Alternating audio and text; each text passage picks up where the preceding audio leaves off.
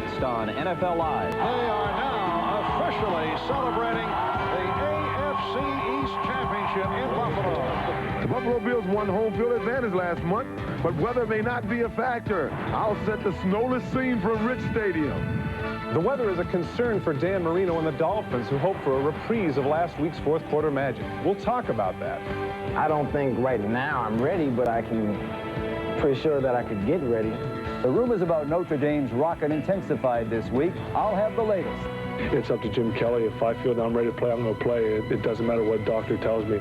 Jim Kelly predicted he'd be back for his team's first playoff game, and we'll report on this game day decision. Plus, we'll check the security measures aimed at avoiding another wild post-game scene in Buffalo. And, of course, we'll hear from Marv Albert and Paul McGuire. That's all just ahead as we tee it up for some playoff football on NFL Live. Rich Stadium in the suburbs of Buffalo is nearly tropical for this time of the year. Notably absent are the monster snowdrifts and biting winds usually associated with upstate New York in the dead of winter. As the home crowd gathers, all eyes are on quarterback Jim Kelly, who hopes to return from the knee injury he suffered a month ago. We'll be updating Kelly's status in just a moment. For the meantime, welcome to our NFL Live studios in New York City. Bob Costas along with Will McDonough, and throughout the playoffs, Todd Christensen. O.J. Simpson is on the scene in Buffalo for today's AFC Divisional Playoff, as are NBC's Marv Albert and Paul McGuire. Let's go there live right now, beginning with Marv and Paul. Marv? All right, Bob, as you said, nearly tropical, but on the balmy side, 33 degrees, the current temperature. It is raining lightly. It did rain and snow throughout the day yesterday, and they have made precautions to take the snow away. You can see the scene of the parking lot, which actually looks to be pretty clear. However, yesterday, both the Bills and the Dolphins worked indoors at the bubble, which adjoins Rich Stadium. But, Paul, when we talk to Buffalo players, they say, hey, we hope that the weather is just awful for the Miami Dolphins. Do you think the weather will have any effect at all on the Dolphins? None whatsoever. The Dolphins, we were here 3 weeks ago and saw this. This is the exact same day as 3 weeks ago. Same kind of weather, little drizzle, not cold at all. I don't think it's going to affect anybody in this ballgame, the weather. All right, the big matchup today features the rookie left tackle for the Miami Dolphins, who's headed to the Pro Bowl, Richmond Webb, and the all-pro defensive end, Bruce Smith. And Webb has done extremely well against Smith. Now, how has he done it? How has he kept Smith in check? I think one of the things is that the offense of Miami with Webb in there, they slide towards Bruce Smith. In other words, if Bruce is to the left of Richmond Webb, they will slide Webb out along with a back to help out. But the interesting part about this matchup is that the last time these two teams played, Richmond Webb had helped the first half on Bruce Smith, who's trying to psych him out there in that T-shirt. Yeah. But in the second half, Richmond Webb held him in check alone. I think that's the interesting part.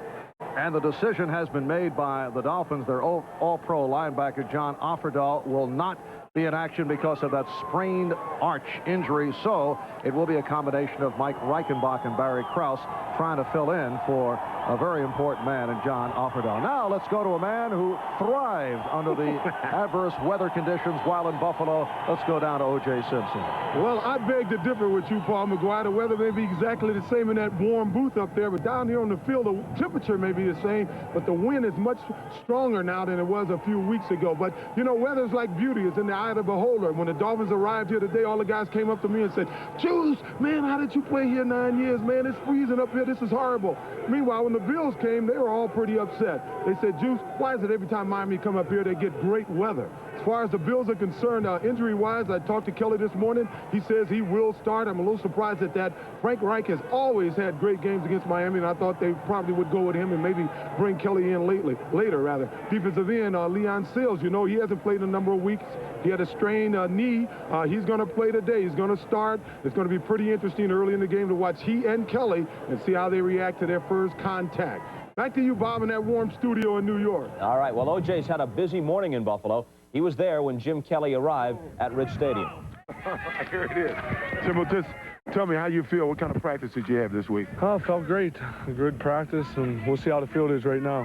What special will you have to do for the game? Are you going to have to get, you know, Novocaine shots? They do special wraps on you? No, just tape job, nice good tape job, and my knee brace. And you threw the ball real well all week? Yeah, so far, but we'll see today. Okay. Hey, Jim, one last question. How much time did you get? You took all the snaps this week. I mean, did you guys make provisions in case when you get hit, you might need, right? No, Frank took his number steps. He always does, and we'll just go out there and see what happens today. Hopefully, he'll make it through the whole one. But you're going to start off the game. Yes. Yep, I'll be there. Okay, he starts and wearing a brace, something like the one that Todd Christensen is holding right now. Well, this was modified especially for Jim Kelly. If you recall, Bob, that when he got hurt the last time, he was wearing a brace, but that brace was a lot bulkier. This one is a little bit lighter and reinforced right where it has to be at the medial collateral ligament, which is the most common injury for knees in professional football. So this one allows a lot more mobility than the standard brace, but people shouldn't be confused. This will absorb some of the impact. It'll make someone feel better psychologically for wearing it, but it's not a fortress. If you're hit hard enough and at the right angle, you're still going. No, this is no panacea for all knee wounds, and he's not going to be doing any impersonations of Cunningham, but it is going to help. Well, what do you think? Bob, I think the key guy in the game is Thurman Thomas, the great running back for Buffalo. In the last 4 games these two teams have played, Buffalo has won 3 times. In each of those games, Thomas has been outstanding. The only time Buffalo lost to Miami was earlier this year when he gained only 23 yards rushing. So I think now with Offerdahl out, Buffalo will test the middle of that Miami defense right away. Well, earlier today I asked Don Shula if his team at least caught a break in one respect, certainly not with Offerdahl out, but with the relatively mild weather in Buffalo. Here's Shula. Well, it was about the same the last time that we were up here and played. It was sort of a drizzling rain type of thing that got a little bit colder as the game moved on, and I guess that's the forecast for today. Important that those 2 young offensive linemen, Webb and Sims, have good games for you. When they've played well, usually Sammy Smith has done well. That's been the story of our year. In the games that we've been able to run with the football, we've done well. In the games that we couldn't stop the run, those were our 4 losses this year. You were completely exhilarated after the come-from-behind win last week against Kansas City. Has that exhilaration now given way to solemn preparation? Oh, yeah, but, you know, I hope I'm going to be happy at the end of this game today. Our team has worked very, very hard, and, you know, we knew that when we got beat up here that we'd have to travel the wild card road, and it's a longer, tougher road, but, you know, if you win it, it just makes the wins that much more meaningful to you, and you're that much more happy about it. All right, well, it isn't just Buffalo. Thankfully, all 4 playoff sites this weekend are outdoors, free of the artificial environment provided by dome stadiums. Dome stadiums are, as you know, one of the many creeping forces that threaten what makes this nation great. Al Roker is here with the forecast for today and tomorrow. That's right. Stand up and salute, Big Al. You bet. Well, we feel good about being here because there are only 4 little NFLs on our map today. Let's start at the East. First of all, the Dolphins are playing the Bills at Rich Stadium, starting off with a little light drizzle, changing over to snow. If it doesn't, that may help Dan Marino and his Dolphins with a temperature of 33 degrees. Out on the West Coast, Redskins and 49ers, clouds and 53, no big problem. Tomorrow's matchups start off, well, on the East Coast, the Meadowlands, Giants playing the Chicago Bears. Partly sunny to partly cloudy skies, breezy, 36, no big passing game for either team, so not a problem. The best weather, though, looks like it's going to be in L.A., partly sunny, 73, as the Raiders play the Bengals. And the good news there, Bob, is that O.J. won't have to wear an overcoat, or he won't have to wear any goofy hats.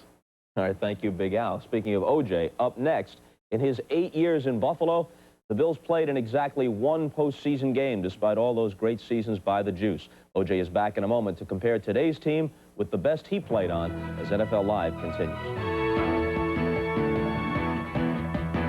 NFL Live is sponsored by Diet Coke, real refreshment just for the taste of it.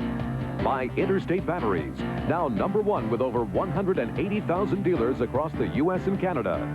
And by Mazda Cars and Trucks. Mazda, it just feels right. If you're ever near Durango, Colorado, you will find a road to the sky. Where 100 years ago, men searched for the gold and silver they saw there. There are over 4 million miles of roads in Alamo territory, all across America. And every day, with every car nationwide, only Alamo gives you all those miles for free, including a 70-mile stretch along Route 550 in Colorado that takes you right up to the sky. What's that cool going down? What's that chill rushing through you? What's that takes your breath away? That's the taste of real refreshment. That's the real Diet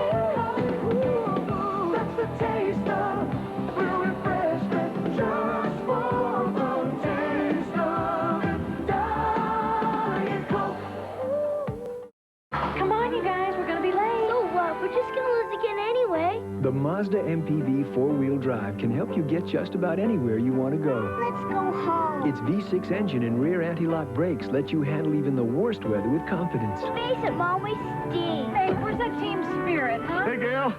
The other team couldn't make it. You guys win by forfeit. The Mazda MPV four-wheel drive. It just feels right. If the weather stays bad, we could take the title. I'll put you next to Ted. Now, when life turns up the heat, there's Degree antiperspirant. Every time your body heat rises, Degree turns on extra protection. Degree, your body heat turns it on. Got a painful cold? Alka-Seltzer Plus relieves painful cold symptoms some others miss. Everything feels better, better, better. Alka-Seltzer Plus cold medicine. Relief for your painful cold. Buffalo's Thurman Thomas established himself as one of the league's premier runners this season. In fact, he's the first Buffalo player to lead the AFC in rushing since O.J. Simpson did it in 1976. It's a rare double for the Juice this weekend. As a matter of fact, he revisits two of his old home fields, Buffalo today, then the L.A. Coliseum tomorrow. Juice? Well, you know, Bob, it was 22 years ago that I came here to Buffalo, and things were a little different then. Of course, this stadium wasn't here, and downtown looked just a little different. But as far as the fans are concerned, you know what they say, the more things change, the more they stay the same. I'm really looking forward to this coming season. I'm looking forward to going to Buffalo, and I just hope we can get together. Well, let me tell you, my first few seasons in Buffalo were a little less than easy. They bring back memories of hard knocks, frustration, lessons learned, and a place they affectionately call the Rock Pile. What you're looking at is all that's left of Buffalo's War Memorial Stadium. It was built in 1937, and Buffalo Bills played their last game here in 1972. When I first saw the place, I didn't think it was possible that an NFL team could play here. I'll never forget my first game. When the game was over, all my teammates sprinted off the football field. I thought, well, maybe this is a Buffalo Bills tradition. They sprint off the field. They don't talk to the opponents. I was soon to find out that there was only about 2 minutes worth of hot water in the locker room, so if you didn't get there right away, you had to take a cold shower or you had to hang around for 2 hours until the boilers reheated. I still have one fond memory of the old place. In 1972, the last year the Bills played here, I won my first rushing title here. In 1973, the Bills moved to this modern facility in Orchard Park. I was entering my 5th year, but for the first time felt I had arrived in the NFL. Coincidentally enough, it was my 2,000-yard season. Now, this is a more talented group of Bills than we were then, but the biggest difference wasn't here on the field. In 1975, Ahmad Rashad was our star wide receiver and a rare free agent. Owner Ralph Wilson decided not to re-sign Ahmad, even though it would have only taken $5,000 or $10,000 to keep him here. Some 13 years later, Ralph Wilson found himself with a similar decision concerning defensive end Bruce Smith. Instead, Ralph decided to fork over the $7.5 million to keep Bruce from going to the Denver Broncos. And by doing so, Ralph Wilson sent a message to his players and to the fans of Western New York that the bottom line was no longer financial, that he was committed to winning a Super Bowl. The start of our success was the surge on the Buffalo Bills. It was all over the TV. It was on Rich Stadium. You saw the Bills. You saw a winning team. And then you saw some of the things that we're doing here in Buffalo. And it's a real success story that we have here. Despite being one of the NFL's smallest markets, the Bills are always among the leaders in home attendance and have led the league the last 3 years. One thing that has remained consistent has been the Buffalo fan. Hey, you don't believe me? Just follow me. Wait a minute. Let me get dressed for success here, you know what I mean? A little Super Bowl prediction. Follow me here. All right.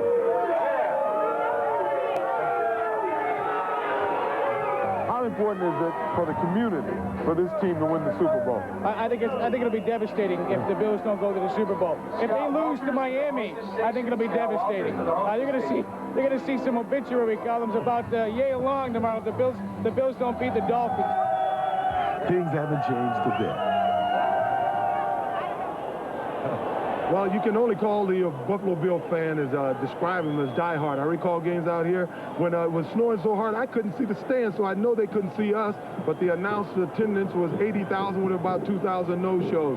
This year is different. I think anything less than a Super Bowl may prove fatal to the psyche of the Buffalo fans. If they lose today, that obituary column will read about 3 full pages, Bob. All right, Juice, we'll check back with you on the sidelines during the course of the day. Coming up next, Will has more on the Rocket from Notre Dame, USC quarterback Todd Marinovich, and Mark Bavaro. Meanwhile, the Dolphins are hoping that the snow holds off for just a few hours. We're back after this.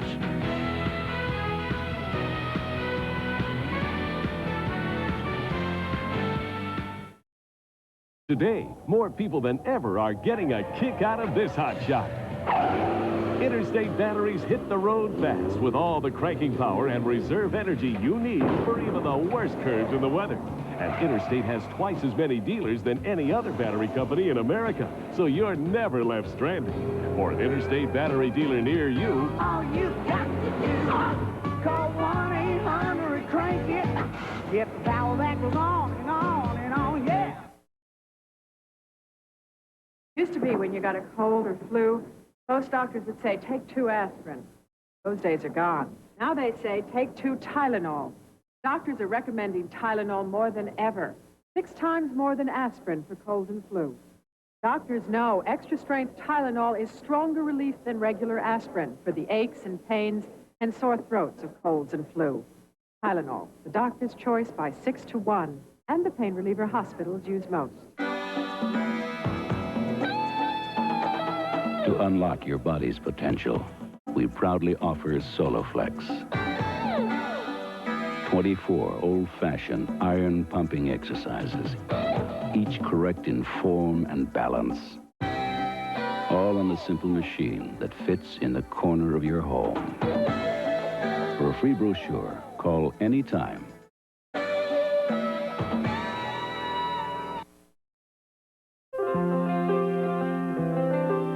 I am so pleased with the people at Lockport Savings Bank.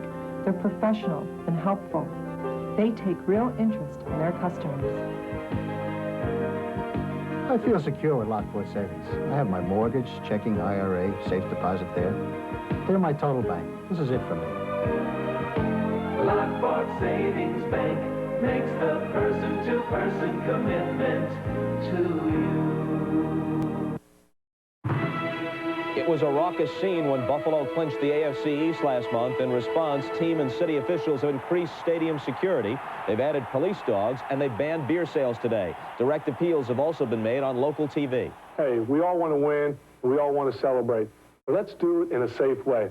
All of us in Western New York know we have the greatest fans in the world. Now let's show the world, as a 12th man of the Buffalo Bills, you're valuable to our success, and we don't want to see you get hurt. So please, stay in your seat. Cheer on the Bills. Of course, Will and I encounter a similarly wild crowd reaction whenever an NBC studio tour passes by. An enthusiastic reception almost certainly awaits Notre Dame junior Rocket Ismail if he chooses to enter the NFL draft this spring. Speculation, in fact, intensified this week that he may do just that. All right, Will, you told us on New Year's night at the Orange Bowl that it was beginning to look more and more, according to league sources, as if the Rocket would come out. Bob, I think now it's almost a certainty. I've been told that twice in this past week, 2 different people from Notre Dame have called up friends in the NFL and gave them the impression that the Rocket will definitely come into the draft this year. Would he be number 1? Would the Patriots take him first? I thought so until the last 24 hours. Now a story seems to be growing that Houston's great quarterback, David Klingler, who set about every record in college passing this past year, might come out. I'm not saying it's a certainty. Nobody knows until February 1st when the guy actually has to apply. But if he does come out, the way New England needs a quarterback, he could replace Rocket as the number 1 guy in the draft. Now, in the last day or so, Todd Marinovich, who's had an up-and-down career at USC, got suspended. There's been talk about him coming out early. Would that be a good idea, and will he do it?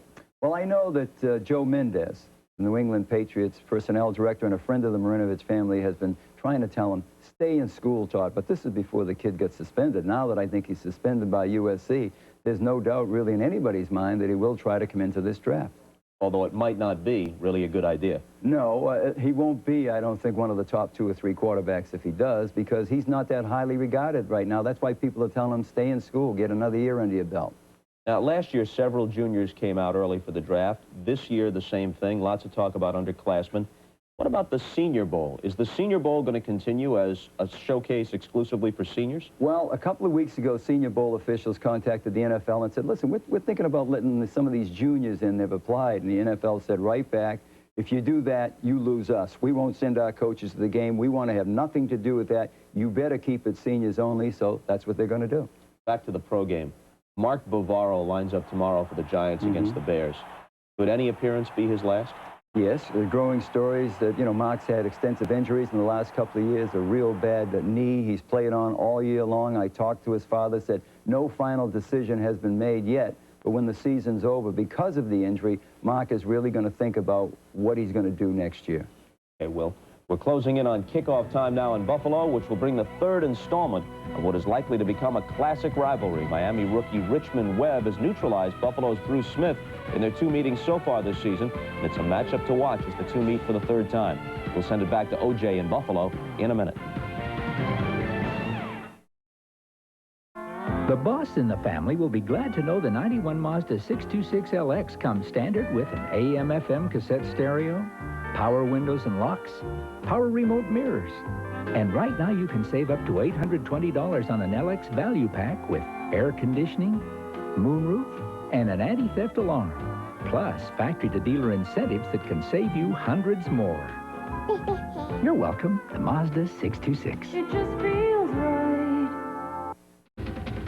They thought of everything, but the unthinkable. She's designed to be deployed in hostile countries. They controlled everything, but the inconceivable. When we find her, how do we switch her off? It's not as simple as that. We've got to be right about New York. Stay down! A lot of innocent people are going to die. Only one man can stop the Eve of Destruction.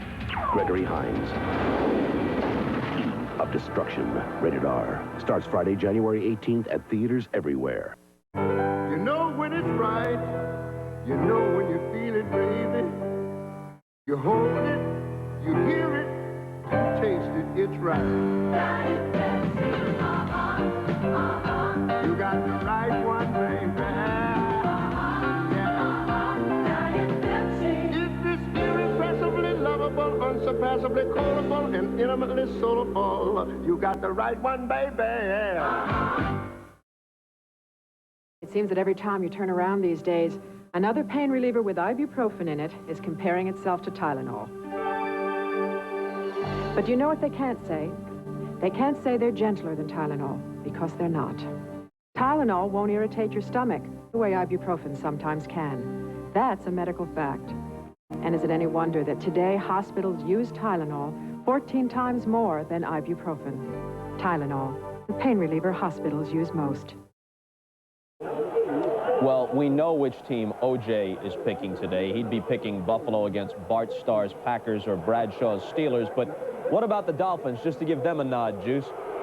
Well, you know, Bob, any team that has Don Shula and Dan Marino can win anywhere. But right now, this wind is really kicking up. It's quite blustery. It's going to play havoc with some of those touch passes of Marino. And I really don't see Miami winning the game without Marino having a big day. And with this wind here, I don't see him having a real big day.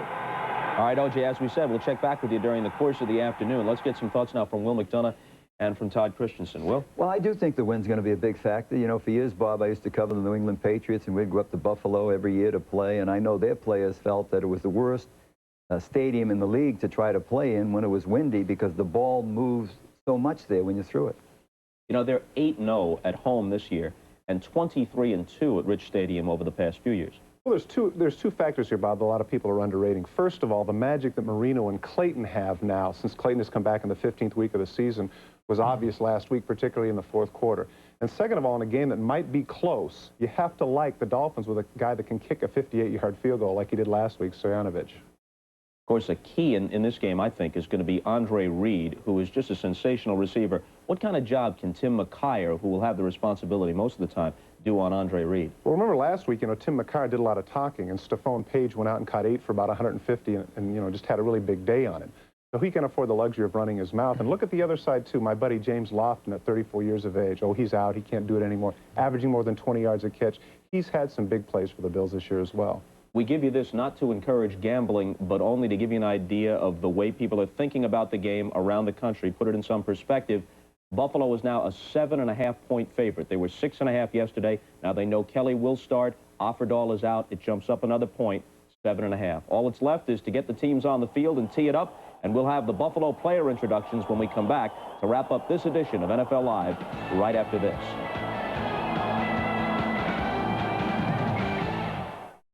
I have a headache. I have a bad headache. I can't think. I can't concentrate. I feel pain. Today, Michael Farbstein is trying extra-strength Tylenol gel caps. For pain like his, why take aspirin or ibuprofen when nothing works better than Tylenol gel caps? My headache is 100% gone. I feel great. I can think. I can concentrate. I can do what I have to do.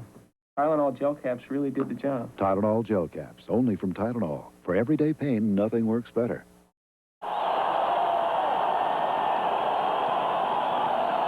Starting for Buffalo on defense at left end from Jackson State, number 96, Leon Seals. The nose tackle from Central Missouri, number 91, Jeff Wright. At right end from Virginia Tech, number 78, Bruce Smith. The left outside linebacker from Alabama, number 97, Cornelius Bennett. The left inside linebacker from Penn State, number 58, Shane Conlon. The right inside linebacker from Central Michigan, number 50, Ray Bentley. Right outside linebacker from West Virginia, number 56. The Bills hold the NFL's only perfect home record this season, 8-0 at Rich Stadium. And get this, the Dolphins are only 2-7 against Buffalo since Marv Levy became the Bills' head coach. Buffalo and Miami next. See you at halftime. Enjoy the game, everybody. From high school drama. I was really a flake when I was a kid. To Hollywood star, Michael J. Fox talks on Real Life with Jane Foley. Sunday at 8, 7 Central. The power of TV can be remarkable. It can open your mind. It can open your eyes. It can open your heart. That's how A Current Affair has changed journalism. Now you can feel the news. No compromises. No watered-down stories. No easy answers. A Current Affair is TV at its most powerful. A Current Affair premieres Monday at 7, only on Channel 2. Kex is better than the best. Why? Kex has the people for sales, service, and support. Your organization will run smoother with Canon NP and CLC copiers. From reliable desktop models to the latest in color copying technology, Canon NP and CLC are unsurpassed. See what Canon and Kex can do for you today with great performance, price, and superior quality. Better than the best. This week is Buy One, Get One Free Week, featuring 58 free items only at Bell's. It's simple. Buy one package of Holly Farms chicken leg quarters, get one free. Buy one loaf of oven fresh grated Italian bread, get one free. Buy one roll of Royale paper towels, get one free. Buy one Pepperidge Farm layer cake, get one free. Look for more Buy One, Get One Free specials in this week's Bell's ad during our Buy One, Get One Free sale. For innovative ways to save, the people's choice is Bell's. Channel 2 says, squish the fish. What are we to project about this third meeting between the Miami Dolphins and the Buffalo Bills? That Buffalo should be confident after winning here 3 weeks ago? Or that Miami is now more determined? That Miami's receivers will concentrate better this time? Or that the Dolphins simply can't function in this weather? That Richmond Webb will frustrate and shut out Bruce Smith again? Or that the Defensive Player of the Year has found a way to solve this rookie? That Thurman Thomas will have another game-breaking day? Or that the Miami defense has a new scheme for him? That today will be as helmet-rattling as last time.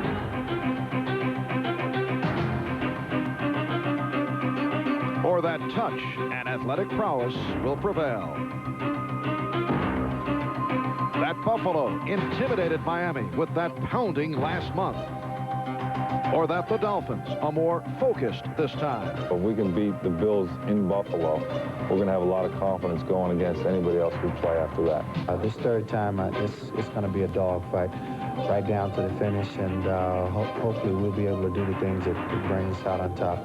The questions are endless, but this much is certain. One of these teams is going to the AFC Championship, but only one. NBC Sports presents the National Football League. Today, it's the AFC Divisional Playoff, the Miami Dolphins versus the Buffalo Bills. It is a 33-degree rainy and foggy day in Buffalo, New York. The wind will be a factor. There's a chance of the freezing rain changing to snow during the course of the day. A capacity crowd, better than 80,000, have turned out at Rich Stadium, where the Bills have won 23 of their last 25, and that is the setting for this AFC Divisional Playoff game. Hi, everybody. Marv Albert, along with Paul McGuire, and as you are well aware by now, it will be Jim Kelly starting at quarterback for the Bills. That knee injury sidelined him the last two games of the regular season. Paul, is he ready? Is he coming back too soon? I think the Buffalo Bills are making a mistake. That's my personal opinion. Frank Reich is totally healthy. Jim Kelly is not. Frank Reich, the last two times he faced the Miami Dolphins, the Buffalo Bills won. All right? Now, if Reich is in the ball game and he starts and something goes wrong and he's not moving the team, he can bring Kelly into the ball game, uplift the team and the crowd. If Kelly starts the ball game, which he is going to do, what do you do now? He is your #1 quarterback, your starter. If he's having a bad game, they will not take him out of the ball game and go to Reich. Miami has dominated the regular season series. This is the first time the Bills and Dolphins have met in the playoffs. At one point, Miami beat Buffalo 20 straight times. That carried right through the 70s. In the 80s, it has been a different story. The Bills have won 7 of the last 8, and they won the last 4 here at Rich Stadium. The Buffalo Bills won the toss. They will receive. Don Smith, number 30, is back deep along with Al Edwards. Pete Stoyanovich getting set to kick it off.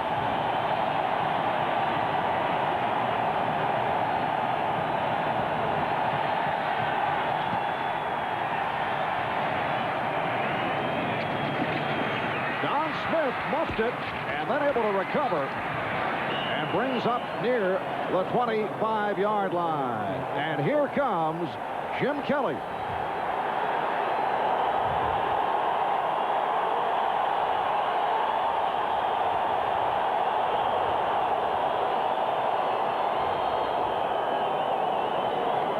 There is an injured player on the field. It is Marcus Patton who was shaken up. Number 53.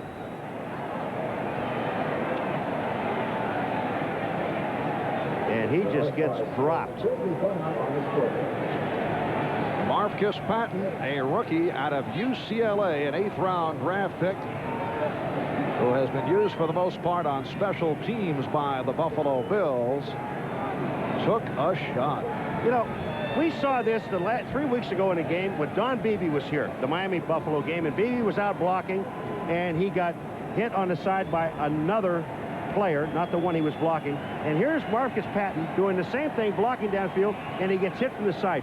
Freak accidents.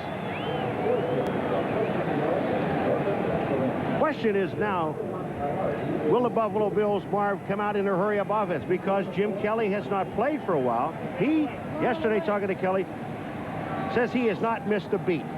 Now, that remains to be seen. Two things are happening. Here they go. They have the ball first off, and they're going right into this wind. On a look at the offensive alignment, and this offensive line has been outstanding. Wolford, Richard, Hull, Davis, and Ballard. Big bounce-back year for Howard House Ballard. Thurman Thomas and Jamie Mueller are the running backs. Thomas with 154 yards on the ground in that last meeting. And when they go to the passing situation, Don Smith and Al Edwards check in. Head coach Marv Levy was asked, as you see Marcus Patton being taken back to the locker room, Levy was asked about Kelly's scrambling ability in light of the knee problem. Levy was asked under the circumstances, could he beat Jim Kelly in a foot race? And the 62-year-old Levy said he could have beaten Kelly before he was hurt. Yeah, we got to understand something now. Marv, he walks and jogs like 5 miles every day. I drive approximately 3 miles every day. It is a first down at the 24-yard line.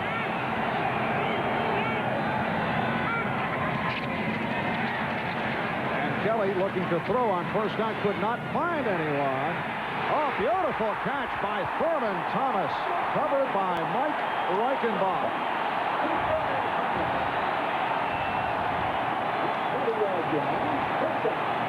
It is a 20-yard pickup, and Kelly and the Bills look to go to the no-huddle.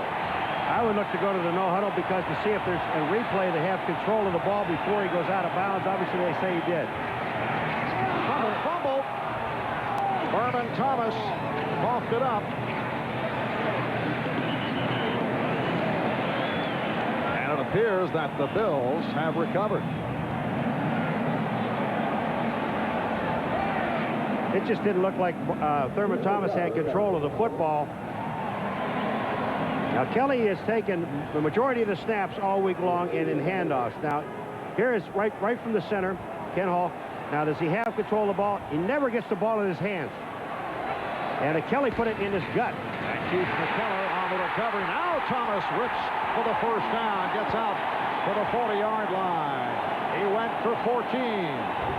Well, it's the key to the Miami defense and Miami winning this football game. If they cannot stop Thurman Thomas running the ball and catching the ball, and he's done both in the last 3 plays, they're not going to win the ball game.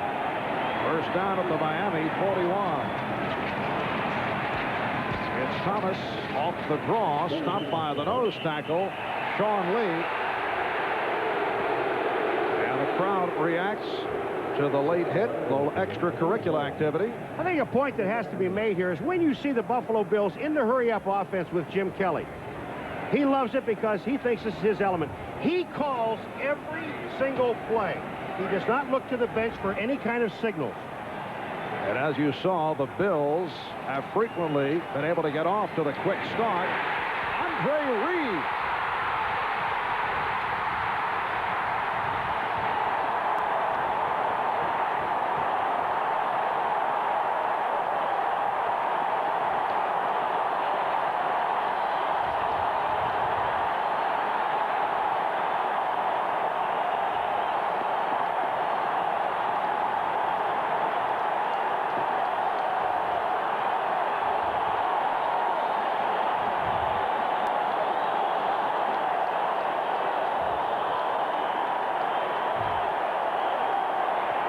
A 40-yard pass play. Andre Reed from Jim Kelly as Reed split between the safety men, Jarvis Williams and Lewis Oliver. Here is Scott Norwood. Frank Wright will hold.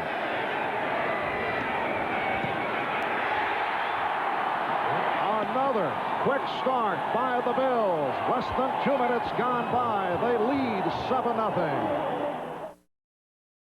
In time, all definitions must be revised. But when it came to redefining luxury, it wasn't a Webster, it was Oldsmobile, the all-new 98. Now you can have anti-lock brakes, fuel-efficient power, computerized suspension, technology found in cars costing thousands more, which by my definition could be the greatest luxury of all. And you can always take a Webster at his word. This is the new 98. Luxury redefined. Generation of Olds. Diet Coke presents Crack the Code for Real Refreshment. January, we got a call from distraught store owners. They just came in and bought out all of our Diet Coke. Relax, sir. They're just trying to crack the code for real refreshment. Crack the code? Game, ma'am. You get these game pieces with specially marked packages of Diet Coke. Then crack the code during the Super Bowl. There's a million prizes, even... Million? How'd you guess? Crack the Code for Real Refreshment. Diet Coke. With 100% NutraSweet. Take a guess. How can Americans save 4.2 million gallons of gasoline a day? Slow down. And save money, too. Let's put our energy into saving it.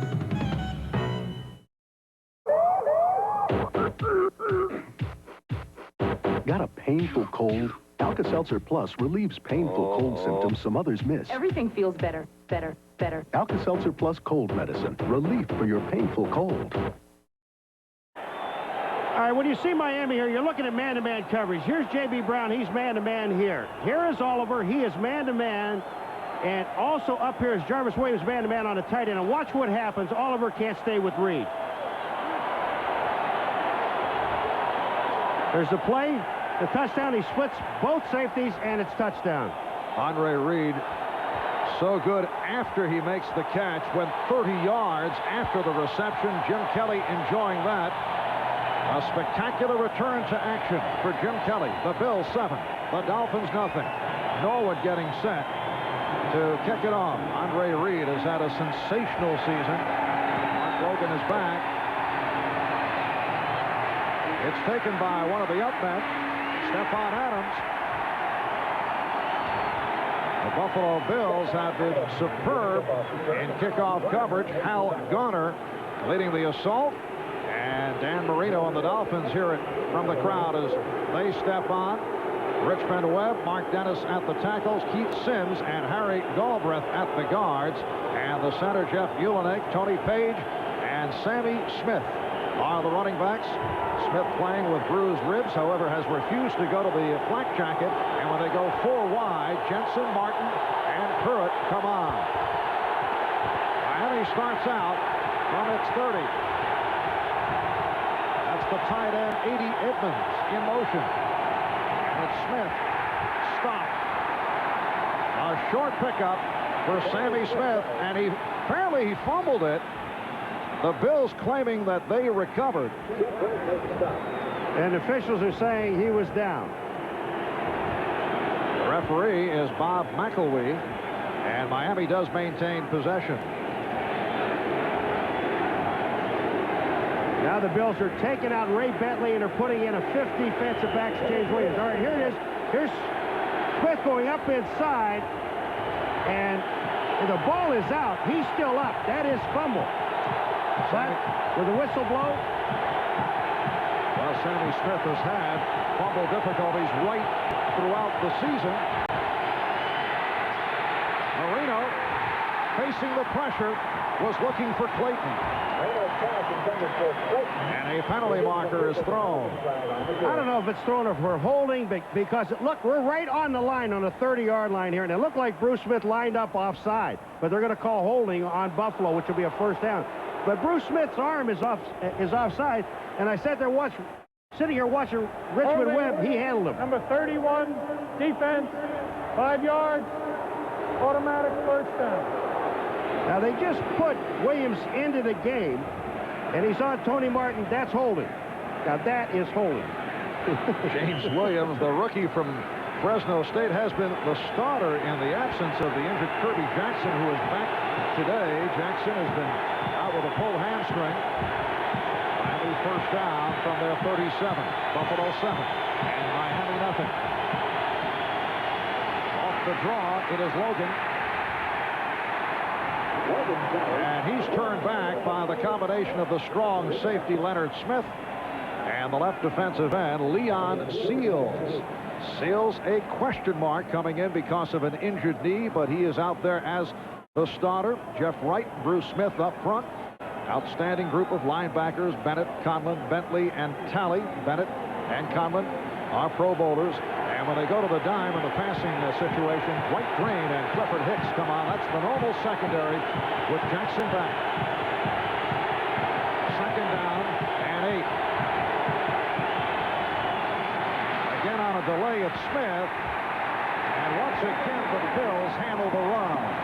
They handled the run because Smith never got to the hole on time. They had Tony Page, number 49, going in and making the blocks. The blocks were there, but Smith never got there.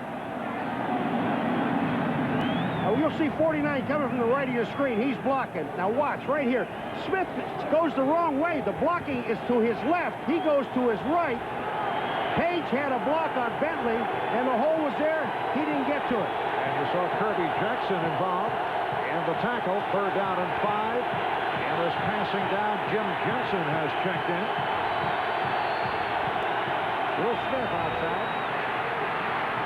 And Marino able to complete out at the 45 to Clayton.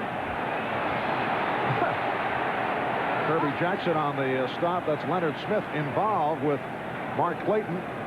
But a flag has been thrown. It's been a long year. Smith, first of all, has been offside, but didn't that ball bounce to Clayton? I mean, it looked like it hit the turf and bounced into Clayton's hand. Turf being rugged. Yes, good. All right, here's the throw. Smith is offside. Now watch this ball. Does it hit the ground? Forward pass is ruled. Offside, number 7. Yes. I thought it hit the ground. Good eyes, Paul. Hey. Very nice. That would have been a 13-yard pass play, but it was short hop. Bruce Smith, he'll be on the bottom left of your screen. You'll see Bruce Smith. He comes across. And, you know, the one thing that you're taught once you come across, and Marino sees it. He sees the flag go. He sees Bruce. Now, if the whistle blows, that's offense. If the whistle doesn't blow, then he knows his defense. He has a free play. And I think Marino's smart enough to know that. Bruce Smith, the 1990 AFC Defensive Player of the Year. However, statistically, in games against the Miami Dolphins, he has not come up with big stats. That does not necessarily mean that he has not played well, but he has been held in check, in particular this year, by the rookie left tackle, Richmond Webb. All right, now, first of all, Marino gets his arm hit, but it looks... It's being reviewed. Now, when you look at it that way, he has his hands under and it comes into his chest. They may call this good because the play was called good on the field, and there's not enough there to overturn it. Mark Clayton made his return against the Buffalo Bills 3 weeks ago, a return from a knee injury, and it looks like he caught it. It looks like he does now because his hands are underneath the ball, and that's the first thing that they have to look at.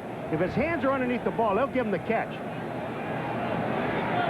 I was talking with Clayton at practice yesterday. He said he suffered a similar injury to the one that Jim Kelly sustained, and he said he doesn't understand how Kelly can be ready to play today. Well, he got braces and he's tough. Incomplete. Well, they say incomplete. 5-yard penalty. We're going to use mistakes because the ball will be a few inches short of the line to gain. We're going to have to start scripting, Bob. Bob with a very precise interpretation. Well, they got a big old scoreboard up here. They can put like a teleprompter up there for him. He can read it off of there. Nice going, Bobby. But the ruling on the replay is that it was inconclusive. Certainly had the proper angles. It appeared, and I take it you agree, it appeared that he did catch it. Well, after looking at it, it did. And I thought the play was ruled a completion on the field because I didn't see an official run up and wave his hands and wave it off. It is a 3rd down and 1 for the Dolphins from their 46, actually inches away. Now what?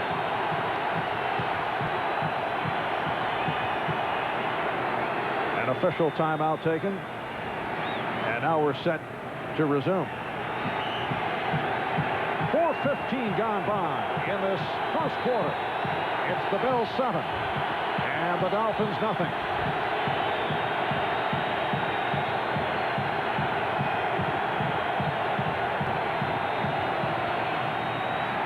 And the first down is collected by a surging Sammy Smith. Sammy Smith went over the top. You know, and if he could keep his feet and come down, he can still run because he's not on the ground. There's not a part of his body that touches. Watch when Sammy Smith goes up over the top. He's following Page up in the middle. Now, see right here? If he comes down on the ground with his feet, he can start running because no part of his body touched the ground. Sammy Smith had a good one in the victory over the Kansas City Chiefs last week. 82 yards, 20 carries, despite extremely painful and bruised ribs. But he's not wearing the flak jacket, admitting he had enough problems with fumbles, and that would make it even worse in terms of gripping the ball. Smith gets across the 50. Conlon, Shane Conlon, and Leonard Smith combined on the tackle. You know, when you're talking about Sammy Smith, Marv, one thing about a playoff game, because, you know, the losers go home. It's all over. Nothing hurts. Nothing hurts anymore. When the game starts, I mean, We know that John Offerdahl is not playing, and I had a chance to talk to John yesterday, and he's sick to his stomach. He said, if there's any way possible that I can play, I'll be there, and you know I'll be there. Offerdahl out with that strained arch, could barely walk around at practice yesterday. 2nd down and 5 at the 48. And again to the ground, Smith on the slant, gets inside the 45. Conlon and Jackson combining on that stop. The last time that Miami played here, which was 3 weeks ago, Tony Page was not 100%. Didn't play very well. And Smith loves to follow Page. Here comes number 49 into your picture, Tony Page. He loves to block. You see Smith just looking at Tony Page. He's right in the hole, right behind Page. Dan Marino telling us that Tony Page is the best blocking fullback that he's ever played with. He says Tony even puts licks on the inside linebackers. He even hits his own people. Yes, he does. You know, that what was about 8 or 9 games or 10 games into the season, they took, it's a first down, they took a poll down in in Miami, and Tony Page was the most valuable player, voted by the fans the most valuable player on this team. He's done it both as a blocker and also as a very valuable pass catcher out of the backfield. First down at the 43. Miami with 6 plays, all on the ground. Both Marino passes overruled by penalties, so has not put one up. Now looking to throw. And fires, and it is incomplete. Nearly picked off. Nate Odoms had a shot at it. Mark Duper, the intended receiver. And the Dolphins looking for the call. There's a flag thrown. Marv, this ball, first of all, is thrown late. Number 2, it's thrown behind. Now, I don't know where the interference is. Take a look, and here comes Duper inside. Now, does Nate hit him? Yes, before the ball gets there. You cannot do that. You can't go through the man to the ball. Marino's looking for a flag. You're going to get it. Hold on. Here it comes.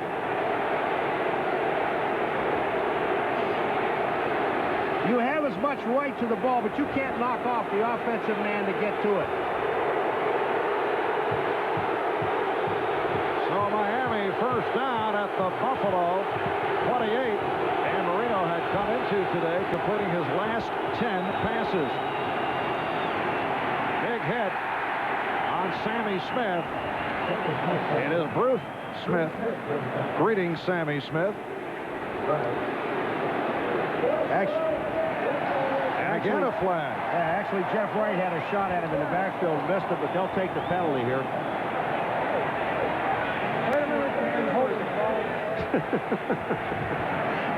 McElwee, wait a minute, Dan. I'll get to you in a minute. Let me get this straightened out over here first. That was not off the teleprompter.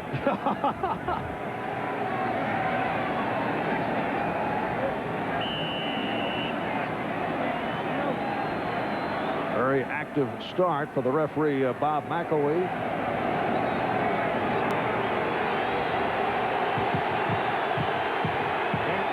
Just to the right, that's Sims, number 69, that just jumps offside, so I'll bring it back.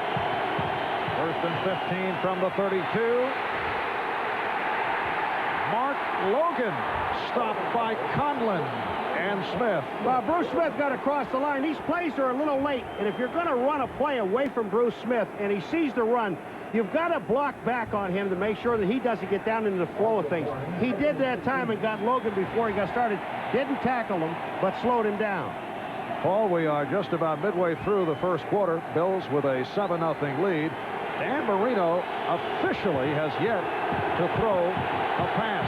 You recall the fourth quarter against Kansas City last week. Hit on all 8 of his pass attempts. Miami coming back from that 16-3 deficit. Second down, 16 from the 33. And that is completed on the screen to Logan. But Cornelius Bennett able to cut it off.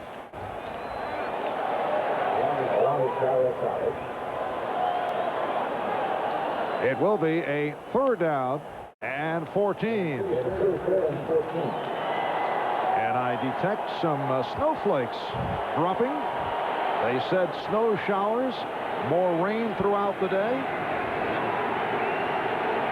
All right, they take Leon Seals out now, and Mike Lodich, number 73, comes in as the defensive end. And Jim Crash Jensen is back in there as an extra wideout.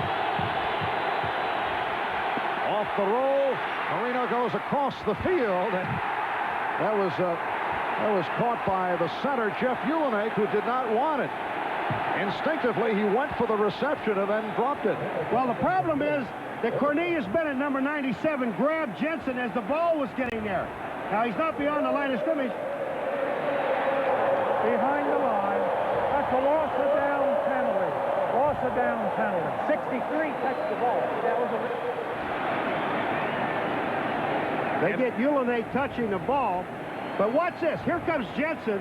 Now, here's Cornelius Bennett. He just knocks him down. Great defensive play. And that's where Marino was going.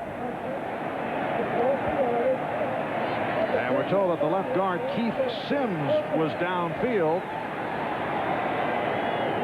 And here's the field goal unit. Pete Stoyanovich, who connected from 58 yards for an NFL playoff record last week against Kansas City, attempting from 49. The backup quarterback, Scott Seafuels, will put it down. The angle to the left.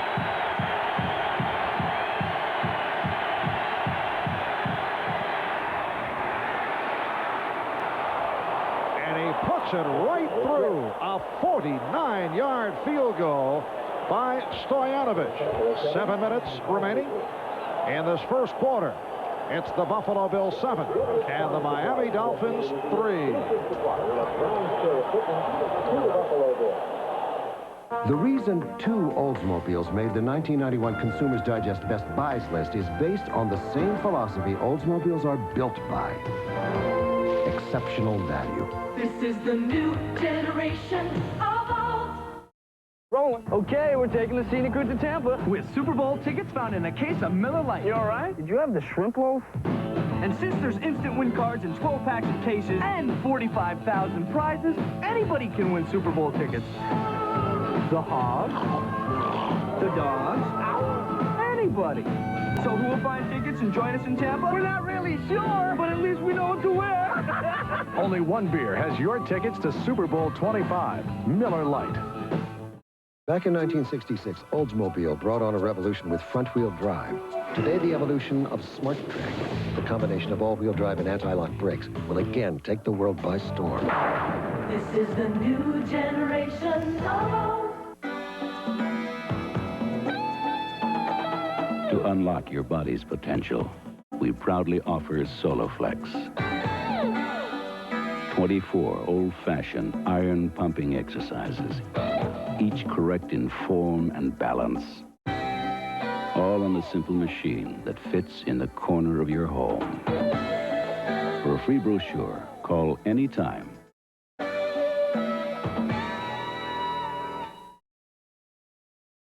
NBC Sports coverage of the National Football League is brought to you by Miller Lite, the only beer that has your tickets to Super Bowl 25. By Oldsmobile. Stop by your Oldsmobile dealer and see what's new from the new generation of Olds. By Delta Airlines. We love to fly, and it shows. And by Diet Coke. Real refreshment, just for the taste of it.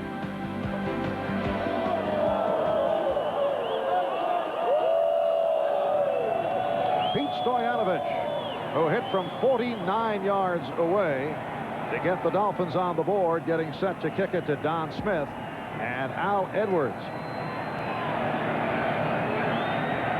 Buffalo 7, Miami 3. The winner today advancing to the AFC Championship game. It's taken by Edwards. And he muffed it. He's down. He's down. He is down. The ball is Buffalo's ball.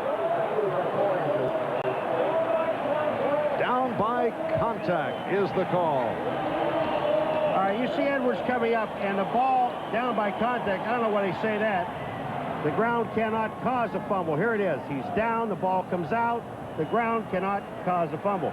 Sure, he's down by contact. When you get hit, that's contact. Everybody's contact. Here comes Edwards. He's spinning. The ball's not coming out. Only when he hits the ground does the ball come out. Good call. I'm waiting for the call. The air does not cause the interception call. I'm looking for that one. Here. Off the swing, it is Thurman Thomas. Thomas out to the 44-yard line. We were talking with Pete Stoyanovich at practice yesterday. He said the most difficult aspect about the field today is kicking on a slick turf.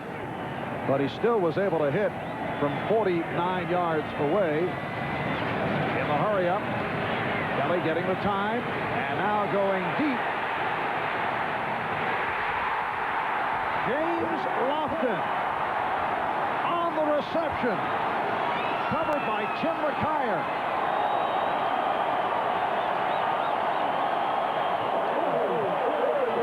Look at this catch by Lofton. You talk about some total concentration. Now watch his feet just to make sure he's inbounds. He gets it down 3 times. But the thing about what's happening is the offensive line, they're giving Kelly all day to throw the football. And Miami, they're just not putting any heat on it. 44-yard pass play. Thomas stopped by the inside linebacker, Cliff Odom. Jim Kelly is 4 for 4, 111 yards, including 1 touchdown to Andre Reed. And a Dolphin player is down. It is the nose tackle, Sean Lee, who has been bothered by back problems. He's had a sore back past couple of weeks. Man who's emerged as the starting nose tackle, acquired from Atlanta just before the start of the season. 2nd down and 7. Kelly throwing. It is broken up. Mike Reichenbach, man starting, replacing the injured John Offerdahl, getting a piece of it. It was intended for Andre Reed. That time, Reichenbach is the guy that saved the touchdown because Andre Reed, again, was one-on-one on the outside on Oliver. Number 52, watch what he does. Right here, he gets his hand on the ball. He's reading Reed. He is the guy to the inside. Super play. 3rd and 7. The tight end, McKellar, stopped at the 6 by Odom. Odom had the tight end all the way. The advantage here is the offense because the offensive receivers and running backs know exactly where they're going. Defense doesn't. And Cliff Odom able to put the clamps on Keith McKellar to stop McKellar 4 yards short of the 1st down. So Scott Norwood will attempt a 24-yard field goal. Norwood's 2nd in AFC scoring, 110 points behind Nick Lowry of the Kansas City Chiefs. Snap, and it's put through.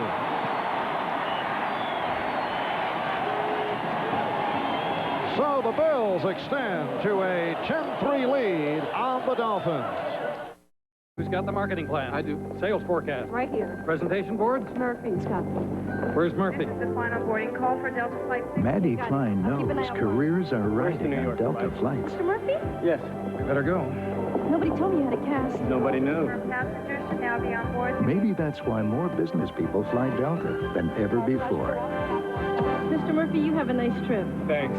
Already had one. Delta, love to fly and it shows. My grandfather loves the unknown. I want a sure thing. I drive a new kind of Oldsmobile, the all-new Bravada. Perfect for this jungle because it's got Smart Trap, a new anti-lock braking and all-wheel drive system that automatically sends power to the wheel that needs it. So I'm ready for the unexpected, whether I'm traveling across the river and into the trees. This is the new generation. Or just visiting your old man in the sea. Bravada, engineered for the unexpected.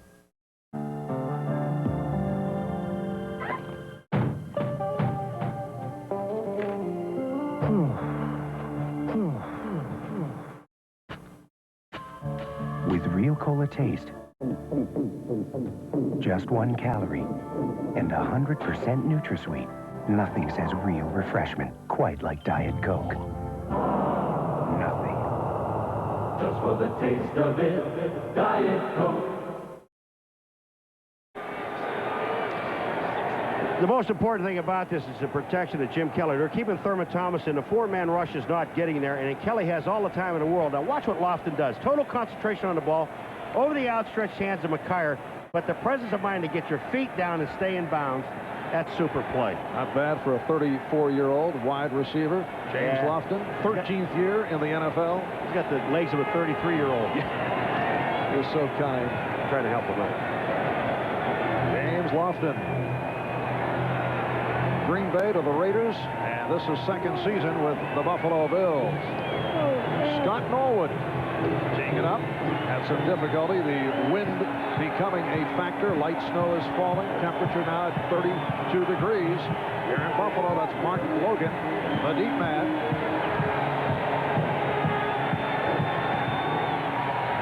And a short kick. Here's Logan. Able to accelerate across the 30-yard line.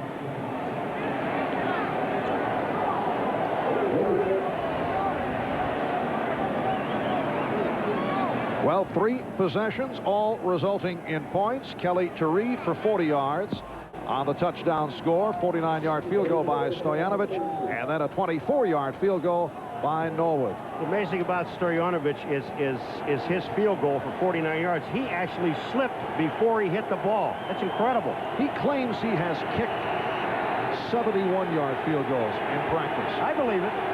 He kicked a hole in that bubble yesterday. First down at the 32. Incidentally, Marino's streak is stopped. He's 1 for 2. So he connected on 11 straight passes, 2 short of the club record. And he goes short, intended for Mark Duper. Covered by Nate Odoms. Also covered by Ray Bentley, the inside linebacker, number 50. If that ball would have been on target, that man right there, Ray Bentley, might have had it. Yes, Ray, the avid Alice Cooper fan. You'll notice the eye black in Alice Cooper style that he proudly wears. I always thought he just was crying before the ball game and his eyeshadow ran on him. It is a 2nd and 10 from the 32. 4.5 remaining in this first quarter. Off the draw, Mark Logan is stopped. They have not been able to get the running game going. Shane Conlon and Kirby Jackson combined to make the tackle. Shane Conlon closed so fast on Logan that Logan didn't have a chance. I mean, that's a pickup of about a yard. It could have been a lot more. And number 58, Shane Conlon, just makes a tremendous play right here. He's in his face, makes the tackle. Jackson was just there. Conlon did it all. 4th tackle of the quarter for Shane Conlon. 3rd down and 9 from the 34. Marino trying to avoid Seals, and it's picked off on a deflection. Nate Odoms with the interception for Buffalo.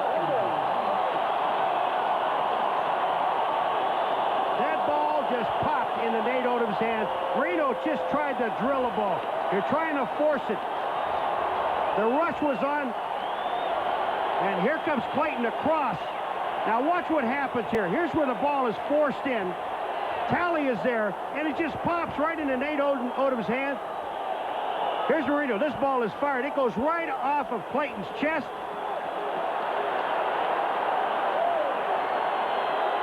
Turnovers. Interception for Marino. Picked off only 11 times during the regular season. Buffalo from the Miami 38. Herman Thomas with the straight ahead. Gets inside the 35-yard line. Stopped by T.J. Turner. You look back at the earlier games in week 2 in Miami with the Dolphins defeating the Bills. You see 3 turnovers by Buffalo, and 3 weeks ago here, Miami turned it over twice as Kelly throws deep for Lofton, and it's broken up. It was picked off by the right corner, J.B. Brown. The problem is that Jim Kelly on that play tried to just drop the ball over the defensive back, J.B. Brown, and the wind is blowing directly into his face. Watch this. The ball basically stops because you see Lofton coming back to the ball. Brown is in perfect position to make the play, but the wind just stopped the ball and dropped it right in front of him. Sets a 3rd and 6. Again, Kelly gets the time. And runs for the first down and then coughs it up.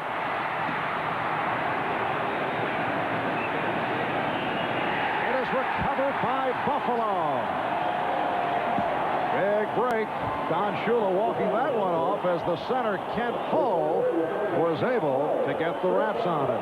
Well, if you weren't if Jim Kelly's leg is all right and how tough he really is. And I said at the beginning, I didn't think they should start him. Obviously, I was wrong. All right, here comes Kelly. Now he knows that he has to run with the ball. And he knows what a first down marker is. But the ball is stripped away. And when the ball is stripped away, Ken Hall, the center, is right down there on the ball. And result, a pickup of 16, a first down at the 17-yard line. Thomas collects 2, stopped by Jeff Cross. Jim Kelly is playing with a brace fitted for his knee injury, a new knee brace that provides more support and protection than the one he used to use. He had been working strenuously on the treadmill. Lateral movement still difficult. Jim told us yesterday when he took the first couple of snaps when he began practice early in the week, he was so awkward, teammates were laughing at him. Nice diving catch and a flag thrown. Lofton with the reception in front of McKyer. You know how they found out his knee was all right? Really? You're going to laugh, you're going to think this is strange, folks, but it's true. Wednesday, Jim Kelly went in and had his brace put on. Holding, defense, penalty is declined, first down. If you take a look inside, you're going to see the holding. I'll get back to the Jim Kelly deal. But there is the holding, and if it's 29, it's Lifford Hobley. But it is the first time. Well, let me just tell you something. Jim Kelly, they put the brace on, and Eddie Abramowski, the trainer, taped his right leg. And it's his left leg that's hurt. They didn't realize until after practice that they taped the wrong leg, but the brace was on, and they figured he was all right. And it's a first and goal from the 7, and Kelly just throws it away. Lofton was well covered. Covered by McKyer. You see what Lofton did to McKyer? He faked McKyer out. McKyer had his back to him, to James Lofton. He's in the end zone. He knew that Kelly was throwing the ball away, but he fakes him. Watch this. Here goes Lofton. Now, McKyer's got his back to him. Watch this. Watch what Lofton does. Ow. The ball wasn't even near it. Second and goal from the 7 with 1:41 remaining in this opening quarter. Kelly lofting it.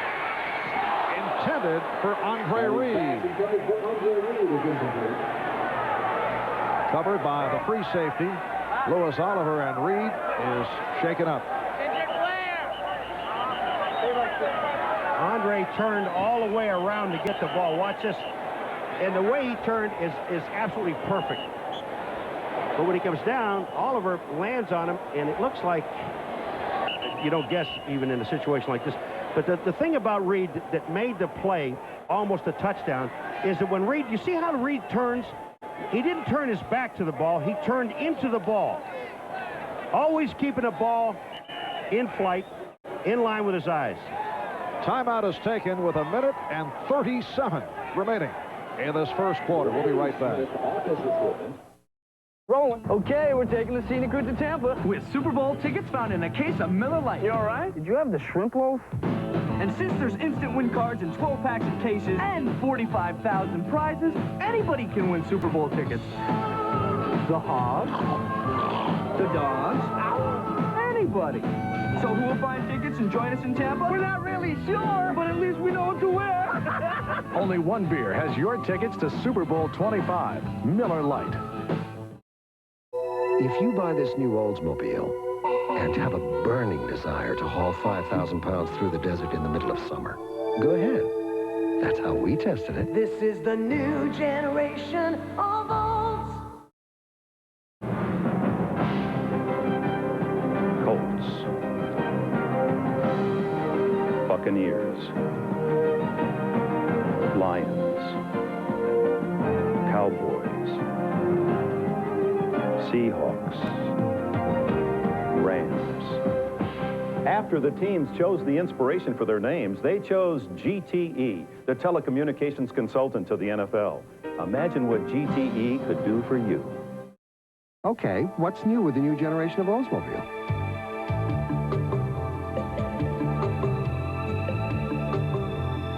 Still wondering?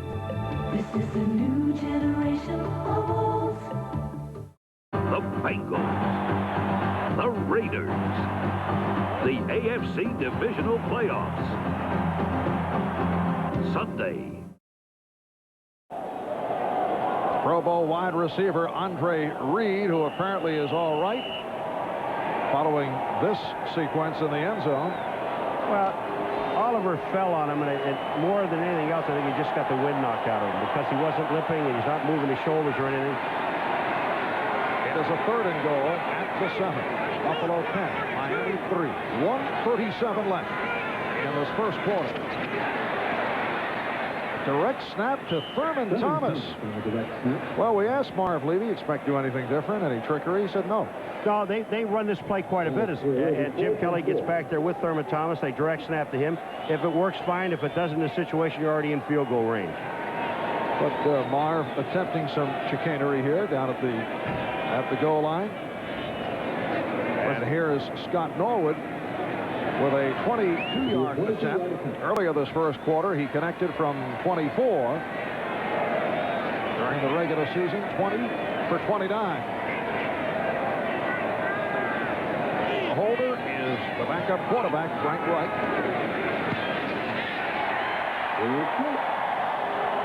With 51 seconds to go in this first quarter, it is now Buffalo 13, Miami 3. Today, a guy losing his hair can choose between being the man he wants to be We look great with hair. Do something to save it. and the man he could become. Can't you accept nature like everyone else? Doctors have hair loss treatment programs that are proven to work, and the sooner you see a doctor, the better. We don't want nature. We want hair. When you've considered the arguments, We might look great bald. and you decide you want hair, there's only one thing to do. See your doctor. Or call this number for more information.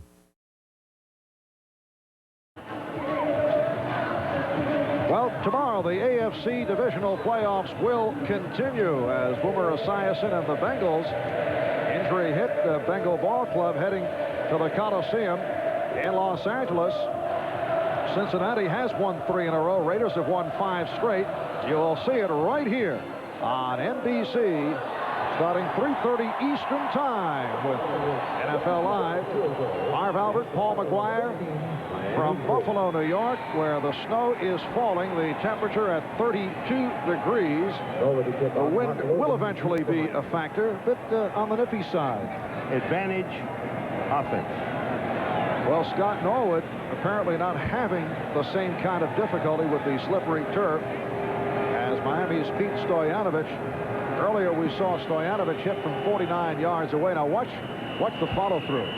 Well, it's amazing that he kicked it 49 yards because his left foot, which is the plant foot, was slipping before he even hit the ball.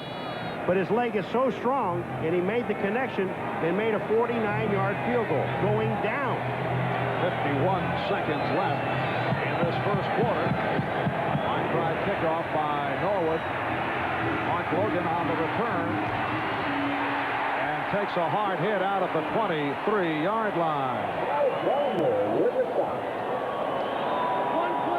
Dan Marino only 1 for 4 for 2 yards. That has been it. Miami with just 21 total yards. Buffalo with 167.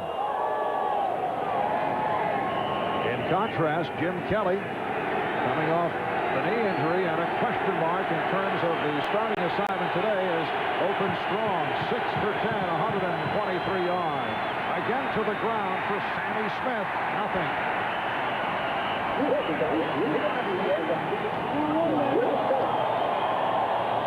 Marv, these plays are taking too long to get back to the line of scrimmage.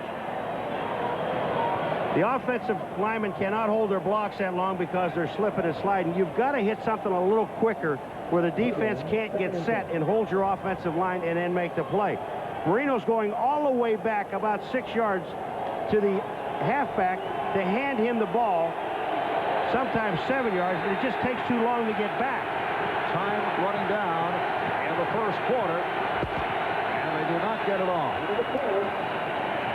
That is the end of one. And the Bills hear it from the home crowd. They lead the Dolphins by the score of 13-3.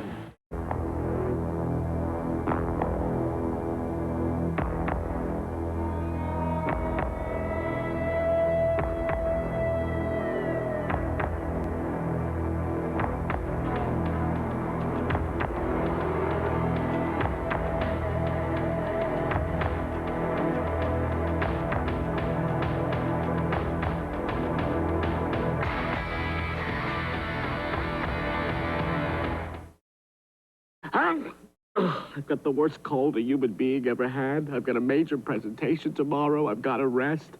And I'm out of NyQuil. I could take these, but I'd still be up all night coughing, which means I'd be a wreck for the presentation, which means I could get fired. What am I going to do? Go next door like an idiot and ask? Could I borrow a cup of NyQuil? Once you know what NyQuil can do, nothing else will do. In these uncertain times, the intelligent investor focuses on current trends, watches the economic indicators, analyzes the various business sectors, developing keen insights before making a single move on Wall Street. On the other hand, the extremely intelligent investor has someone else help him do it. Prudential-based securities, rock solid, market wise. She lost all that blood. Where did it go? Whoever did this took it with him. A town terrorized by an unusual killer. The only one who's still alive can't remember a thing. With only one way to stop it. Sheriff wants to talk to you. Because in this town, they all have a stake in it. Dark Shadows, the movie, Sunday on NBC. 80,000 on hand at Rich Stadium in Buffalo on a very cool and crisp afternoon. Second down and 9 for the Dolphins as we get started in the second quarter. Marino can't find anyone and able to dump it off to Logan. The slippery footing a factor, and it certainly has been affecting Dan Marino. Leonard Smith made the stop on Mark Logan. It affects Dan Marino, but take on the left of the screen is Bruce Smith. You're not going to see him come in the picture except for right there. You know why? Because they had 3 guys on him, including Logan, who slips out of the backfield. Nice touch by Marino. Leon Seals is forcing Marino to throw the ball, but Logan still cannot keep his footing. He's hit, goes down. They don't have the first down. They got third and about 3.5. The ball inside the 30. The Bills 13 and the Dolphins 3. The winner advances to the AFC Championship game, facing the winner between the Bengals and the Raiders. Almost picked off by Kirby Jackson. The pass intended for Mark Clayton. And for the first time, the Dolphin punting unit checks in.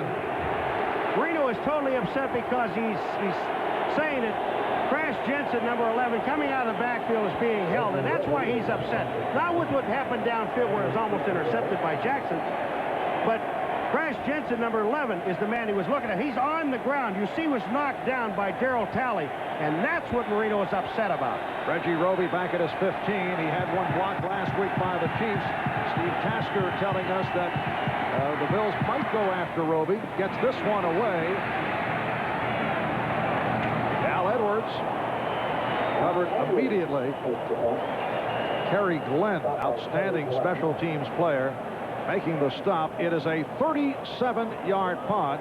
Buffalo gets the ball back. Dan Marino very upset. His club trailing 13-3. Getting to know you. Getting to know all about you. Not long ago, Honda and Toyota were known for the highest mileage. But today, there's Geo, the most fuel-efficient line of cars and trucks in America. Get to know Geo at your Chevrolet Geo dealers. Getting to know.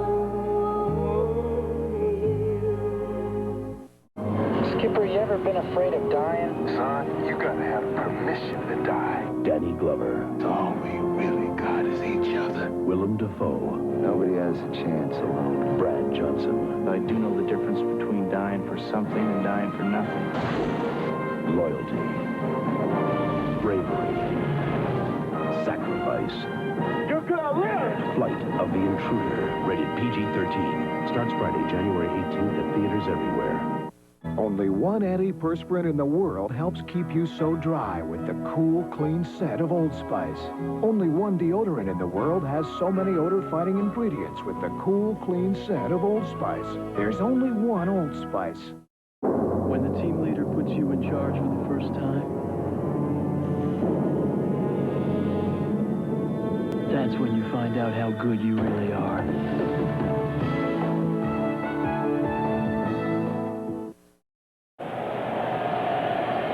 went to commercial, you saw Marino being upset a little bit. Watch this. This is why. Watch tally on Jensen. Now, that's mugging right there. That is illegal. And that's what Marino is complaining about. And you're absolutely right, Dan. And it's the second time he has been upset that Jensen has been interfered with. Yeah, they're just clocking him as soon as he comes out of the backfield. Buffalo first down from their 33. Thurman Thomas on the slant, able to break a tackle. Good second effort. Run out by Tim McKyer. I asked Tim McKyer yesterday if the coaching staff had requested that he low-key it this week in light of his unusual strong statements about the opposition. And Paulie said no. He said the Bills are wonderful competitors, remarkable human beings, and he has only great respect for the city of Buffalo. But he said no one had talked to him to temper his thoughts. Off the draw, it's Thomas. He also complained about James Lofton. Of course, Lofton had similar thoughts about McKyer and some of the other members of the Dolphin secondary. McKyer said that Lofton is amazing because he grabs his face mask and pushes off. He was rather outspoken last week concerning the Kansas City secondary. Thomas with the first down. Cross midfield, stopped by Cliff Odom. Odom and Oliver combining. McKyer said that the Kansas City cornerbacks now have an extra week to prepare for the Pro Bowl. Very gentle thoughts. He was generous with everybody. I mean, and he is outspoken, and he really doesn't care. First down at the 48. Buffalo again out of a hurry up, and Kelly completes to Andre Reed.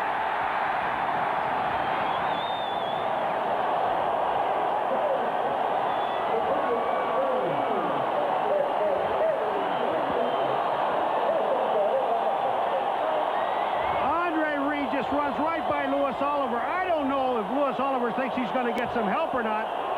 I think he was depending on some help on the inside by Jarvis Williams, number 26, but he did not get it. And Andre Reed just split the seam. 43-yard pass play. The Bills have it at the 6. Andre shaken up in the first quarter. Apparently all right. Here's Thurman Thomas for the touchdown.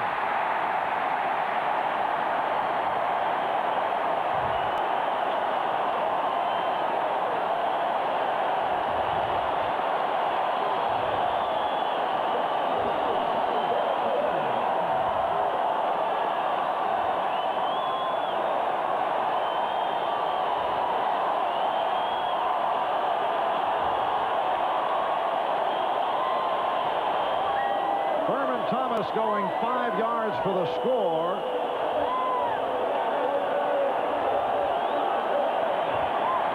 And here is Norwood. Thurman Thomas scored 13 touchdowns during the regular season. Buffalo Bills looking to make it 20-3 with only 3 minutes gone by in the second quarter.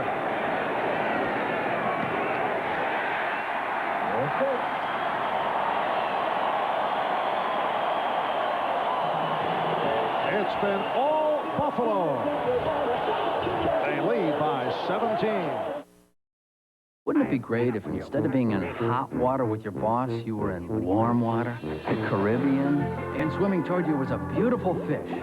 No, it was a woman. And yes, she had beer, Keystone. The premium gold-filtered beer in a can that tastes like beer in a bottle because of Keystone's specialty line can. And wouldn't it be great if you told your boss to take that job and sure, I'll have another.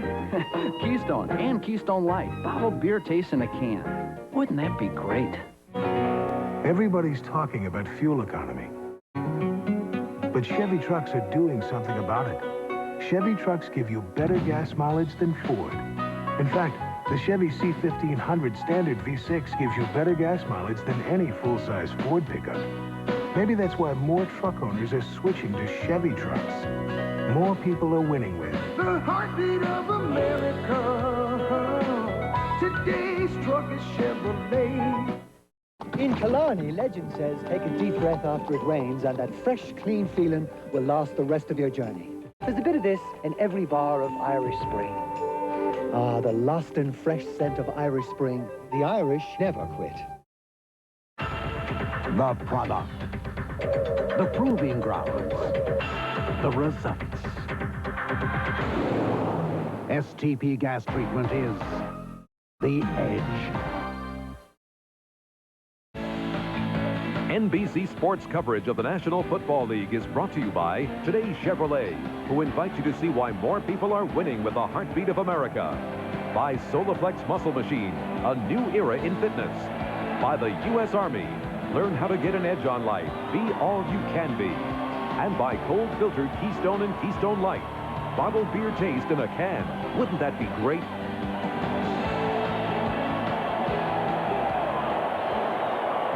Thurman Thomas. Now, this on a third down play, what the Miami Dolphins are trying to do is cover Thurman Thomas with a linebacker.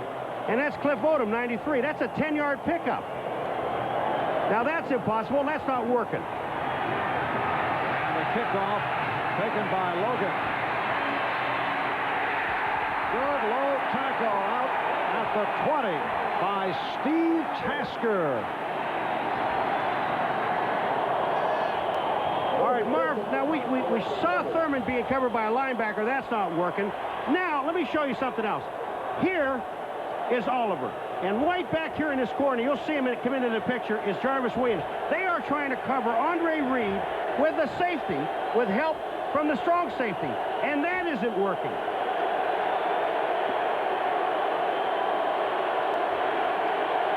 Now remember, Andre Reed caught a touchdown pass in the first quarter on Oliver. Dan Marino only 2 for 6 for 8 yards. And his club in a hole. The running game got nowhere. He's got to put it up. He does. And it's almost picked off by Bruce Smith. The pass intended on the screen for Sammy Smith. Well, I know it's snowing. I know the weather's bad. And I know you're frustrated, Dan. But if you can't see this guy, first of all, you come to the line of scrimmage and you know where he is. You always do. And now watch this. Here's Bruce. That ball hit him right in the gut. He was trying to hit Sammy Smith. Bruce almost made an interception. 2nd and 10 from the 20. Smith and Page, the running backs. Off the draw, it's Smith. Gets out to the 25, met by Cornelius Bennett. Sammy Smith in his 2nd season out of Florida State. And we have reached the point where we barely can read the yard line numbers. We are losing the field fall right before our eyes. I'm used to it. I live here. I'll tell you, they're at the 25-yard line. Good. Okay? It is a 3rd down and 5 from the 25.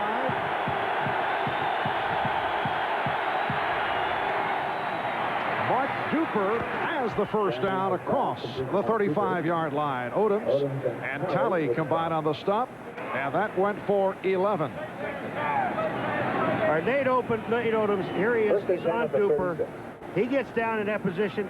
He feels that he can come up and get his hands on. Now, Duper just running just a hitch, trying to get 5 yards. Make sure of the catch first. Nate Odoms comes in. Leonard Smith comes in.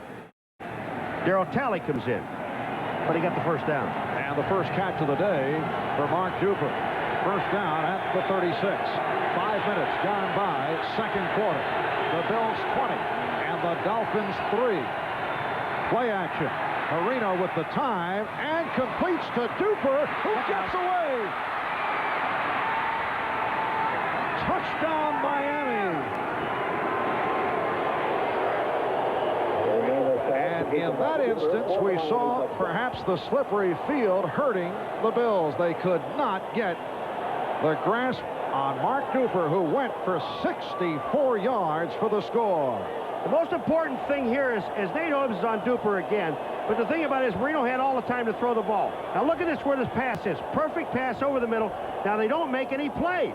First of all, Nate Odoms tries to go for the ball. That is his first mistake. Instead of making the tackle, Duper outruns him for the touchdown. Make the tackle. If you can't make the play on the ball, you make the tackle. It has been a bounce-back season for Mark Duper, 52 receptions during the regular year. Last year, hobbled by injuries. And he has brought Miami back.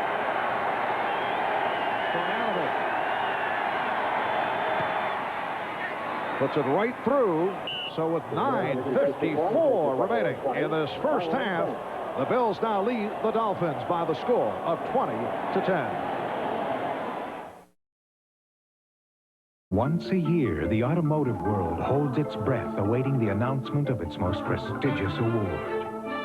From all the new models to choose from, only one car dominated the competition in rigorous tests to earn the 1991 Motor Trend Car of the Year award.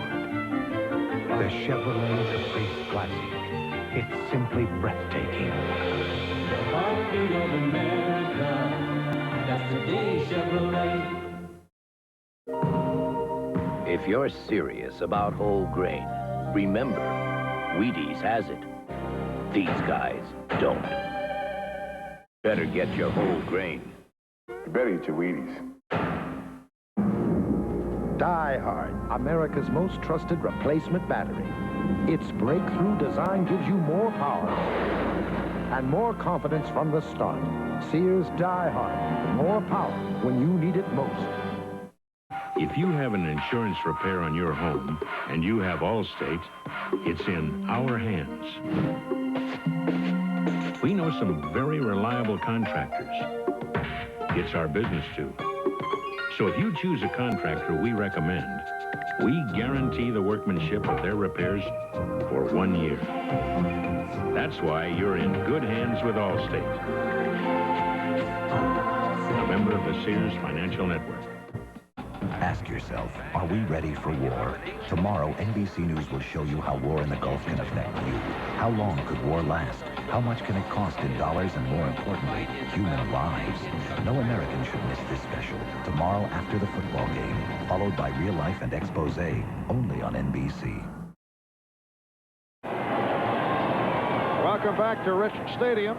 Better than 80,000 on hand. The Bills led the NFL in attendance this season for the third straight year. However, they were silenced by that 64-yard pass combination between Marino and Duper. Silence is deafening. Yes. I heard that somewhere. Paul, you're so deep. Thank you so much.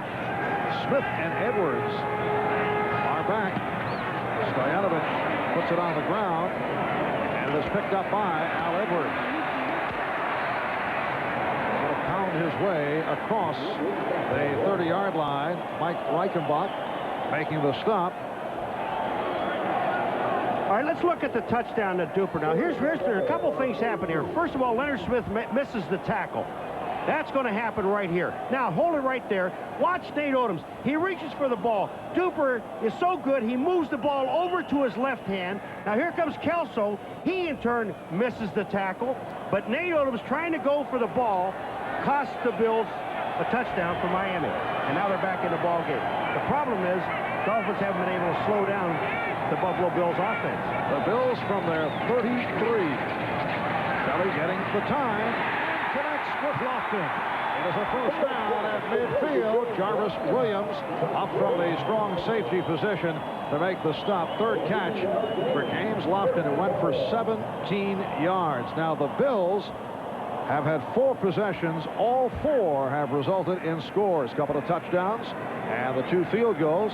Kelly is now 9 for 13. A very impressive first half. And able to stand right in, and it is incomplete, intended for Lofton. Remember the last time we did the game, we asked Marv Levy about this hurry-up offense and how long do you stay in it, when you should get in and get out of it. They've been in it the entire game so far. But it's been successful. Now, they played in other games where they've gotten into it and given the ball back right away. That's the problem with it. If you start throwing like they just did there and you drop the ball, the clock stops. Again, out of the hurry-up, second down and 10. And here's Kelly running for the second time and slides for the first down. If they mark it where he slides to, he doesn't get the first down because he had to be to almost to the 39-yard line. They're going to mark it at the 40. See that 4 on there? Correct, just short. Right up on the top. That's still a 4. What eyes? It'll be covered in a moment. It is third, about a yard. And now the first down is picked up by Thurman Thomas. David Griggs on the tackle. Each time we have have done a Buffalo Bills telecast. Head coach Marv Levy tells us that, yes, the Bills have succeeded with the hurry-up, but he points out the downside of the system is that at times it takes you out of the running game, and you must be able to run to win a championship. And here are the Bills going to the run as Thomas gets short yardage. Odom and Griggs combine on the stop. But here are the Bills, if they win today, moving on to the AFC Championship game. Which will be here. Here comes Thurman Thomas, and this is just a handoff to Thurman. This is a direct running play. It's not a draw. And Jim Kelly, again, with the hurry-up offense, he calls all the plays. Nothing from the bench. Second down and 7.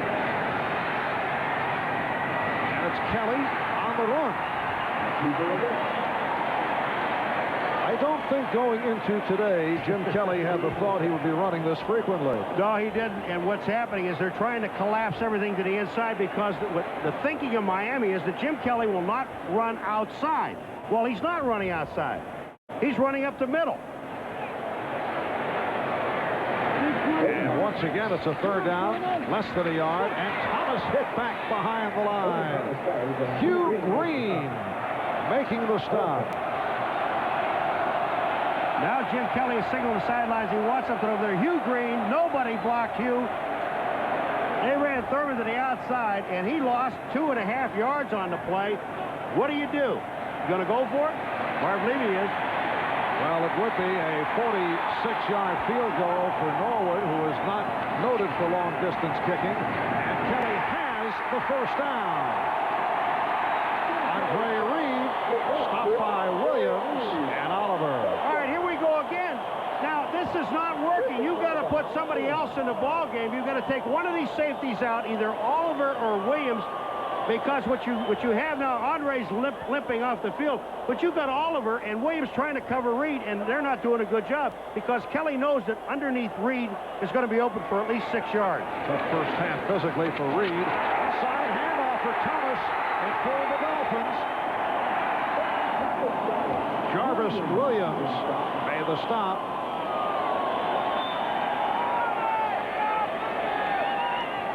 The biggest problem here, the Miami Dolphins defense, they have not even slowed the Buffalo Bills down at all.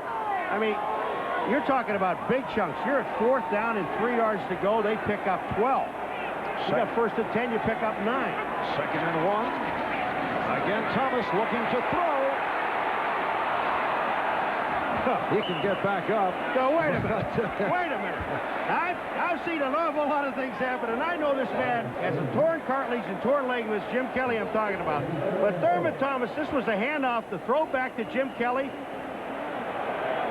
I guess he is well. They've been lying to us. He's 100%. Look at this. Here goes Thurman. Now watch Kelly. Now he sees the play on. He's going out. Number 12 is in the pass pattern. And Thurman looked at him. I don't buy that one. Wait a minute. I know he's healthy and he's tough, but he's not that tough. And Sean Lee, the Miami nose tackle, is shaken up once again. Good start for Thurman Thomas. 15 carries, 49 yards, and was looking to toss one. He's also caught 3 balls.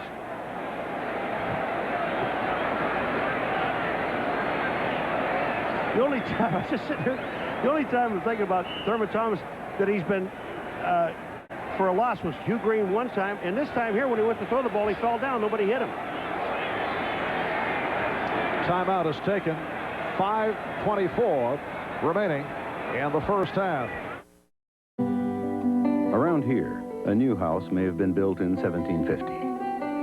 And just off Route 140 near Grafton, Massachusetts, you'll see land that's been in the family for 7 generations. There are over 4 million miles of roads in Alamo territory, all across America. And every day, with every car nationwide, only Alamo gives you all those miles for free, including 22 miles of road in a place they've been calling New England for more than 300 years. The bigger-than-ever 4-door Chevy S10 Blazer. Now America's best-loved sport utility vehicle gives you 4 doors and standard 4-wheel anti-lock brakes. The bigger-than-ever, better-than-ever 1991 4-door S10 Blazer. Open one up and see why more people are winning with. Heartbeat of America. Chevrolet. Now it's easy to win with a heartbeat.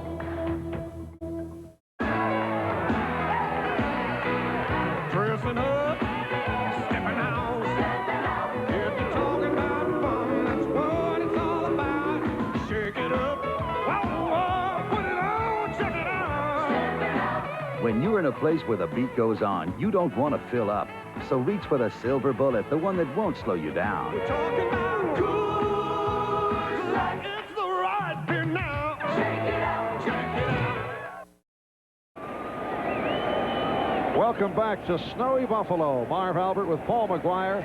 Buffalo leading Miami by the score of 20-10, 5:24 remaining in the first half. The winner today moves on to the AFC Championship game to go against the winner of the Bengals and the Raiders. If Buffalo wins, the title game is right here. If Miami wins, they would play at Los Angeles or Cincinnati. It's a 3rd down and 4. The 11th play of the drive. And with that injury to Lee, it gave them a chance to get their nickel defense in, finally. And Kelly, oh, nice catch by Lofton.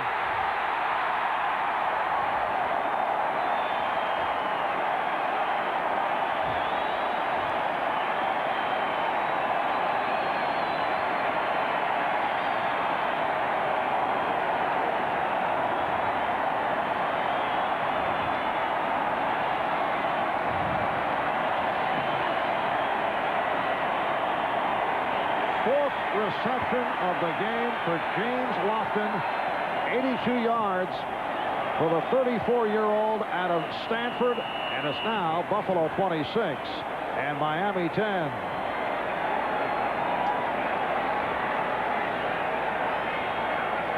Lofton and Reed have just killed the Miami defense. The guy that they killed, Marv, is Louis Oliver.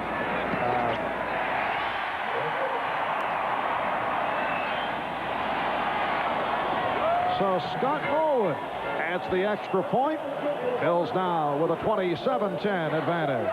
All right, when you see coming across now, Lofton just pushes off, and here's Oliver 25 coming in, supposed to be helping on the inside, misses the tackle, but he is the guy that has inside coverage. So Rodney Thomas, number 24, is the guy to let him go inside. Now, the big play of the drive was Andre Reed again. And now you're sitting looking at Andre Reed, and he is here. Here's Oliver. Now, here's Jarvis Williams back here, and I'll get to that in just a moment. But when you take a look at it, here comes Oliver taking the slot man again, the safety on Andre Reed. Kelly reads it right off the bat, and he's waiting on it. Coming up, right there is Jarvis Williams. He's actually useless back there. But the problem is, his job, I would imagine, is if somebody falls down, he's got to cover deep. And he's hoping they can cover everything short, which they have not been able to do. So they better get a 5th defensive back in there and sacrifice something somewhere else. Or they better start blitzing Jim Kelly and not give him that much time to throw the football. The Bills have had 5 possessions, and they're 5 for 5. 5 scores. The 2 field goals by Norwood plus 3 touchdowns. Kelly, 11 for 16, 222 yards. Mark Logan is the deep man. Tom Olivagotti told us yesterday that no one this year has thrown for 300 yards on Miami. Kelly's got what? 222 and counting. John Smith holding it for Scott Norwood. Here's Logan on the return. He's crunched.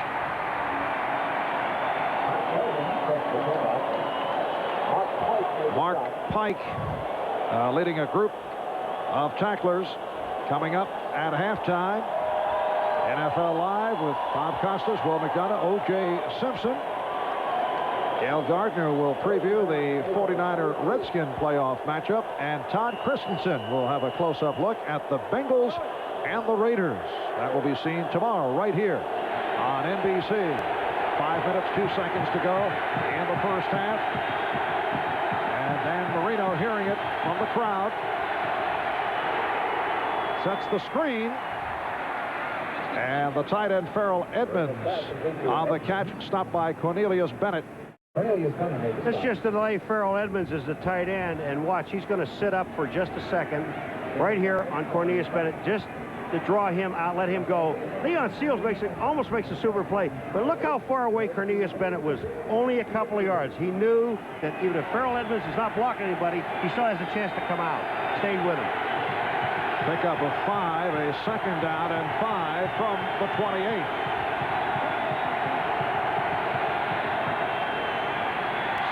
Smith did well to keep his footing and pick up the first down. Just keep your legs moving, because all the offensive linemen are trying to do is get a push on the defensive lineman, because the footing is really bad out there. Bruce Smith shaking his head. That is either one of two things. Either he can't get footing or he's being held. I'll go with the being held deal. But the guy, you know, when you take a look at Richmond Webb, he does a super job, and he's done a good job on Smith today. Webb and Dennis at the tackle, Sims, Galbraith the guards. The center is Ulanake. Play action. Marino tried to hide the ball, but could not find anyone. Now does. Smith is collared. Run down by Shane Conlon. Richmond Webb is, I'm telling you, the guy belongs in the Pro Bowl. There's no question about it. Watch this blocking on Bruce Smith, 78 on 78. First of all, he takes him to the inside. Watch this. Now he's got him, he pushes him back. Now watch what he does. He stays in front of him. Here comes Marino back. Bruce Smith has no chance. Shane Collins makes a super play on Sammy Smith. It is second down and about 1. Richmond Webb telling us yesterday, as long as he can get his hands on Bruce Smith, he's in good shape, and he has those long arms. And Page is overthrown by Marino, covered by Conlon. I'm sorry, Marv, but I just saw Darryl Talley go airborne. I mean, and the next thing to hit was his back.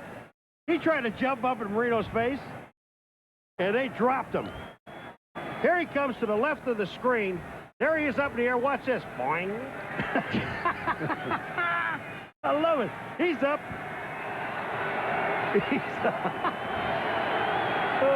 Paul, you've lost control, and we're still early.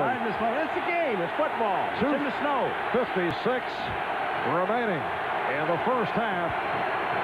Third and less than a yard. Smith has the first down. The Bills with a 27-10 lead on the Dolphins. Touchdown passes from Kelly to Reed, Kelly to Lofton. Thomas went for 5 yards for the score. And 2 field goals by Norwood, the Miami scoring, Stojanovic hitting on a 49-yard field goal. And Marino and Duper hooked up on a 64-yard pass play. But it really doesn't make any difference what the Miami offense is doing, because the defense hasn't even slowed the Bills down. Until they do that, this game's over with.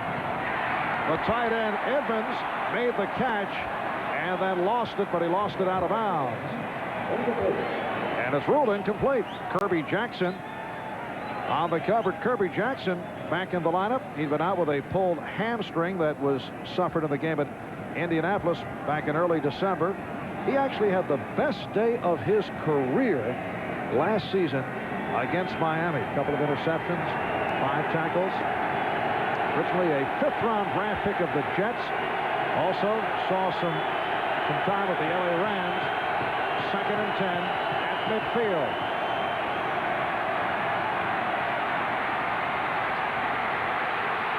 And Marino throws it away as he looked at the face of Bruce Smith. Penalty marker is down. Marv, Bruce Smith is double covered, or double blocked.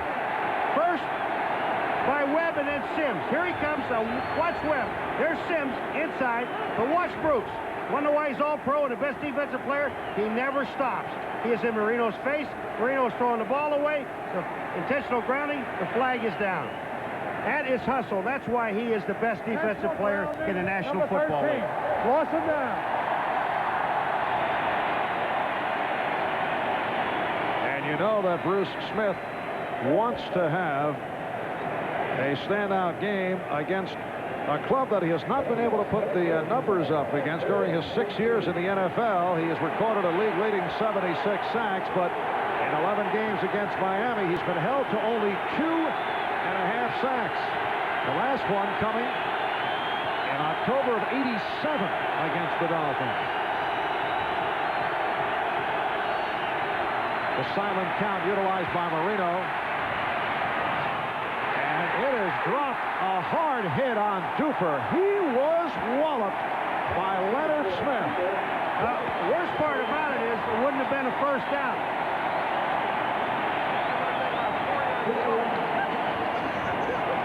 Now we're looking at the silent count. You see when Marino does that, now the center sets up, and once he sees that leg move, he snaps the ball. The offensive line looks down. Now here's the worst part about this. Duper goes up, Leonard Smith drills him, but he's 4 yards short of the first down anyway.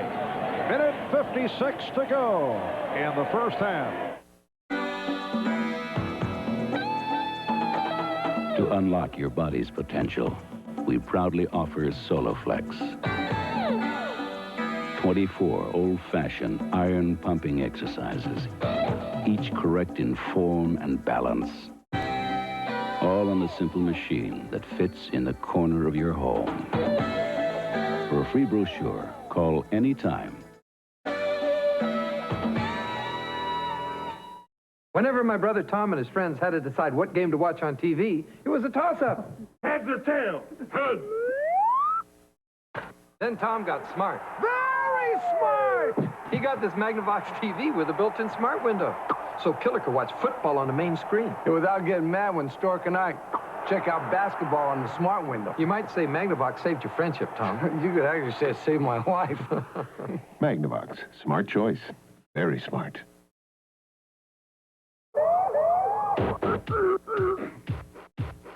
Got a painful cold? Alka-Seltzer Plus relieves painful cold symptoms some others miss. Everything feels better, better, better. Alka-Seltzer Plus cold medicine. Relief for your painful cold. How do I know where to get my brakes done right?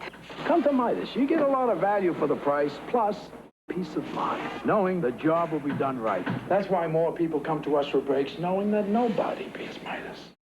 Nobody. Welcome back to Buffalo with just under 2 minutes remaining in the first half. And the Bills lead the Dolphins by the score of 27-10. And at halftime, the star attraction will be the sweeper. And he will go for it. There are a couple of them. He's not going to do this alone. He will have help. They have a backup sweeper. As they attempt to clear some of the snow off the field. Let's see if they go after Roby Al Edwards back deep. Good kick. Roby had a 64-yard punt last week. Edwards coughed it up. The Dolphins say they have it. Al Edwards on the muff. Off the punt return, a 44-yard punt and a 26-yard return, and Miami has recovered. All right, here comes Edwards with the ball. He moved the ball from his right hand to his left hand. More comfortable there, but the ball is stripped away, and Miami comes up with the ball. Now, just think about something, Marv. There's a minute 41. Miami has the ball. Here it comes again. The ball is stripped away. Miami ends up with it. That's Roby. Punters, they're tough. Big two. Let me tell you something. Here's the thing. Think about it. 141 remaining, Miami, right? If they score a touchdown, they're within 10. They get the ball back in the second half. They can score 14 points to be in this ball game right after the half. E.J. Jr. on the strip, leading to the muff. Mark Logan, and he loses it. Down by contact. Miami maintaining possession. Ball belongs to the offense. Ball belongs to the offense. All right, here comes Logan. He comes in. Tackle here. Shane Conlon. He hits the ground. Ball comes out. Down by contact. Excellent call. Let's get on with it. Terrific first half for Conlon, his 7th tackle of the day. 2nd down and 5. Marino threw in a crowd, and he hit the official. Well, Bruce Smith almost had a second interception. Rex Stewart, the umpire, number 95, take a shot. Here it comes again. Now, there's Bruce. Bruce almost has his second interception. Here goes Rex. Way to get sandwiched. Rex is up. He's looking good. Limping, but good. That's the old sandwich play. Limping, but good. They've got extras. They brought extra referees, too, you know. It is a 3rd and 5 at the 42 with a minute 2 remaining in the first half.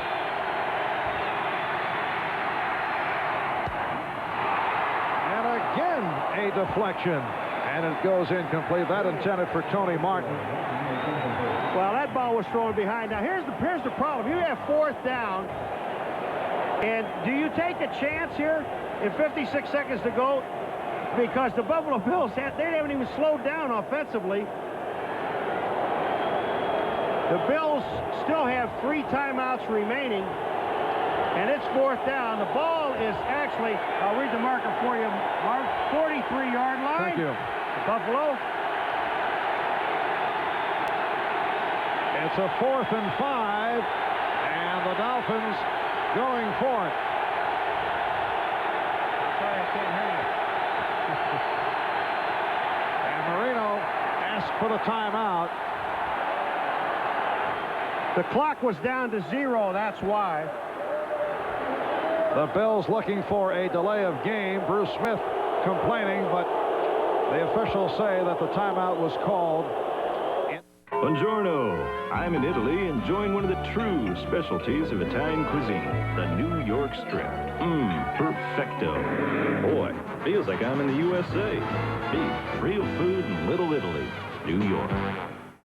If you've ever been stranded, you ought to get this Interstate X2 booster.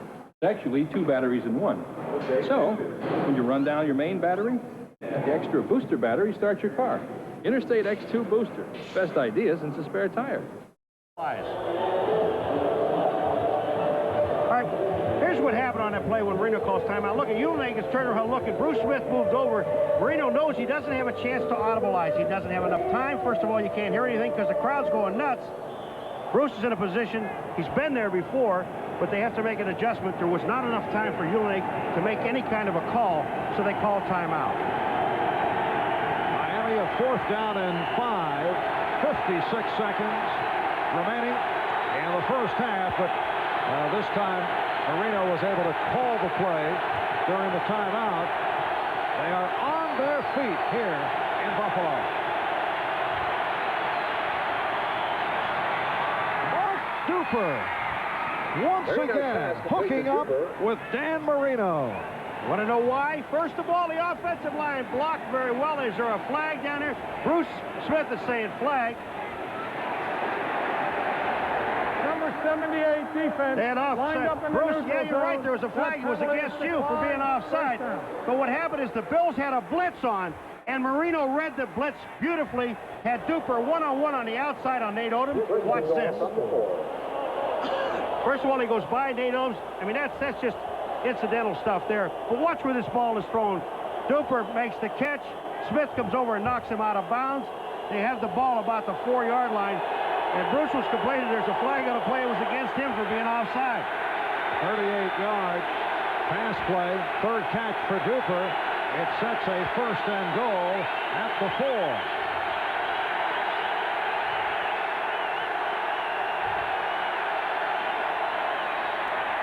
Marino went deep to the end zone. Kirby Jackson on the coverage for Mark Clayton. And it will be a 2nd and goal at the 4 with 45 seconds remaining in the first half. Now, Richmond Webb just went back and said something to Marino.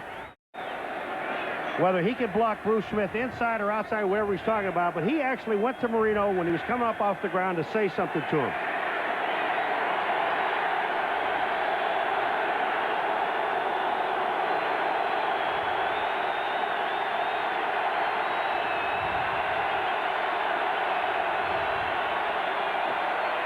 It's Smith. Good 2nd effort, refusing to go down. We'll have to wait and see where they mark it. Clock is running. We're down to 30 seconds. And that's really one of the keys to running. You're talking about continuous effort by Smith. Miami takes a timeout, which is their 2nd timeout. They still have 1 remaining, but the continuous effort of Smith because what's happening is the defense and offensive linemen are trying to get position. They really can't get any footing. And as long as he can keep moving, he can bust a tackle. We watched Thurman Thomas do it going up and down the field. I mean, he's a master at it. Now you got Sammy Smith doing the same thing. When we resume, it is a 3rd and goal from the 2. We have those over at the country club where I belong. When you get done playing golf, you get your golf shoes. And I don't know. It's the whole thing. The ground is covered. I mean, I don't understand what that really does. Because by the time you clean them off on the sideline and you get back on the field, you have snow build up again. We have one of those up here in the booth for you too, Paul. See, wow, not with the boots I have on today. These are wonderful.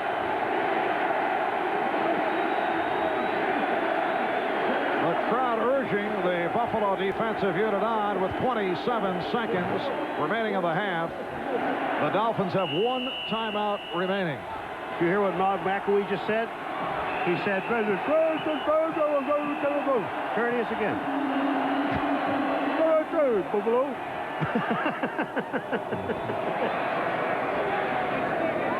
Buffalo calling for the timeout. Marv Levy perhaps looking to check out what Miami had in store. Well, it's true. Miami took a timeout because they wanted to regroup down here. They want to at least come away with 3. That's something that's imperative. Then Buffalo goes out and they show them kind of a defense that they have, and look at the personnel that Miami has out there, and they take a timeout. Now, what is Miami? They're going to come back with somebody else? They are coming with Roy Foster. Now, he's reporting, so he's going to be on the line of scrimmage. So he'll be playing one of the tight end slots, who is a guard, number 61. Yes, he is used as a second tight end, but primarily as a blocker. Now, yesterday we were watching him. They threw the ball to Foster. Let me say what happened yesterday in the bubble. He dropped it. All right, it's a 3rd and goal from the 2. Marino's got it all by himself. Dan Marino with a gorgeous fake to run it in. Nate Odoms was totally fooled. Shane Conlon was totally fooled. Nobody expected Dan Marino to keep the ball. The fake inside. Remember what I said? They had 1:41. If they score, they go to 17 now. And if they get the ball, here comes Marino to the outside. Look, everybody's jammed on the inside. Hey, Marino, nobody there. The walk home. Nate Odoms' job is he's got the outside man and outside responsibility. His job, and that's number 37, Nate Odoms, has played a super game so far, is supposed to stay right there. He did not. When he didn't, Marino walks in. 21 seconds remaining in the half. And he's going out of it. Getting set. And puts it through. So despite the fact that Buffalo statistically has dominated Miami, the Dolphins managed to hang in. Because Marino, I mean, when you take a look at what happens here, everybody's looking at run. They bring in offensive guard right here on the end of the line. This is the man, number 37, Nate Odoms. His job is to come upfield if you're going to do anything. First job is this guy here, but you have a safety help here. So if he's blocking, you've got to come upfield this way because you can't help out in here anyway. Let's take a look at what happens. He goes down the line of scrimmage. He's out of the play. It's over. Boom.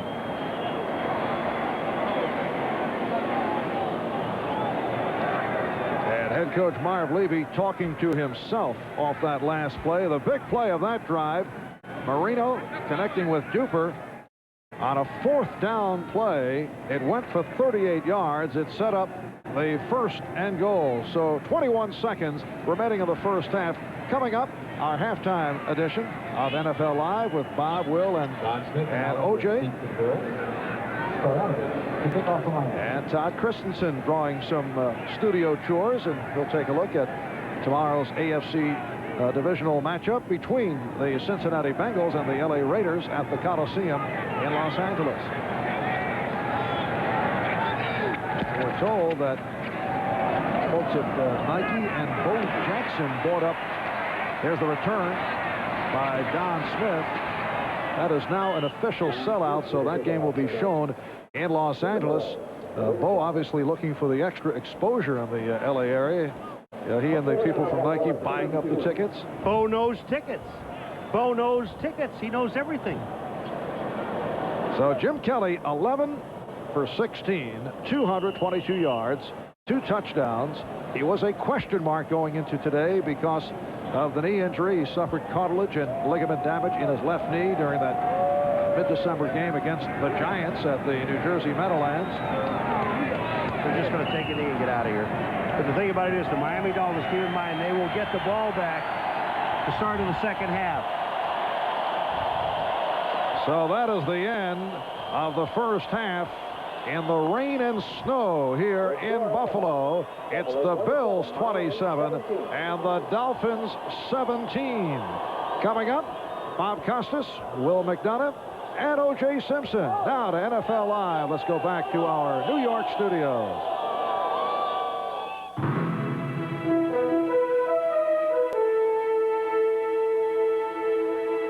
Thank you, Marvelous One. And it is, just as you said, coming up at halftime, Will McDonough, O.J. Simpson, and Todd Christensen will comment on the first half, and we'll look ahead to tomorrow's Bengals-Raiders playoff game. But first, with an update on the circumstances in the Persian Gulf, we go to NBC News and Garrick Utley. Garrick? Thanks, Bob. Good afternoon. It is truly an historic and dramatic day this afternoon in Congress. The Senate and the House are moving towards votes which would authorize President Bush to use force against Iraq as of the UN deadline Tuesday midnight. We want to bring you up to date on where events stand right now. Andrea Mitchell's at the Capitol. Andrea? Garrick, within the hour, the House and Senate in separate votes are expected to give the president authority to go to war. It would be the first such vote by Congress since World War II. Already there have been historic votes here today. First, in the House, 250 to 183, a decisive vote against requiring the president to give sanctions more time to work. And in the Senate, the vote was 53 to 46, also against requiring him to give sanctions more time to work. There were 10 Democratic senators who defected and voted with the president, the most interesting politically being Senator Al Gore of Tennessee, a defining political moment for him because he is also a likely Democratic presidential contender. Garrick? Andrea, any doubt as to what the outcome of the final resolution on the use of force will be this afternoon? None whatsoever. They will vote, and I think decisively, by the same kinds of margins, to give the president the authority to go to war. This is not a formal declaration of war, but it really amounts to the same thing, doesn't it? It does indeed. In fact, Speaker Foley this morning opened Congress by saying to members of the press that this is tantamount to a declaration of war, a war resolution, and no one should be under the false impression that it is not. By the way, Garrick, extraordinary security here today. It really is an armed camp, and both houses were well into the morning with this debate, 4 o'clock in the House and 2:15 in the Senate, and then resumed at 9 o'clock after only a brief rest. Andrea Mitchell at the Capitol, thank you. There were also these other developments in the Gulf crisis today. First of all, the UN Secretary General Javier Perez de Cuellar flew to Baghdad in the last-ditch attempt to salvage a peaceful end to the crisis. He was welcomed there by the Foreign Minister of Iraq, Tariq Aziz. The Secretary General, however, may not meet with Saddam Hussein himself until sometime tomorrow. Also, the last American diplomats, including the U.S. Chargé d'Affaires Joseph Wilson, left Baghdad today and arrived in Frankfurt, Germany. Diplomats from 8 other countries accompanied them on their chartered plane. In Washington today, the Department of State ordered most of the remaining Iraqi diplomats and their families to leave the country. The department says it was acting to prevent any Iraqi diplomats from orchestrating terrorist acts if war does start in the Middle East. And a top State Department official, Lawrence Eagleburger, has arrived in Israel. His mission apparently is to try to convince the Israelis not to get involved should hostilities begin there. Of course, throughout the afternoon, we'll be bringing you up to date on the latest developments, including the votes on the resolutions authorizing the use of force in the Persian Gulf, those votes in the House and the U.S. Senate. And tonight on NBC Nightly News, we'll have a full report on the day's events, and Tom Brokaw will be joining me reporting directly from Baghdad, Iraq. We'll have more of the NFL playoff activity after these messages. Going face-to-face with Ronnie Lott is easier than facing life without an education.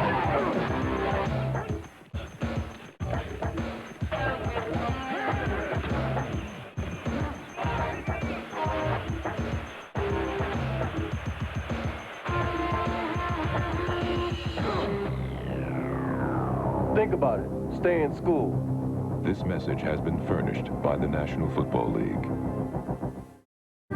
25 years of Super Bowls, 25 years of guts and glory, fire and thunder. They've all been captured in one silver anniversary Super Bowl game program. You get this commemorative collector's item just by calling the number on your screen. It's only $10 plus $2.50 shipping and handling. Reserve your 256 pages of history today, while the glory goes on. Delivers this Dark Shadows moment.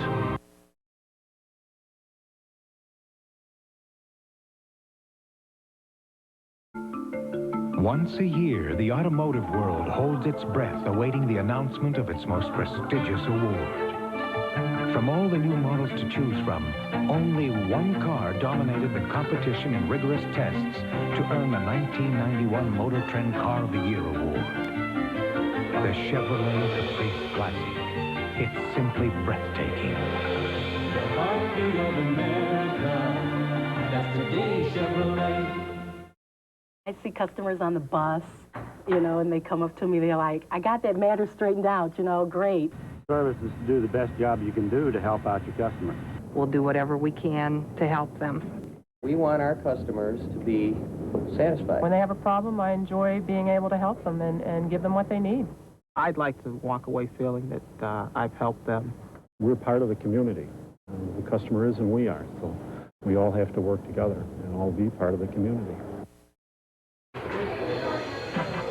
24-hour news. Basic Part 2. Around the clock. We'll stay on the scene. At Channel 2 News, it's our job to bring you the news as it happens. It's just in to Channel 2 News. Stories break morning, noon, and night that are important to you. Got it. That's what matters to Channel 2 News, getting it to you as it happens. 32 air. 24-hour news, 7 days a week, around the clock. Now it's always time for Channel 2 News, your 24-hour news station. Coming out in 3, 2, 1. 7 and the Dolphins 17. Now here's the scenario in the AFC. If Buffalo wins today, the championship game will be at Rich Stadium next Sunday. If Miami upsets the Bills, tomorrow's winner, be it the Raiders or the Bengals, host the Dolphins for the conference title.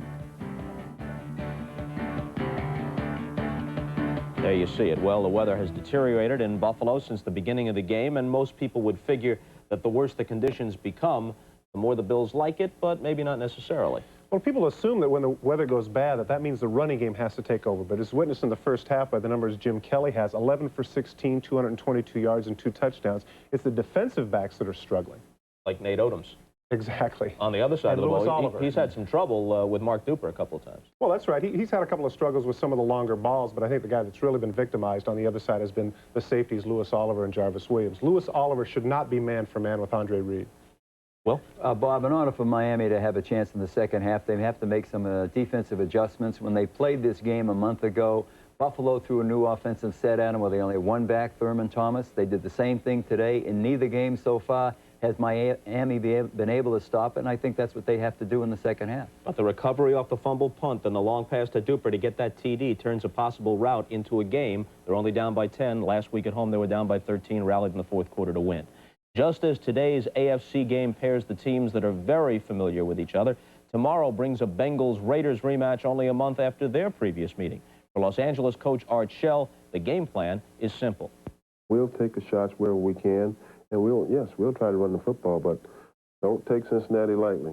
We're fortunate to have a great set of backs back there. I mean, gosh, it's unbelievable the talent we have. To go to a team with the two great running backs that this one has, and they're going to stress the run. The thing about the Raiders, a team like the Raiders, if you can take away their running game, I think that's their haymaker, their Sunday punch. That's what they beat people with. The Raiders' offensive arsenal includes more than a dangerous ground game. Quarterback Jay Schrader was the AFC Offensive Player of the Month in December and can't wait to continue where he left off. We have so many different weapons. It just depends on what the defense is going to do that day, on what we're going to try to take advantage of. And we'll make adjustments early in the game and see if we can't make some plays and get things going. They've got speed outside and a quarterback that I think can take that team to the Super Bowl. Maybe some people aren't giving him the credit that they're giving to other contending quarterbacks right now. I think if we can play bump and run on them and kind of slow them up some, and get some pressure on our Schrader and make him do some things that he don't want to do. The Bengals' explosive offense will be led tomorrow by a healthy and confident Boomer Esiason. The last time we played him, I had a severely pulled groin muscle.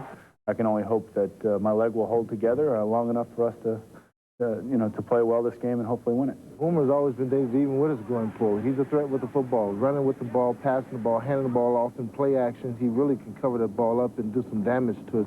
But the big question everyone has been asking is whether Bengal running back James Brooks will be able to play with a dislocated left thumb. I won't know till probably game time. I'm not sure I can play or not. I keep giving treatment and all that, and I think, who knows, good thing might happen.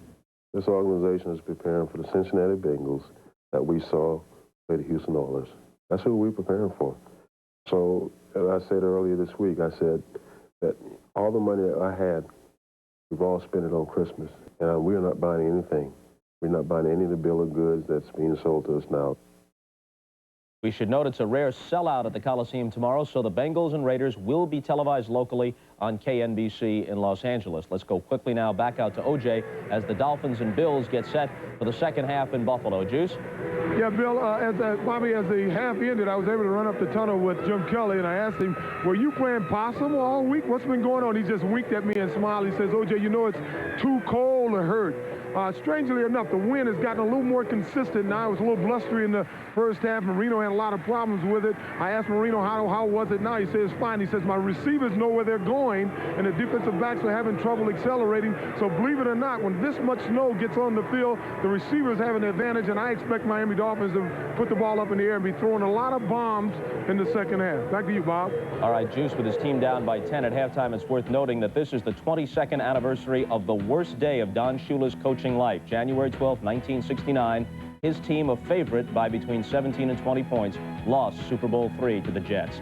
We'll be back after the game with interviews from the field, and you'll also see last night's race featuring sprinter Ben Johnson's return from the suspension that followed his being stripped of his 1988 Olympic gold medal. But for now, it's back to Buffalo after these messages from your local station.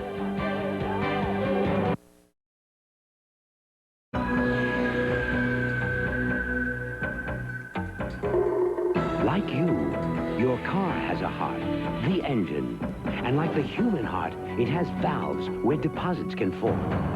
The right diet can make a difference. Fill up with Mobile Super Unleaded Plus. Its advanced detergent formula can unclog vital engine parts. For power and performance, get Mobile Super Unleaded Plus and drive your engine clean. Nobody's done it like Donahue. Haven't you realized I'm a misfit? I resent the fact that our flag is being taken away from us. I won't argue whether we should have been in Vietnam. I never had any desire to seek public office. I'm determined to keep America strong. The election isn't over. We're going to win. I think he's probably the laziest president. That is about as demagogic a statement as I've ever heard. Nobody does it like Donahue. Donahue moves to 4 p.m. January 21st on Channel 2. Catch all your sports highlights on Sports Extra, Sunday at 11:30 on Channel 2. Welcome back to Buffalo. Marv Albert with Paul McGuire. Buffalo Bills leading the Miami Dolphins by the score of 27-17. Of course, the Bills have it in their mind that Dan Marino has been amazing in terms of comeback situations, so don't count it out. And the Miami Dolphins, despite the fact that they've been dominated statistically, are able to hang in. Taking a look back at a key play right on that opening series by Buffalo on the opening drive, which eventually led to the touchdown.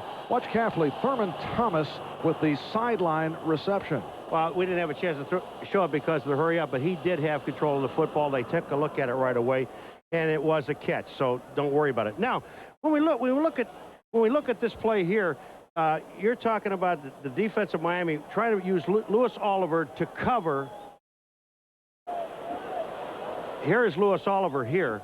If you try to use Louis Oliver to cover Andre Reed, it's impossible. Now here's Oliver. Well, I've got the wrong one on my telestrator, to be honest with you. But when you take a look at the bottom of the screen, 83 now comes in. 25 Oliver trying to cover him. And he's going to get some help on the other side by Jarvis Williams eventually, but it doesn't make any difference because Andre Reed has already made the touchdown. Again, on another play later on, you have the same thing. Now you have Lewis Oliver here and Andre Reed here, and here's Jarvis Williams again, who's playing center field, and they still can't, on a fourth down play, still cannot make connection because Andre Reed knows where he's going. Kelly knows and sees the one-on-one coverage. With a safety trying to cover Reed, it's almost impossible. Are you saying the Miami defensive scheme is wrong? I think it's wrong. I think you've got to go into a nickel package and at least have 3 corners in the ball game, and somebody put a corner on Andre Reed if you're going to try to cover him. Because if you don't, Andre Reed is going to catch enough balls for 200 yards today. And there is Tom Olivadotti, the Miami defensive coordinator, as we get set for the start of play in the third quarter. Dan Marino, 7 for 19, 135 yards. And Jim Kelly, 11 for 16, 222 yards. Marino and Miami accounting for only 181 yards total. Buffalo, 300 yards in all. Thurman Thomas has run for 49 on 15 attempts. Mark Logan is back deep. The up man is Stephon Adams as Scott Norwood gets set to kick off. We had talked about the importance of the second half. All right, here's Miami. They got a touchdown at the end of the second quarter, going into the half, and here they are with the ball back again. If they score, they can get within 3 points, but the problem is defensively. Can they stop the Buffalo Bills? And until they do that, it won't make any difference. It is a short kick. Logan from the 20.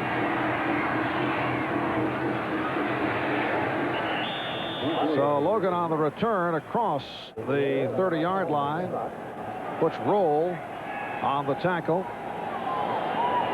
And once again, you can wipe out the stat of time of possession. Means nothing. Turnovers gave Miami the chance to get the touchdown. Buffalo also scored off a turnover. There was one time in that half when the score was 20-3, and if Bruce Smith would have intercepted the pass, Buffalo could have blown this team away, but he didn't. Miami came back with Marino. Cooper left, Clayton right. Play action, and Marino has the time. And has the open receiver, Mark Clayton. Clayton's first catch of the day. He's hauled down by Kirby Jackson. Marv, I don't care how good a corner you are. Here's Jackson. Here's Clayton. Clayton's is covered short by Jackson, but watch what happens. Clayton's got all the time in the world now to just get in front of Leonard Smith, number 46, behind Kirby Jackson, behind the linebacker Bentley, number 50. Marino has all that time to throw the ball. He's going to find an open receiver, and O.J. was absolutely right. He's going to throw the ball deep. 31-yard pickup, first down at the Buffalo 36. Smith. Sammy Smith playing despite the injured ribs. Stopped by Ray Bentley. We are just underway in the third quarter.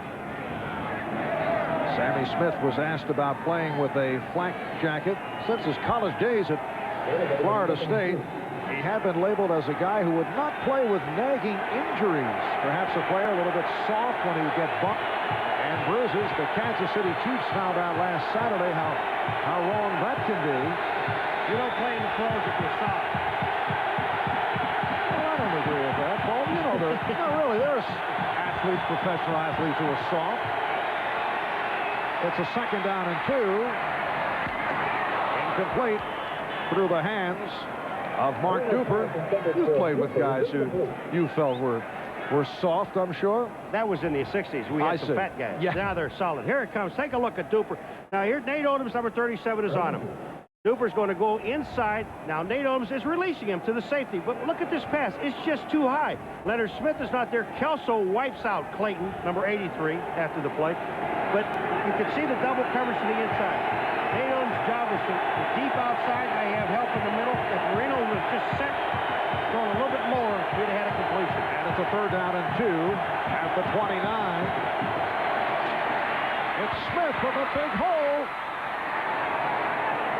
And Smith has the first down and some more. Mark Kelso made the stop. Sammy Smith ripping off 18 more. All right, remember the first half I was telling you about that Marino was going back and handing the ball to Sammy Smith, and the play took too long to get to the line of scrimmage. Watch how fast this one gets there. He turns, here's Smith, he's in the hole.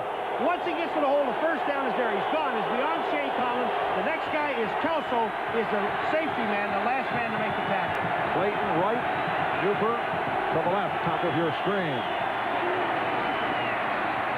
And Smith able to bounce off a tackler. Brought down by Bruce Smith. Now, Sammy Smith, Bruce Smith is going to make this play. Do you know why? Because Sammy Smith goes back out to him. Richmond Webb knows that Sammy's running to the inside, and he looks inside to try to help out on Darrell Talley, who's number 56, trying to make the tackle. But Sammy Smith bounced right into Bruce. It'll be a 2nd down and 9 at the 11. Richmond Webb, Mark Dennis at the tackles. Keith Sims, Harry Galbraith at the guard. Jeff Ulenake is the center. Now Mark Logan in the backfield.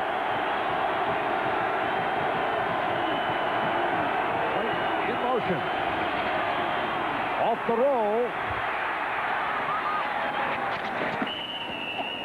Farrell Edmonds brought down by Leonard Smith. This was almost a tremendous play by Cornelius Bennett, number 97. Marino's going to fake here and then come out on a bootleg.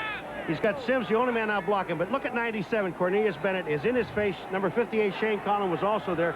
And Marino did a great job just getting the ball off to Farrell Edmonds, who makes a catch and holds on to the football. Now you're in a 3rd and 1 situation. You're down by 10. I don't think they want the 3. I think they want the 7.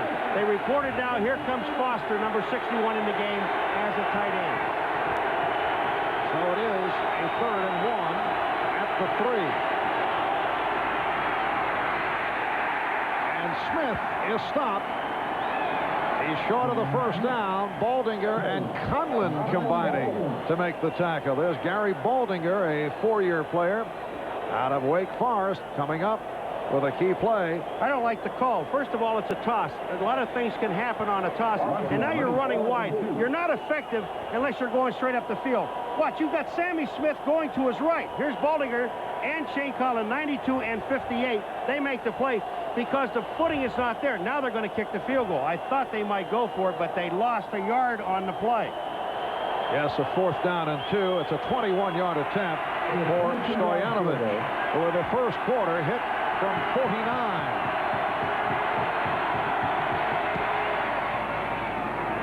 And again, Stojanovic lost his footing, but put it through. They call it a 22-yard field goal. We'll be back in a moment.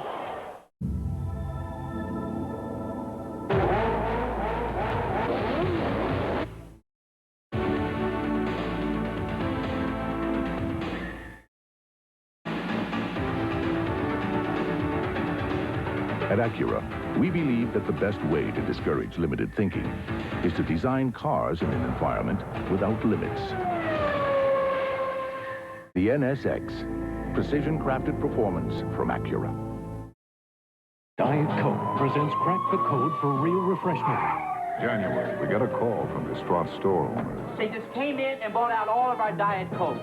Relax, sir. They're just trying to crack the code for real refreshment. Crack the code? Game, ma'am. You get these game pieces with specially marked packages of Diet Coke. Then crack the code during the Super Bowl. There's a million prizes, even... Million bucks? How'd you guess? Crack the code for real refreshment. Diet Coke. With 100% NutraSweet. When you rent from Hertz in Florida, you get more than a great car at a great rate. The real bargain is the company behind the car. Because whatever it takes to make your vacation go smoothly, Hertz is there to make it happen. From emergency road service that's as close as a phone to free unlimited mileage, wherever you roam. Next time you're in Florida, wouldn't you feel better with Hertz behind you? Hertz, we're America's wheels. NBC Sports coverage of the National Football League is brought to you by Acura Automobiles. Experience precision-crafted performance. By Diet Coke. Real refreshment just for the taste of it. By the Prudential. Come to the companies of the Prudential and build your future on the rock. And by McDonald's. You know the one, it's McDonald's for food, folks, and fun. A 22-yard field goal by Pete Stoyanovich. And he has brought Miami within 7. At one point, it was 20-3 Buffalo. It was 27-10 Buffalo. 5 minutes gone by in the third quarter. Don Smith and Al Edwards are the deep men.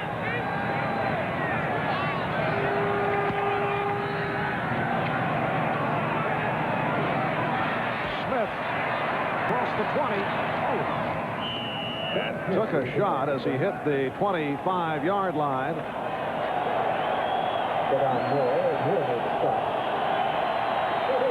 Stephon Moore made the tackle. And Jim Kelly and the Buffalo Bills go back to the offense. They're staying with their base defense, except for one change in the backfield. They have, instead of Lewis Oliver, they have Paul Langford, number 44, is playing safety. Paul Langford, a long-time starter, now being used as an extra defensive back. Good hole for Thomas. And it is recovered by Buffalo. They call it down by contact. Will Wolford was right on the football. They got to change the expression, down by contact. Here comes Thurman Thomas in right now. Is the ball coming out? No. When he hits the ground, the ball comes out, and that is Paul Langford, the man we're talking about. And 8 more for Thomas, setting a 2nd down and 2 at the 34. Thurman Thomas again, and has the first down. Hugh Green stacked him up.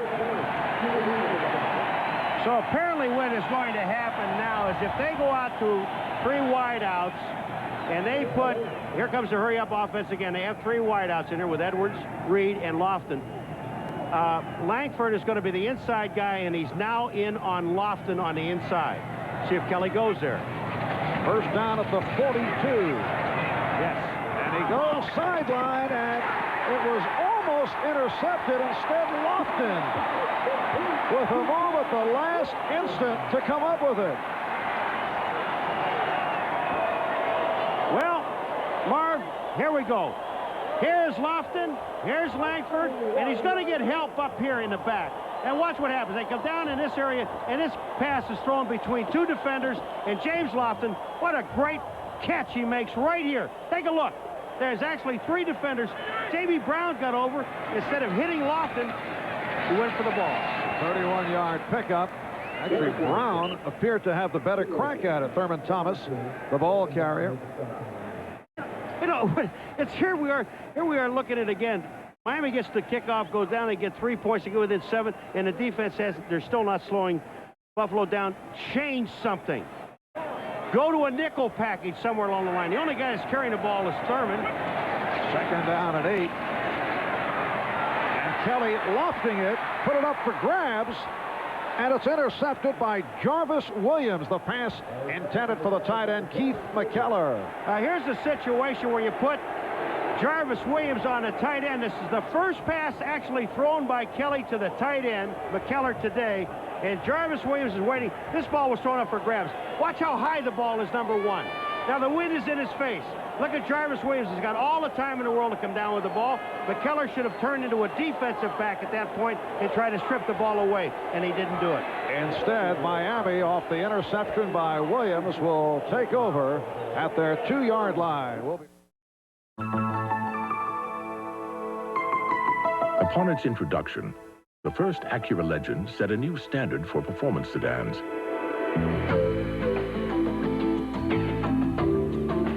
But as impressive as that may have been, it was merely a reflection of things to come. Introducing the new Legend from Acura.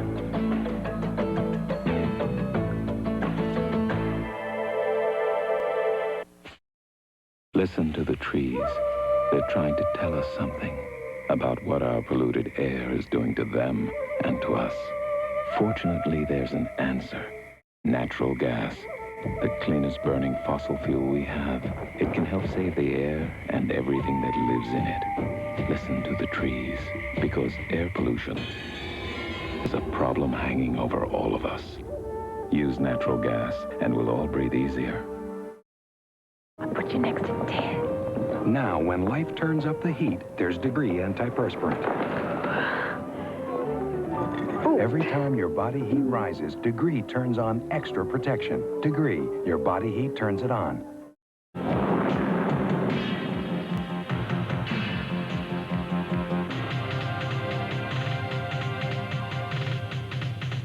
We're looking for a few good men with a medal to be Marines. This is Kelly's first interception game. 55 Hugh Green coming from the outside. Nobody will block him. Kelly gets the ball away. It's up in the air, and then he just goes back with the flow of Green. The worst part about this is you let the defensive man fall on you. Got to get where you can turn a little bit. You know that?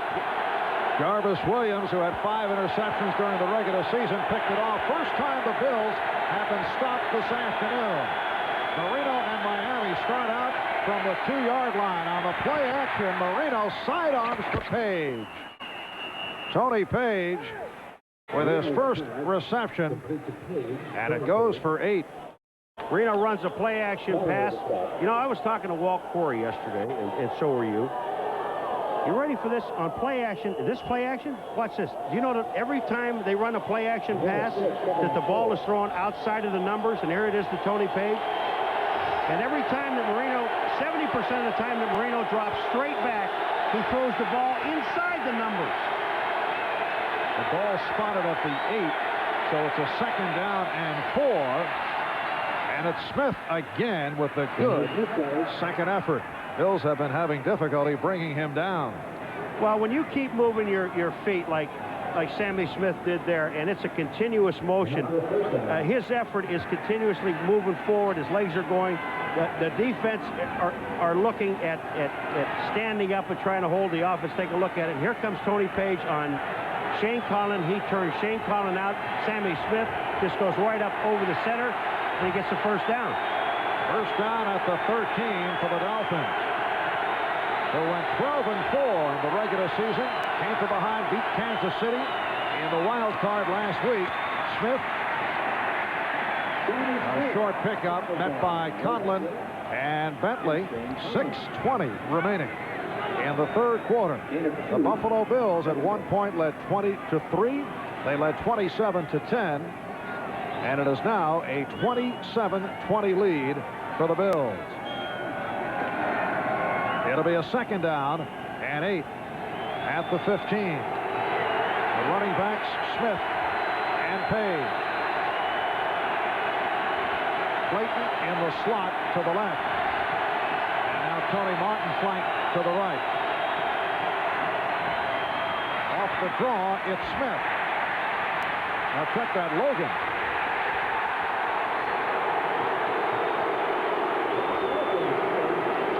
Bruce Smith may not be getting to Marino. He forced him to dump the ball one time, but he's playing the run pretty well. Here comes Bruce Smith. Now, Webb was on the outside. He thinks he has the block. What's Smith? He goes back to the inside. He's down. Watch who makes the tackle. Here comes Bruce back. Logan, you're down. It is a loss on the play. 3rd down, 11. Back at the 12.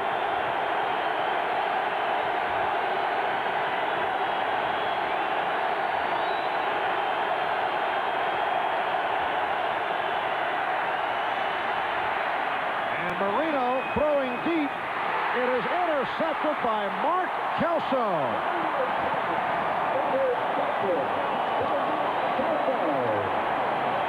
Mark Kelso back in the starting lineup, replacing John Hagee.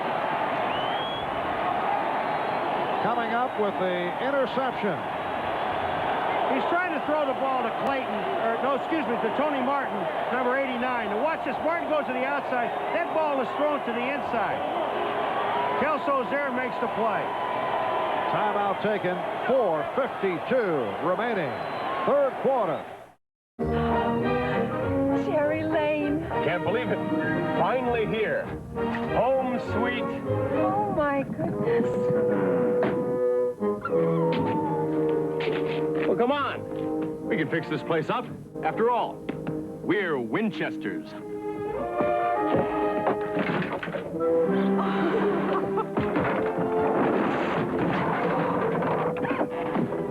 All I wanted was a simple life. Some investments and a home of our own. Now I wish I never heard of 1636 Cherry Lane. Did you say 1636 Cherry Lane? This is 1639. That's 1636. Honey, let's go home. In the movies, happy endings are easy, but in the real world, they take solid planning. So for peace of mind, investment advice, even buying or selling your home, come to the companies of the Prudential and build your future on the rock.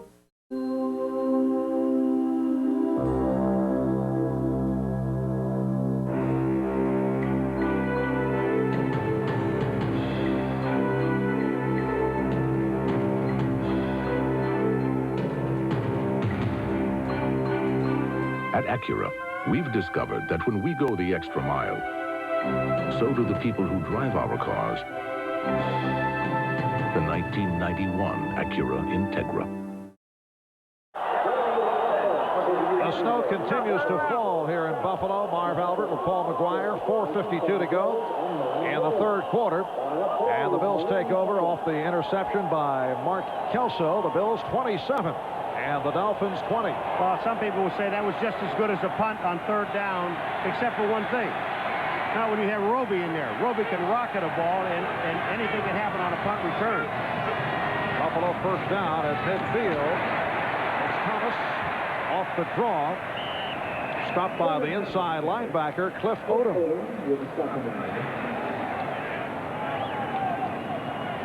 Now they're going to the hurry up again, and here's the situation now we're going to see. You've got Reed and Lofton on the same side. They're on the top side. But what they're doing now is they're putting David Griggs, a linebacker, inside short on Andre Reed. Second down and 5. McKellar has the first down. 6'4" tight end Keith McKellar, one-time college basketball player at Jacksonville State, was hit by Cliff Odom. That's the second catch of the day by McKellar. Okay, now you have Reed and Lofton on this side. And here comes Green out inside, but he's going to blitz on the run. First down from the 36, and it is Thomas on the run, stopped by Jeff Cross. We have not heard Jeff Cross's name throughout the day. Got off to the fast start as tailed off toward the end of the season. In his third year out of Missouri, a very pleasant surprise a year ago. Came up with 10 sacks. Oh, they're confused. They don't have anybody on Reed right now. It's a second down and 7. Pass intended for McKellar. It was covered by Odom. It was unbelievable. They didn't have anybody. Jarvis Williams and Paul Langford were arguing who has Andre Reed. And Andre Reed, for a second, was standing there by himself. There was nobody on him. It'll be a third down and 7 from the Miami 33. Kelly picks up the first down, completing to Lofton. A 13-yard pass play, and Lofton with his 6th catch of the afternoon. And that's just one-on-one coverage by McKyer on the outside, and Lofton just beat him to the inside with no help. Here comes Lofton down inside. McKyer is turned. He's already beaten him right here. Watch where Kelly puts the ball. In the numbers going down. Jarvis Williams, 26. No chance to get over there. Back to the hurry-up. First down at the 20-yard line. Thomas. We're down to 2:50 to go in the third quarter. Got that thing, if it ain't broke, don't fix it. They're running that hurry-up offense. They've been running the entire ball game, and it's working for them. Now you've got on the top side. We want to point it out because we're going to try and show you when they slow us down a little bit who's covering Andre Reed, but nobody's short. Second down and 6. Thomas attempting to make his way outside. J.B. Brown, the right corner, able to force him out. And that stops the clock with 2:28 to go in the third. On the top side, I want to show you something, Marv. Here's Andre Reed right here. Take a look. There's nobody inside to cover him. They run a play here. Watch this. It's open. All they got to do is throw to Reed. 3rd and 2, and Thomas running for the first down. He's right at the marker. Odom on the tackle. They're going to be about a half a yard short on this play, and they're going to kick a field goal, and I don't blame them. You want to go up by 10 and not just be down by 7 against Dan Marino's arm. Field goal unit is checking in. Scott Norwood has hit 2 for 2 from 24 and from 22.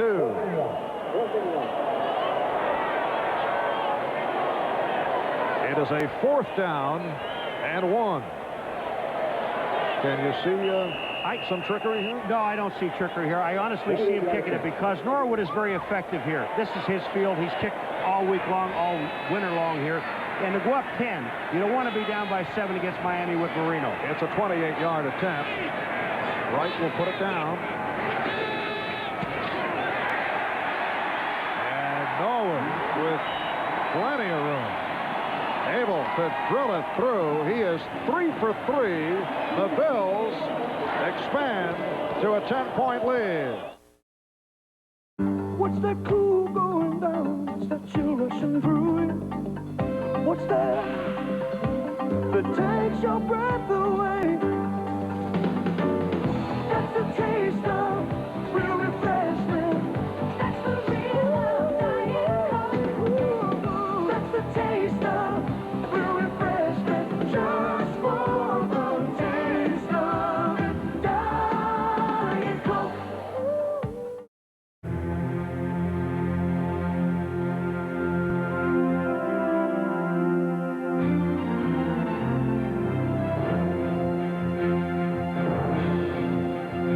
The engineers at Acura have made a remarkable discovery. A truly extraordinary car is like a truly extraordinary journey. To achieve it, you have to get off the beaten path. The 1991 Acura Integra. To unlock your body's potential, we proudly offer Soloflex. 24 old-fashioned iron-pumping exercises, each correct in form and balance.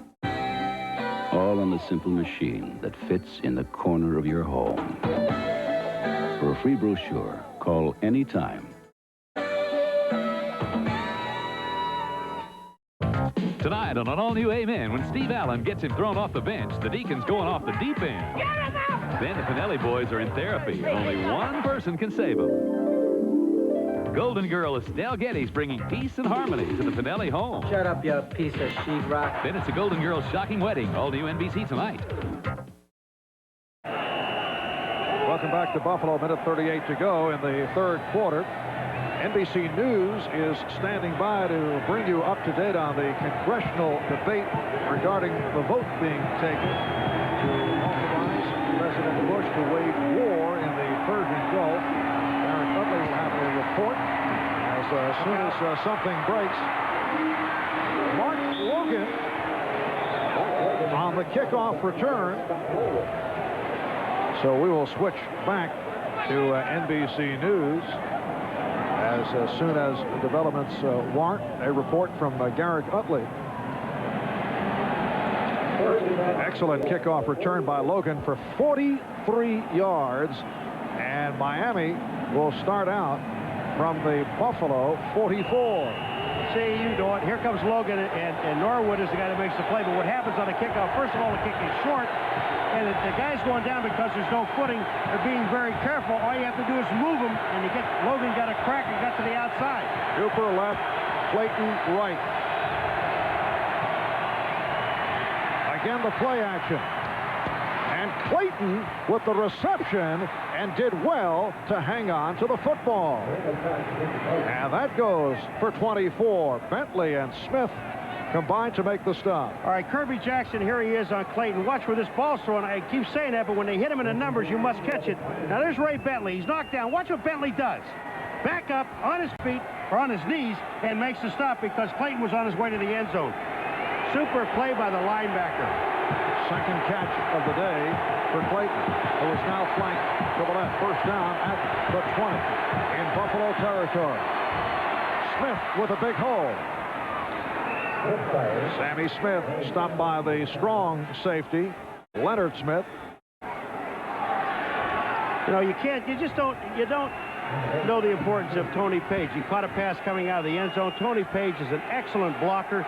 Here he is again. Watch this. Page in the hole. Bam! You got the linebacker on the ground. That enables Smith to pick up 7. Second down and 3. Smith again with the hole has the first down and some additional yardage. You know what makes the play again? Easy, huh? Tony Page. I mean, here he goes.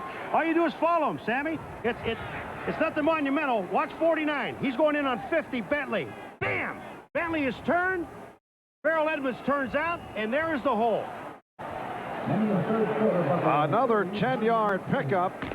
The good block by Page. That's the end of 3. We'll be back after this from your local station. Hi, I'm Joe Mantegna. As we face the prospect of war, recession, and the Bud Bowl, let's remember the positive. Saturday Night Live with my guest, Vanilla Ice. Oh, yeah. When you rent from Hertz in Florida, you get more than a great car at a great rate. The real bargain is the company behind the car. Because whatever it takes to make your vacation go smoothly, Hertz is there to make it happen. From emergency road service that's as close as a phone to free unlimited mileage, wherever you roam. Next time you're in Florida, wouldn't you feel better with Hertz behind you? Hertz, we're America's wheels. You're doing more to get the best deals possible. And Gold Dome's doing more with Best Deal Checking. It's free to $19.93. Write all the checks you need. There's no charge and no monthly fee, even if your balance goes down to $1. Combine Best Deal Checking with a Gold Dome savings account on one statement with one ATM card. To get your best deal, stop by Gold Dome during our convenient customer hours.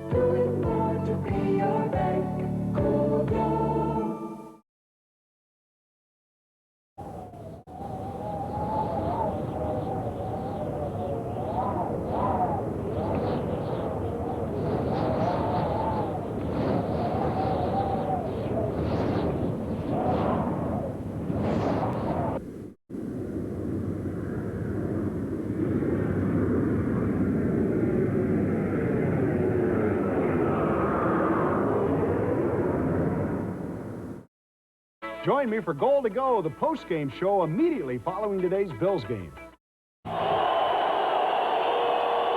It is a first and goal down at the 2 as we get underway in the fourth quarter. And that is a key man. Tony Page, John Sandusky, assistant head coach, offensive line coach, telling us that he is a thud blocker, not a finesse man.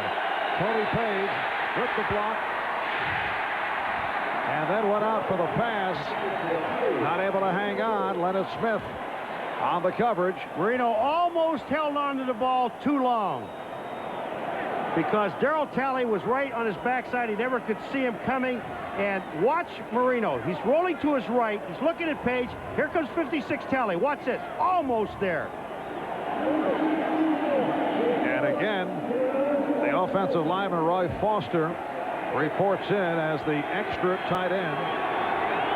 It's second and goal at the 2. You are well aware of the fourth quarter exploits of Dan Marino, certainly the Kansas City Chiefs on.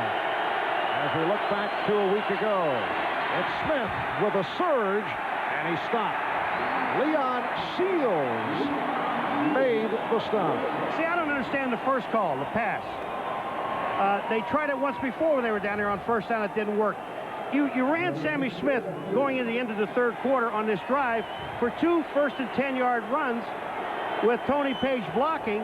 What makes it so different down here? The defense, they don't have the footing. Just send those 2 guys up in their face again. Now you're facing a third down and 2.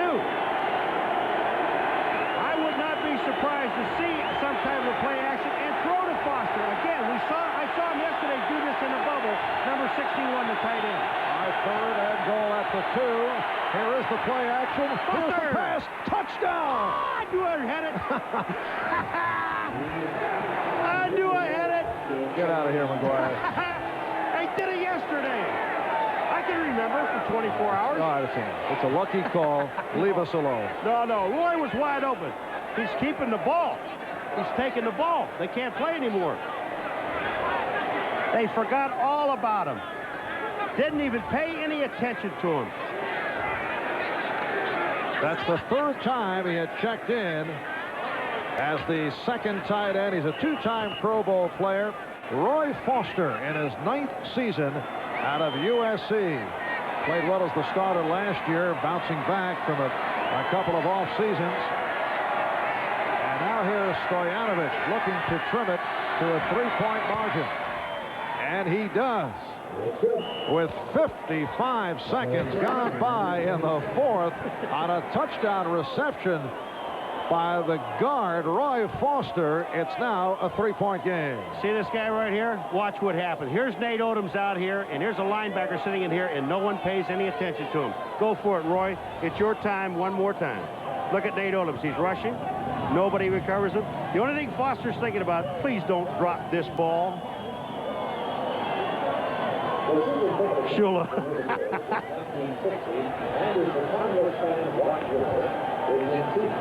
And we're checking to see if that is his first ever touchdown. Right now, let's go to NBC News for this update. We'll join with Garrick Utley. Good afternoon. The U.S. Senate has just voted to authorize the use of force against Iraq as of Tuesday night's United Nations deadline, Tuesday night midnight. The House of Representatives is expected to pass a similar resolution in a short while. The vote in the U.S. Senate was 52 votes for, 47 against. And President Bush is expected to hold a news conference at approximately 3:30 Eastern Time this afternoon to react to the developments in Congress and in the Gulf.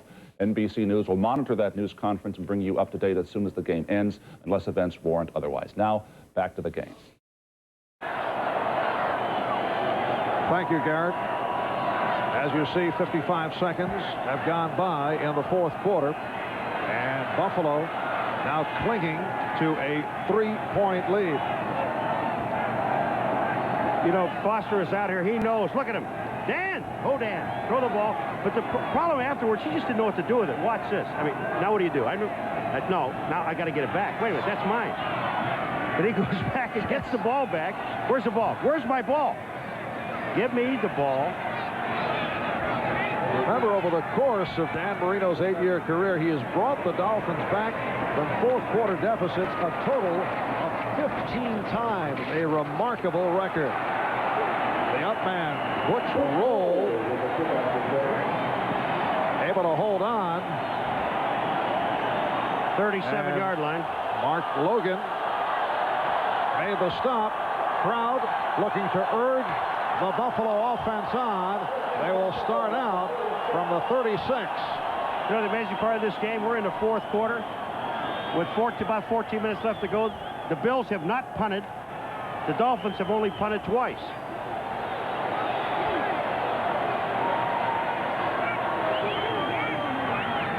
First down from the 36 in the snow and rain in Buffalo. And Kelly for Lofton.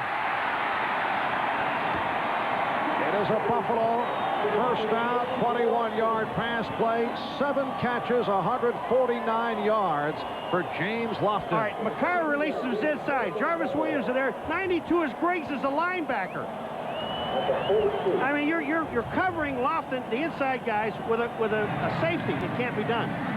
Back to the hurry-up. And that was thrown behind Reed. And Reichenbach had a shot at the interception. This is one of those passes where you almost guide it instead of throwing the ball in there. Andre Reed is coming across. Reichenbach's job is to get a piece of him. Andre runs into the official. Look at Reichenbach right off the tips of his fingers. And this pass was, instead of throwing it right at Reed, try to guide it a little bit. Second down and 10 for the 4th time today. Kelly on the run. And he is hit out of bounds short of the first down. Crowd reacting to that hit by Hugh Green.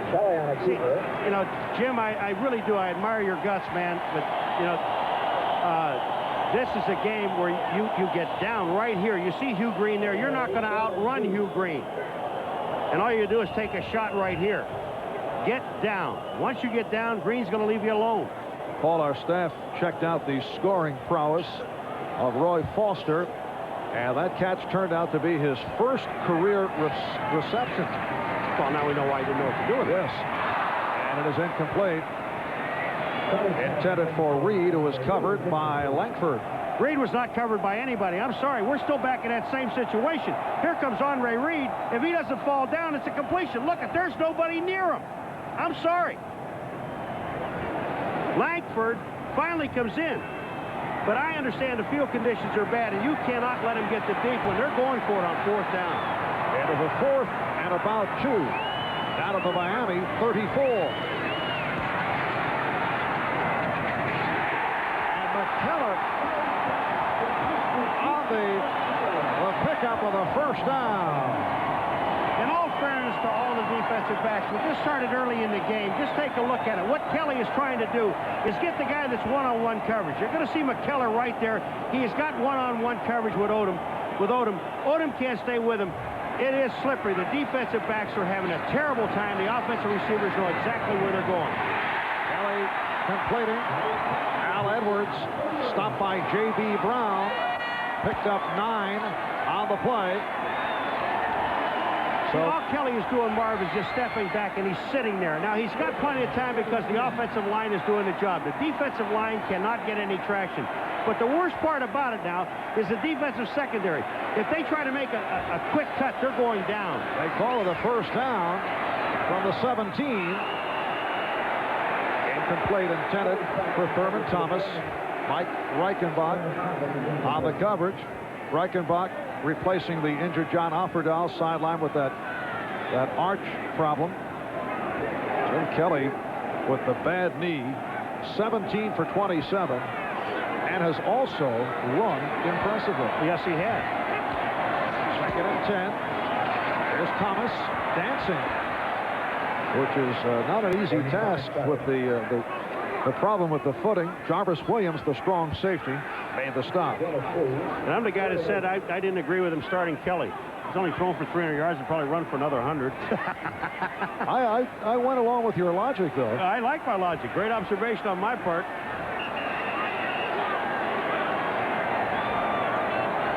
A 3rd down and 8 from the 15. And with Kelly going over the 300 mark, that is the first time that anyone has thrown for over 300 yards this season against Miami. Here's the 3rd and 8. McKellar. And we'll have to see where they spot it. Odom made the tackle. I don't think he has the 1st down because, here's a situation where replay should come into effect.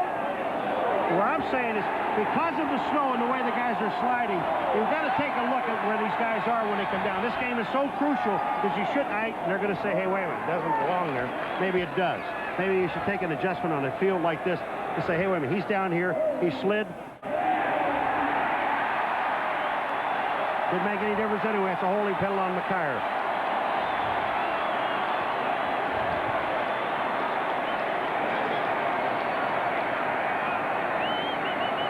So Buffalo with the 1st down at the 15. The winner today advancing to the AFC Championship game, facing the winner of tomorrow's matchup between the Bengals and the Raiders at the Coliseum in Los Angeles. You'll see it right here on NBC. Here's Thomas. That ball was spotted at the 10, so now they are inside the 10-yard line. To about the 5. And I'm guessing. Well, the sweeper did a nice job at halftime. But the snow has been falling right throughout. Here's Thomas.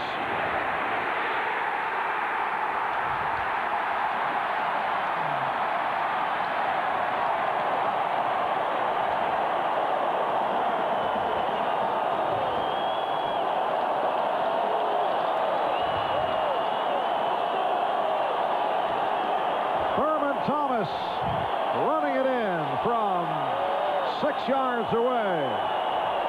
And Buffalo leads 36-27.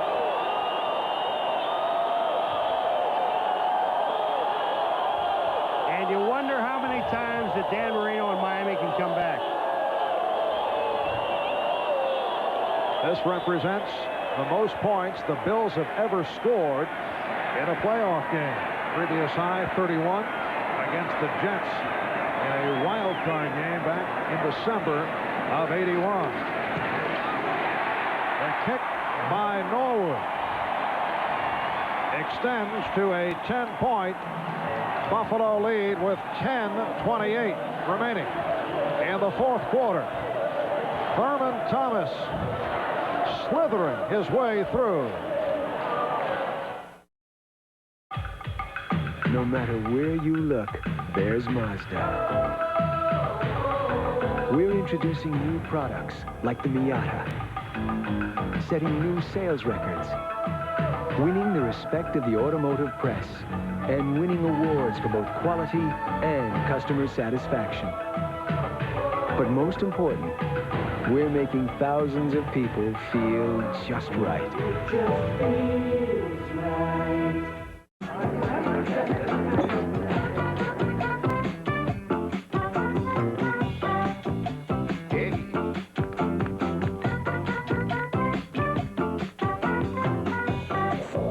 Cold filtered Miller Genuine Draft. For those who've discovered its real draft taste, the world is a very cool place. All my dreams, Miller Low Fire. No one can guarantee you a perfect world. A world where the unexpected never intrudes.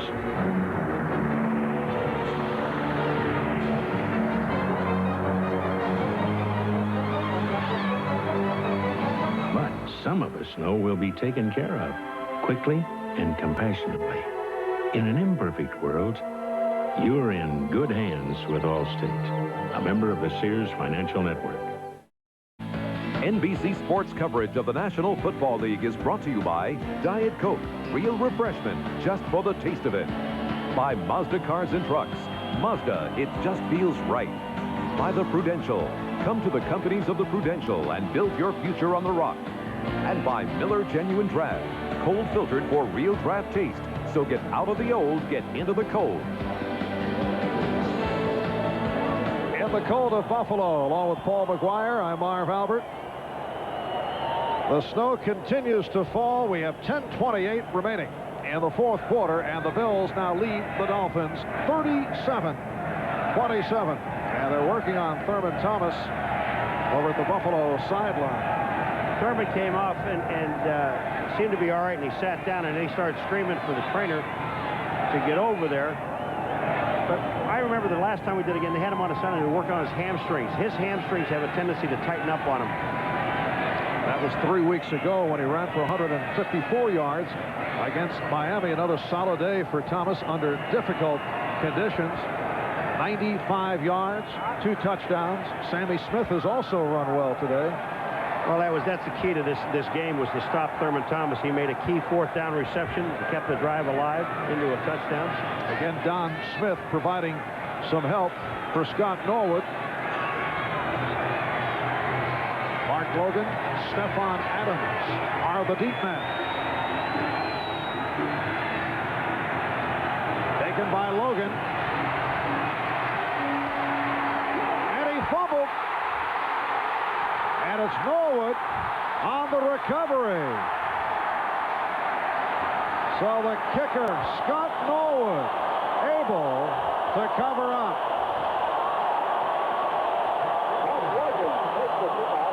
This could be the backbreaker. A big hit by Hal Garner to unleash it. Number 99 is Hal Garner, and Logan is trying to make something happen. Watch, he's going to move out here. He sees an opening, and Hal Garner's helmet hit him right in the head. They're bending down. That's Hagee, 22, reaching for the ball instead of falling on it. Norwood does the smart thing, number 11, falls on the football, and the Bills have it.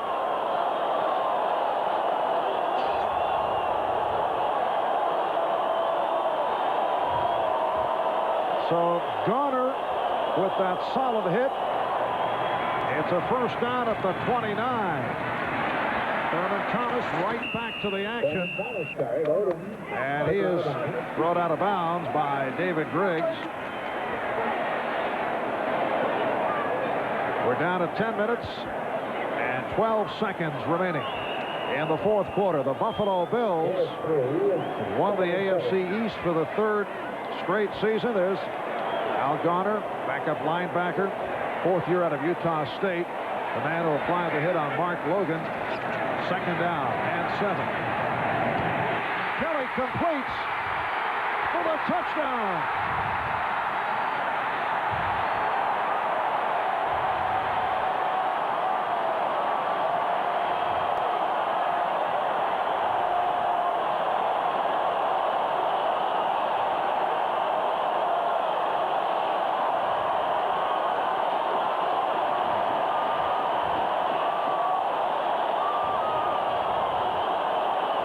It's a 26-yard pass play.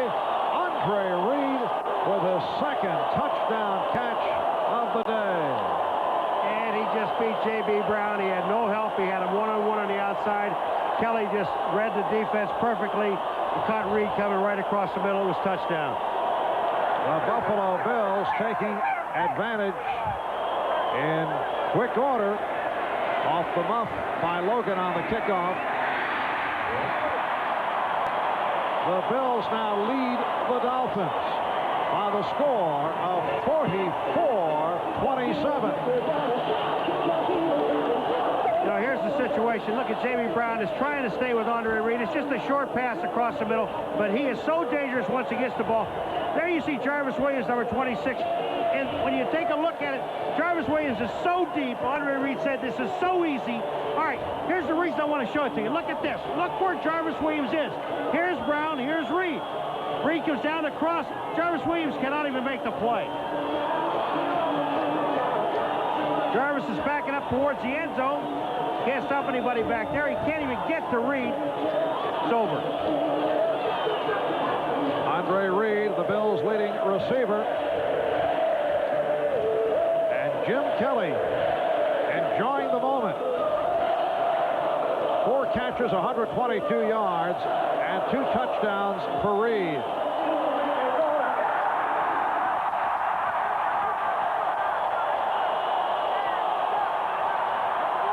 Once again, Logan and Adams are deep.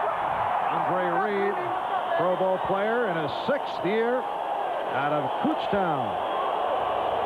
I honestly think Andre Reed's the best receiver in pro football today. Better than Jerry Rice. Even Jerry Rice will admit it.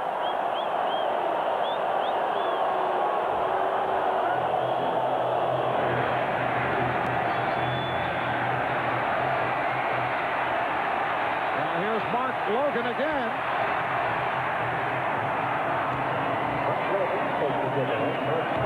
And Dan Marino moving back out of the field. Mark Pike making the stop on Mark Logan. 9:42 remaining in the fourth quarter.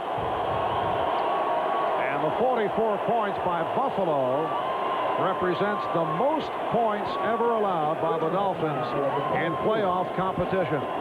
You know, you're looking at a situation now that Dan Marino and the Miami Dolphins, even early, you never want to be in with the Buffalo Bills, where here you just take your defensive linemen and linebackers and you just tee off and go for Marino. They start out from the 22, Smith.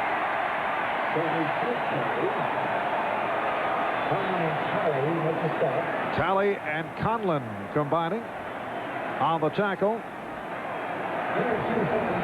It'll be a 2nd down and 8 at the 24. Don Shula, it's been an up and down day for them. They got within 3 points. Then the walls came down. Remember, Buffalo has not punted the football. There's no reason for Miami to be in this ballgame because they have not slowed the deep offense down one bit.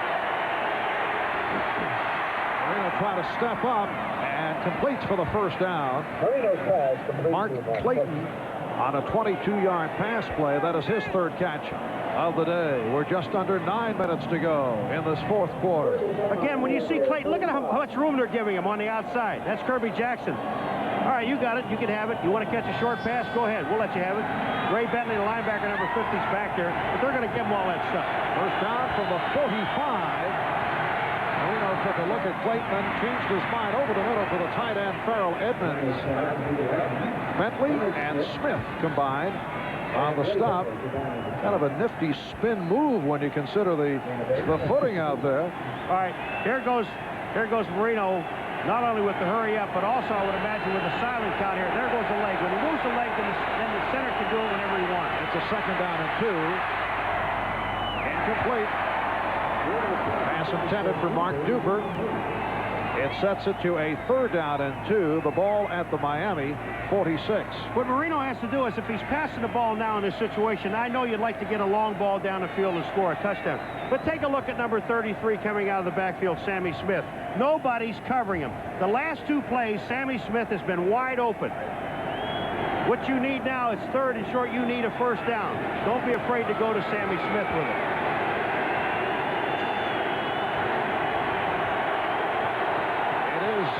Third and 2. And he does go to Sammy Smith.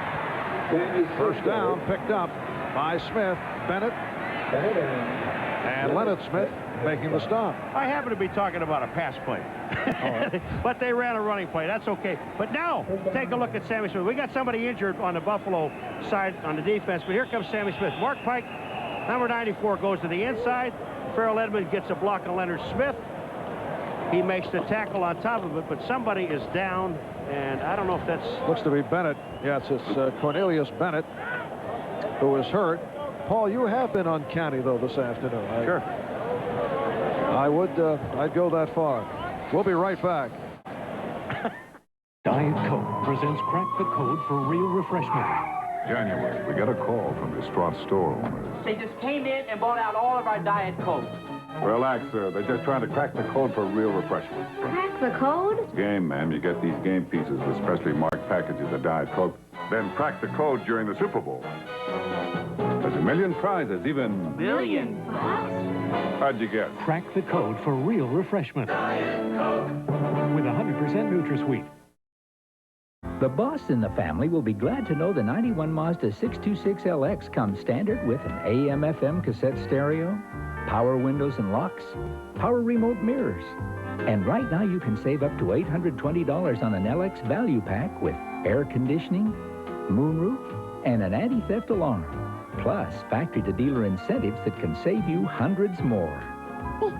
You're welcome to Mazda 626. It just feels right. Whenever I used to watch TV, my brother Tom would always flip me out. Then we got this Magnavox smart window TV that lets Tommy flip through all the channels. And I could keep watching what I want to. Now I can see what I've been missing. That's quite a lot. Only one antiperspirant in the world helps keep you so dry with the cool, clean scent of Old Spice. Only one deodorant in the world has so many odor-fighting ingredients with the cool, clean scent of Old Spice. There's only one Old Spice. An all-new Seinfeld is back. We don't understand death.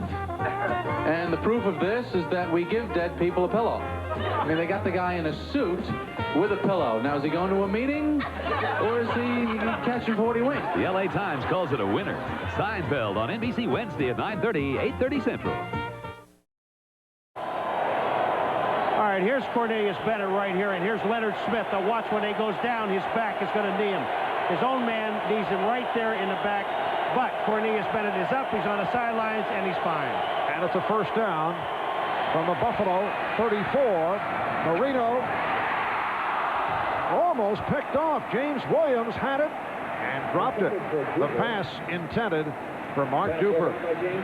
This ball just gets away from Dan Marino. I mean, there's no other excuse for it. And when the receiver Duper goes down, Marino, instead of, I would hope he was trying to throw the ball away, and I think it gets out of his hands. Here comes Duper trying to make it think. He comes back, he slips, and here's the ball is just overthrown. I got to believe that got out of the hand of Marino. James Williams almost came up with the interception. Williams, Buffalo's #1 draft pick out of Fresno State. 2nd and 10 at the 34. Bills 44. Dolphins 27. Now Marino unloading. Overthrows. And it is incomplete. Kelso and Williams vying for the interception. The pass intended for Duper. You know, they're talking to each other. Kelso's saying, and Nato said, that's okay. Kelso's doing his job. He's going for the interception along with Williams. He's not sure who's back there. Williams has the interception. This ball is his all the way, and Kelso knocks it out of his hands. Here it comes. Look at Williams is there, but Kelso, look at him. He's looking at the ball. He doesn't care about Williams. He wants to make the interception. Good play by the defense, both of them. Mark Kelso making it back from the fractured ankle injury. And back in the starting lineup today. 3rd down and 10 from the 34. Marino stepping up, incomplete. A difficult series for Dan Marino. Jeff Wright was in his face, and Jeff Wright just drove the offensive lineman back into Marino and hit him before he threw the ball. You got a 4th down situation, you have to go for it. We're down to 7:14 remaining in the 4th quarter. I mentioned a moment ago the 44 points by Buffalo, the most ever allowed by Miami in a playoff game. Prior to today, 41 by San Diego in a classic overtime back in the 81 AFC playoff. This may well be the play of the day. 4th and 10. Incomplete. Intended for James Pruitt.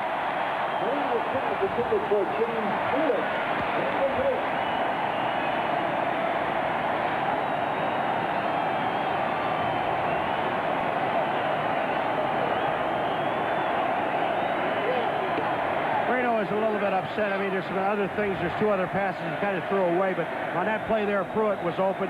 He hit Pruitt in the hands. It's the only time today he's thrown the ball to Pruitt, and he dropped it. Pruitt had come along during the course of the season. In the past, he had problems with drop passes, but he turned it around this year, and as you say, that's the first time that he's looked for him. Here he is. He steps up, and look at the ball is on target. Here it is. Pruitt, you've got to make this catch. So Buffalo takes over at their 35. Thomas with the change of direction. I was going to say, this may be the first time in this game we see the Buffalo Bills punt, but the way they're moving the ball on offense, I doubt it. Thurman Thomas, 28 carries, 101 yards. 2nd down and 8 at the 37. These 2 clubs have combined for 71 points. Most points ever in a postseason game, 79. That was that overtime between San Diego and Miami back in 81. And Thurman Thomas with the short advance, stopped by Hugh Green. For those who may be wondering, Paul, I know this was on your mind, most points ever scored by one team in a playoff game in postseason in the NFL, 73. Chicago Bears, 73-0 back in 1940. You recall that contest? Yes, I do. Very well, I was there. Thurman Thomas is headed off, limping off. You know, when we saw him the last time on the bench they were working on, the Bills were only up by 10 points and Thurman stayed in the ball game. Now they're up by 17 with the ball back. The clock is running. Thurman has no business being in the ball game unless he wants to be. This is it for him for the day. Again, it looks like back problem. Here comes Thurman. He's going to try to cut back. Hugh Green coming down the line of scrimmage hits him, and his knee is twisted there. Hugh Green still has it. Here it comes again. Watch the knee. Again, his own man fell on him. Kenneth Davis replacing Thurman Thomas. Big rush on Kelly, and he's able to dump it off to Davis. Mike Reichenbach on the tackle of Kenneth Davis. Do you reach a point here where you think of pulling Jim Kelly? You have the good lead, 44-27, down to 5:10 remaining. The only problem is, you know, you think about that. All right, Thurman is out. You've got runners. Jim Kelly has started this ball game. We talked about when do you take him out?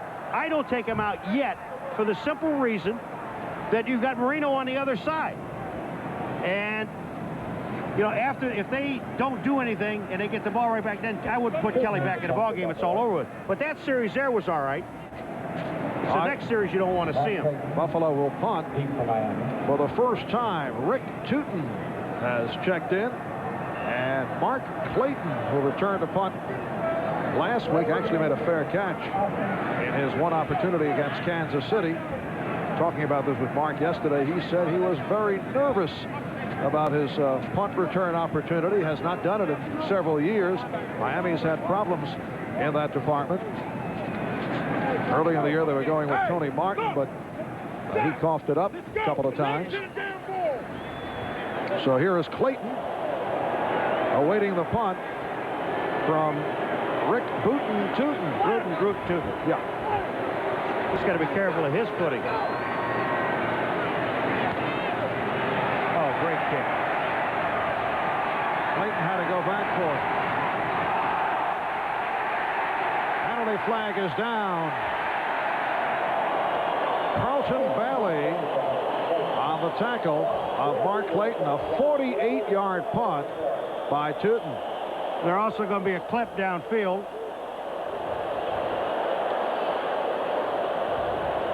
Illegal block in the back. Number 37 on the return. J.B. Brown on Steve Tasker. Here it is on the outside. Here's Tasker. And that's, look at his head's in the back. You can't block him there. Got enough problems. Got enough problems.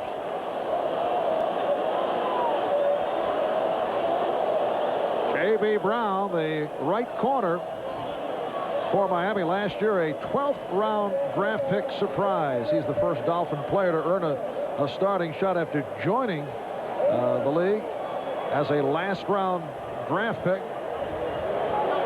Down to 4:28 remaining in the fourth quarter and a timeout call. Come on, you guys, we're going to be late. So what? We're just going to lose again anyway. The Mazda MPV four-wheel drive can help you get just about anywhere you want to go. Let's go home. Its V6 engine and rear anti-lock brakes let you handle even the worst weather with confidence. Face it, Mom, we stink. Hey, where's that team spirit, huh? Hey, Gail.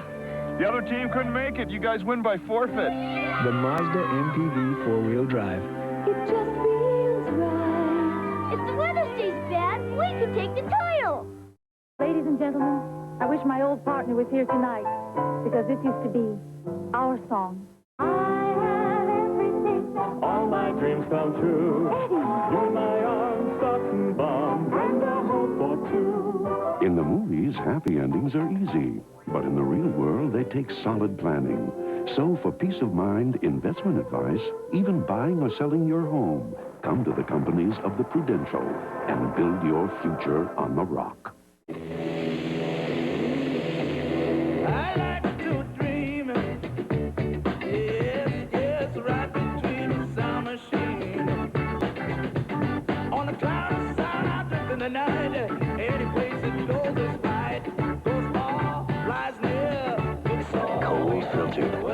Miller Genuine Draft. For those who've discovered its real draft taste, the world is a very cool place. It's a primetime skating spectacular. Featuring the return to international competition of dance sensations Torval and Dean. Plus America's Olympic hero Brian Boitano. And 1980 gold medalist Robin Cousins. A special night of champions at the NutraSweet World Professional Figure Skating Championships. Friday, January 18th on NBC. Paul, do we say this was a balmy day? I believe Bob Costas used the word tropical day in Buffalo. It is for Buffalo. Bit on the chilly side, I would have to say. As Marino unleashes. Mark Clayton stopped short of the first down. Darryl Talley and Leon Seals make the tackle. Clock is running. We're coming up on 4 minutes remaining in the fourth quarter. The Bills 44 and the Dolphins 27. They're going to measure here, I think. Now they say it's first down. No, it's second down. Second about one.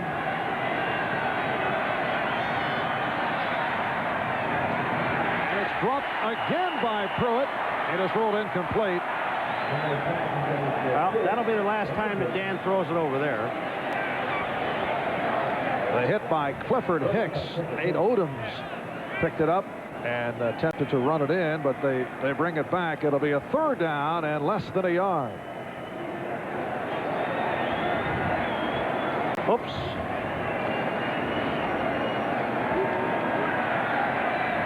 There they are. They were here last time we were here, Marv, and several of them were stolen. Yeah. Little extra security here today. They usually today. have 15 of them. They only have 9 now. Third down play. And again, incomplete. Intended for Clayton. Covered by Kirby Jackson.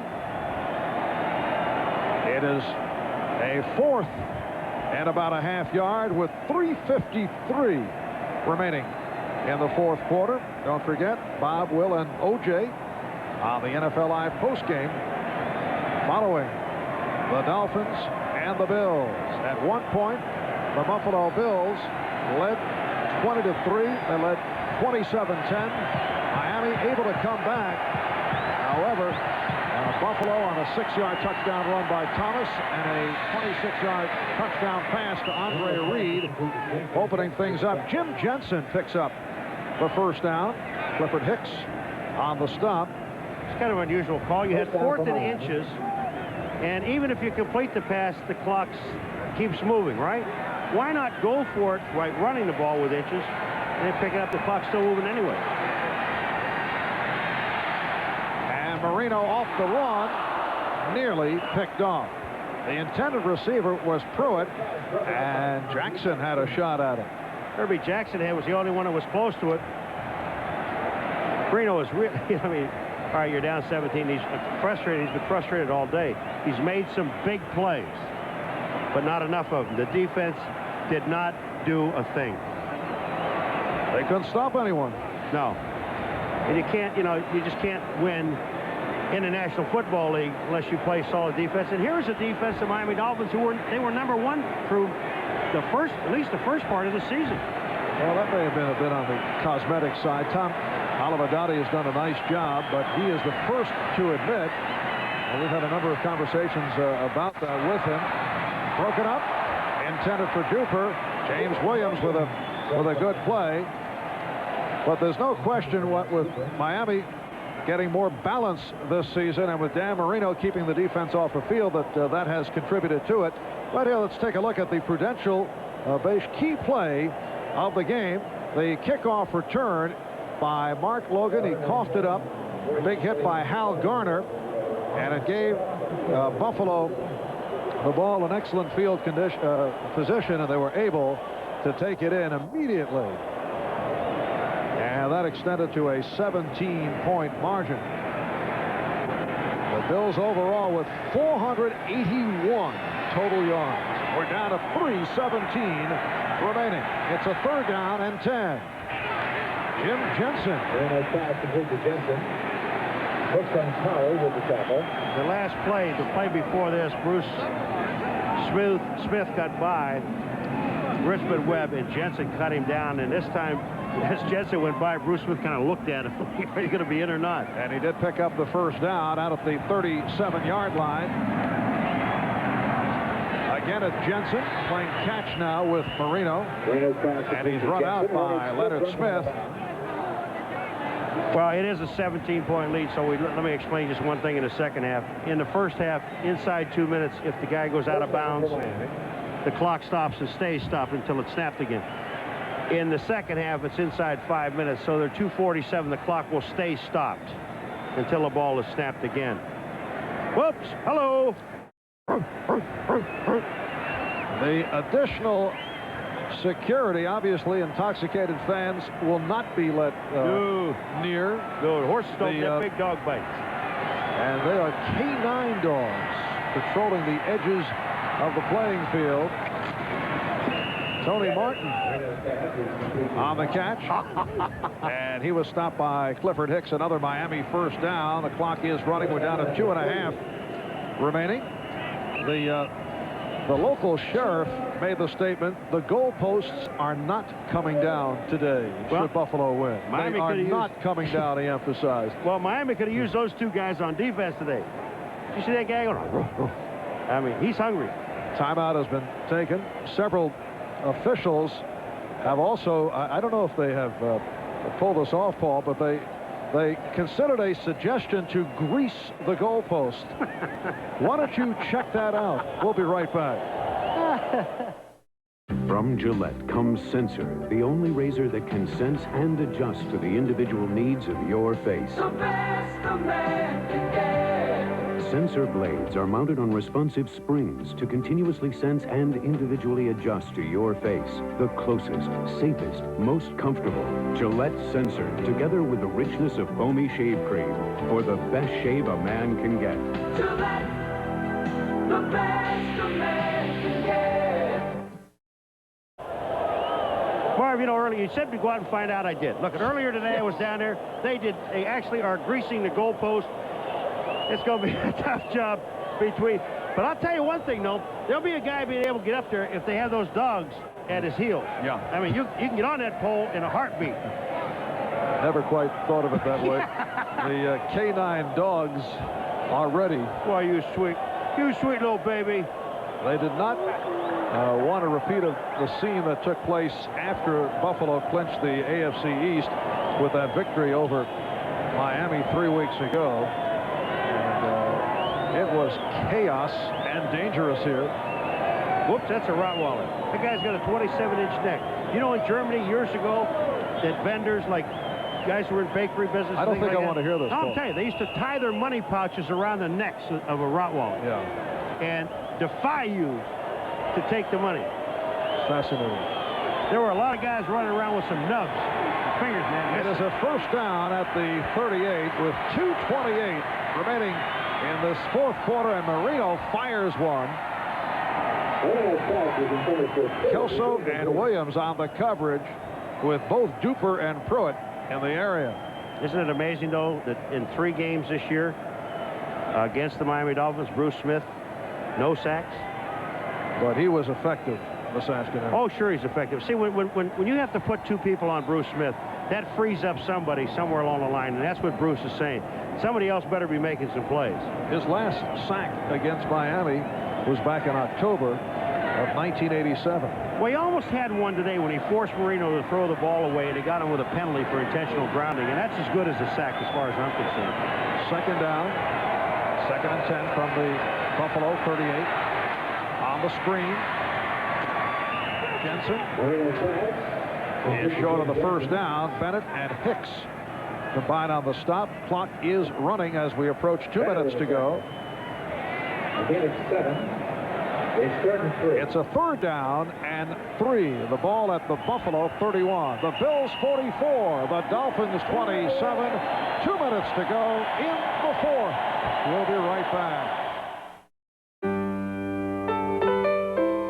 Good food is a way of life.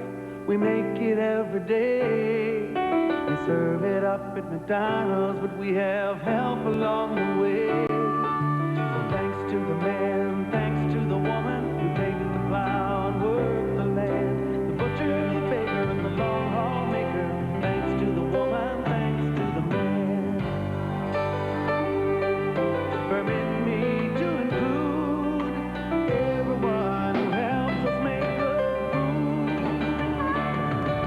So thanks to the man, thanks to the woman who take the plow and work the land. The butcher, the baker, and the long haul maker. Thanks to the woman. Good food. Thank you to the man. McDonald's. Good food, folks, and fun. This is silly. It isn't like there's not enough room. He always has to drive. Driving the Mazda Protege is so enjoyable, people don't think of it as a compact car. Why do we go through this every time? Maybe I drive too fast. He drives so slow. But while the Protege may have room for 5, unfortunately, there's only room for 1 driver. Next time, we take 1 car. Yeah, ours. The Mazda Protege. That is Buffalo's backup center, Mitch Perrott, as the Spuds McKenzie look. Says he wants to be a wrestler. His nickname is the Pitbull. Also says the NFL, Paul, is actually a stepping stone to what he really wants to do, and that is make it in the World Wrestling Federation. Give you an idea about this guy. In the press guide, his hobby is listed as house cleaning. I love him. It's a 3rd down and 3 from the 31. And Marino has the first down. Tony Martin on the reception. Down to 1:53 to go in this fourth quarter. The executive producer of NBC Sports is Terry O'Neill. The coordinating producer of NBC's football, John Ferratzis. Today's game produced by Glenn Adamo. Directed by John McDonough. Our videotape producer, Terry Ewert. Associate Director, Doug Graber. Production associates, Jenny Huber and Jerome Ingram. Technical Manager, Bill Paranello. Production Managers, Ken Goss, Tim DeKime, and Technical Director, Jimmy Johnson. Thanks to all the folks. Martin on the reception. Also, I'd like to thank our statistician, Mr. Stats, Elliot Kalb, along with our statistician consultant, Barry Hockhauser, Carrie Haller, Larry Pollock, also helping with the statistical duties, and our spotters, Michael Gluck and Steve Solomon. And thank you, Marv Albert, for a great year. I really enjoyed it. And most of us enjoyed working with you also, Paul. Well, it was tough carrying you all year, but I got through it and I'm happy that it's over. Uh-oh, not a fight now.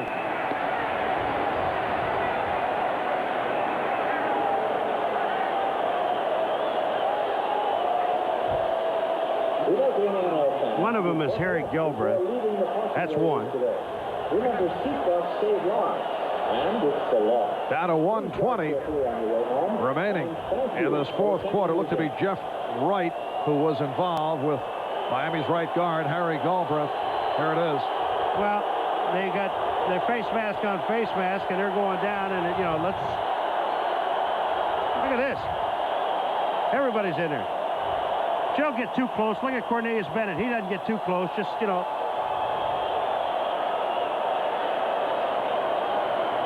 The final stats are going to certainly raise some eyebrows when people check it out around the country in tomorrow's newspapers. For example, and we're not finished yet, but Marino has thrown 48 passes, 22 for 48, 315 yards, 2 touchdowns, 2 interceptions. But Miami not able to stop the Buffalo Bills. Both men are disqualified for punching. Both men gone. The ejection announced by Bob McElwee. There they are. Galbraith, Jeff Wright. Jeff Wright, Buffalo starting nose tackle, a man who took over for Fred Smerlas. Good rookie year in '88. His play fell off last season. He's had a good one this year. And the starting right guard, Harry Galbraith, in his 3rd year out of Tennessee. Both depart. Jim Kelly playing well despite the knee injury, guiding the Bills to the victory and to advancement to face the winner of the Bengals and the Raiders in next week's AFC Championship game that will take place here in Buffalo. And Marino with the time. And it's a Miami touchdown. Tony Martin, first-year player from Mesa in Colorado, originally a 5th-round draft pick of the New York Jets, able to get on the board with 1:15 remaining in the fourth quarter. And we're going to see, I think, is one of the most exciting plays in football. Stick around for it, because it's going to be onside kick, and especially in this snow and ice, that's going to be fun. That's flying all over the place. On the adventurous side, and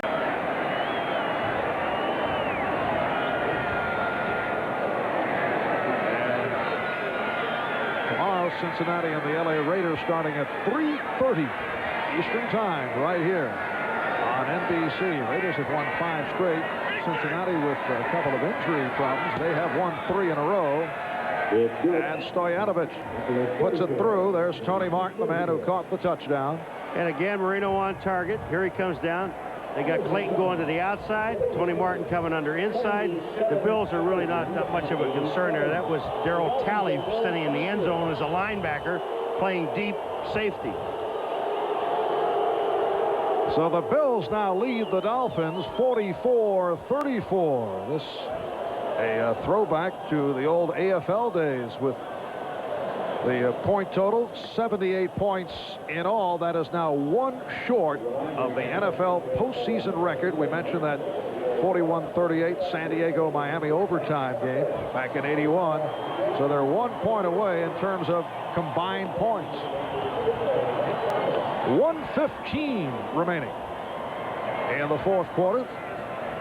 And following this game, we will either go to Bob Costas and NFL Live or Garrett Utley, perhaps for an update from NBC News later tonight on NBC.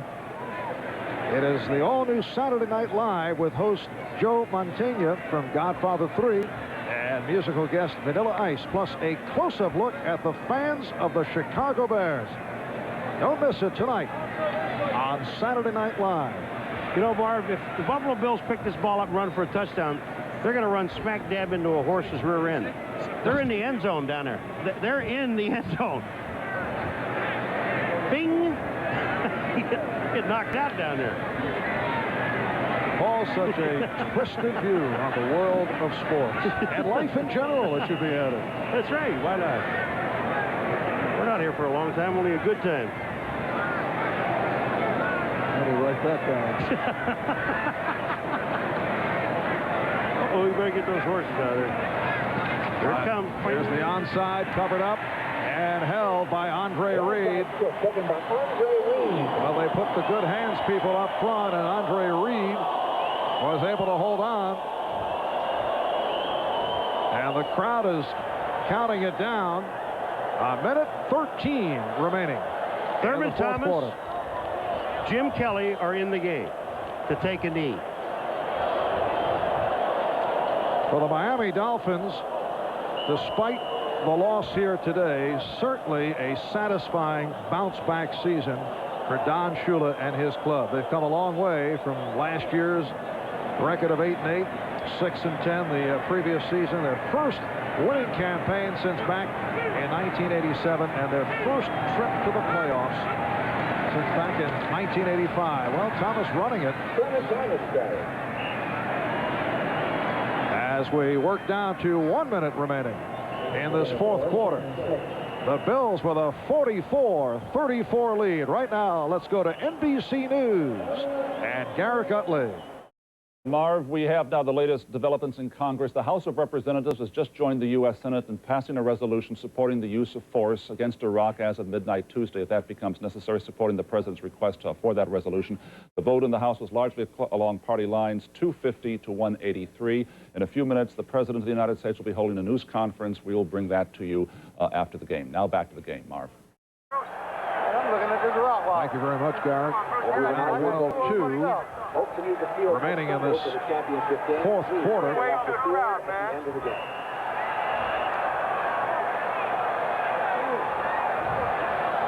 It is a second down and 6 at the 41. I can't imagine what Marv's looking at there. They try. Now, if I go into the parking lot and I take this map and I go left, I can get out of here.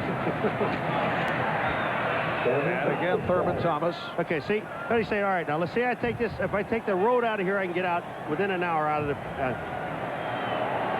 See, he's got. That's the thing. That's a map in his hand. What's and looking here, and he says, if I go down, follow that van on the right, I'm out of here in about 4 minutes. Time running down. 35 seconds remaining. Well, last year, Buffalo lost in the AFC Divisional Playoff to Cleveland, following a 9-7 season, winning the AFC East. It's been a glorious run for the Bills. Regular season 13-3. They got the bye and the home field advantage in the playoffs. And they will host the AFC Championship game next week here on NBC against the winner of the Cincinnati Bengals and the LA Raiders. The final score, the Buffalo Bills 44 and the Miami Dolphins 34. And let's see how they handle the security. To this point, no one has made it onto the field. Well, they won't go on on the field because they have the championship game next week. Why would they want to go on now? Oh, I see. Clear thinking. Is that what you're saying? Hey, I got it. There's the final. Marv Albert, Paul McGuire saying so long from Buffalo. We'll be back with Bob Costas right after these words. Ladies and gentlemen, I wish my old partner was here tonight, because this used to be our song. All my dreams come true. You in my arms, stocks and bonds, and a hope or two. In the movies, happy endings are easy. But in the real world, they take solid planning. So for peace of mind, investment advice, even buying or selling your home, come to the companies of the Prudential and build your future on the rock. To unlock your body's potential, we proudly offer Soloflex. 24 old-fashioned iron-pumping exercises, each correct in form and balance. All on a simple machine that fits in the corner of your home. For a free brochure, call anytime.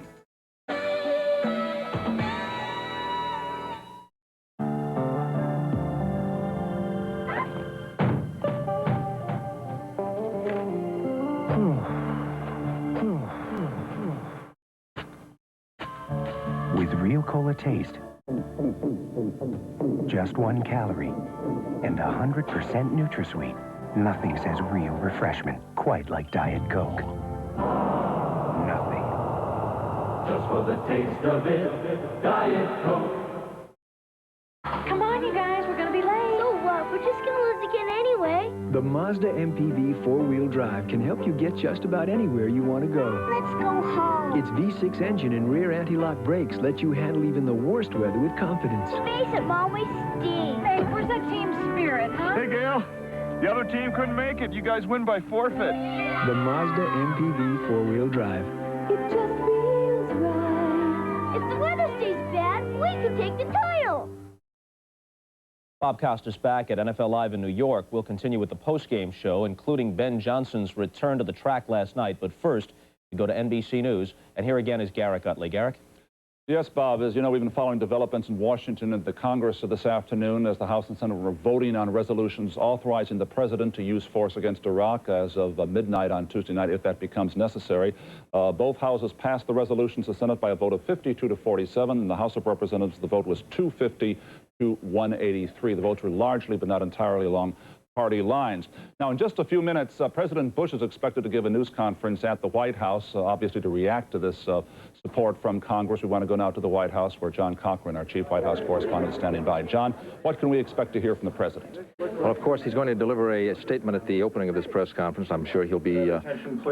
they're just announcing now that the president will be here in 2 minutes, so we'll be hearing from the president himself in 2 minutes. He'll have an opening statement. I'm sure he'll express his support, or rather his appreciation to the Congress for this vote of support. You know, he has said all along that he didn't have to have this vote of support, that he feels, based on the advice of his lawyers, that he can go to war without such a resolution from Congress. Now, they thought all along they had the votes in the House of Representatives. The Senate, however, was something of a question mark. We may never know whether George Bush would indeed go for a decision on war if the Senate had gone against him. Indications from him were that he wanted the vote of confidence, but he did not have to have that.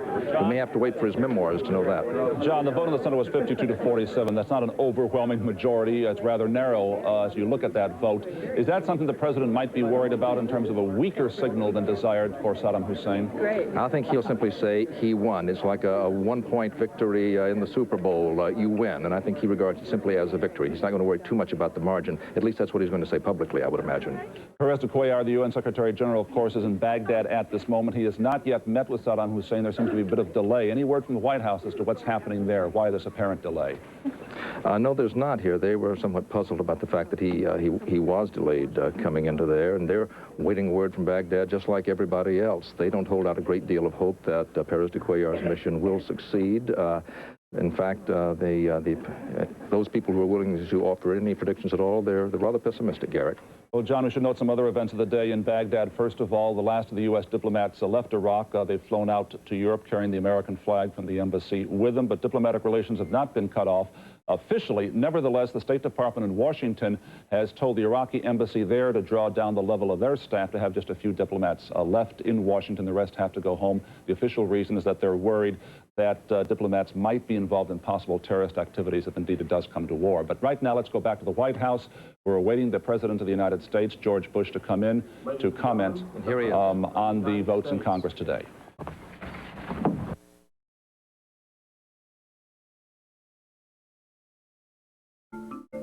Once a year, the automotive world holds its breath awaiting the announcement of its most prestigious award. From all the new models to choose from, only one car dominated the competition in rigorous tests to earn the 1991 Motor Trend Car of the Year award. The Chevrolet Caprice Classic. It's simply breathtaking. The heartbeat of America, that's today's Chevrolet. Why are more people using quick-fill quality gasoline? The price, nice and low. The convenience. There's lots of quick fills around town. The quality. My car runs better now and gets better mileage. Octane. Super Quick has 93.5 octane. Credit, and there's no extra charge. Quick-fill is also available at Red Apple Food Marts. Isn't it time you tried Quick-fill from the United Refining Company of Pennsylvania? Quick-fill, more power for your dollar. The Channel 2 sports team will keep you covered for all your sports highlights of the week. Watch Sports Extra, Sunday at 11:30 on Channel 2, your 24-hour news station. Freedom and human dignity. The current situation in the Persian Gulf demands no less of us and of the international community. We did not plan for war, nor do we seek war. But if conflict is thrust upon us, we are ready and we are determined. We've worked long and hard, as have others, including the Arab League, the United Nations, the European community, to achieve a peaceful solution. Unfortunately, Iraq has thus far turned a deaf ear to the voices of peace and reason. Let there be no mistake. Peace is everyone's goal. Peace is in everyone's prayers. But it is for Iraq to decide. Sorry. Mr. President, does this mean now that war is inevitable? Have you made the decision in your own mind? No, it does not mean that war is inevitable. And I have felt that a statement of this nature from both houses of the United States Congress was, at this late date, the best shot for peace. And so let us hope that that message will get through to Saddam Hussein. Made the decision in your own mind? I have not, because I still hope that there will be a peaceful solution. Mr. President, there's only 3 days left till the deadline, which isn't enough time for Saddam Hussein to pull out his troops. In fact, you yourself wouldn't let Jim Baker go to Baghdad on this date because there wouldn't be enough time. Do you see the possibility of anything happening in these last few days that could hurt war, or any chance for that he will pull his troops out? Well, in terms of the chance, I'd have to say I don't know. And in terms of what could avert war, you might say an instant commencement of a large-scale removal of troops with no condition, no concession, and just heading out could well be the best and only way to avert war, even though it would be, at this date, I would say almost impossible to comply fully with the United Nations resolutions. Sir, a follow-up. Have you heard from the UN Secretary General Perez de Cuellar today, and is there any hope on that front? No, I don't know whether there's hope on it because I haven't heard from him today. Mr. President, are you satisfied that countries in the international coalition like France, Syria, and Egypt will take part in offensive operations in the event of hostilities in the Gulf? Yes.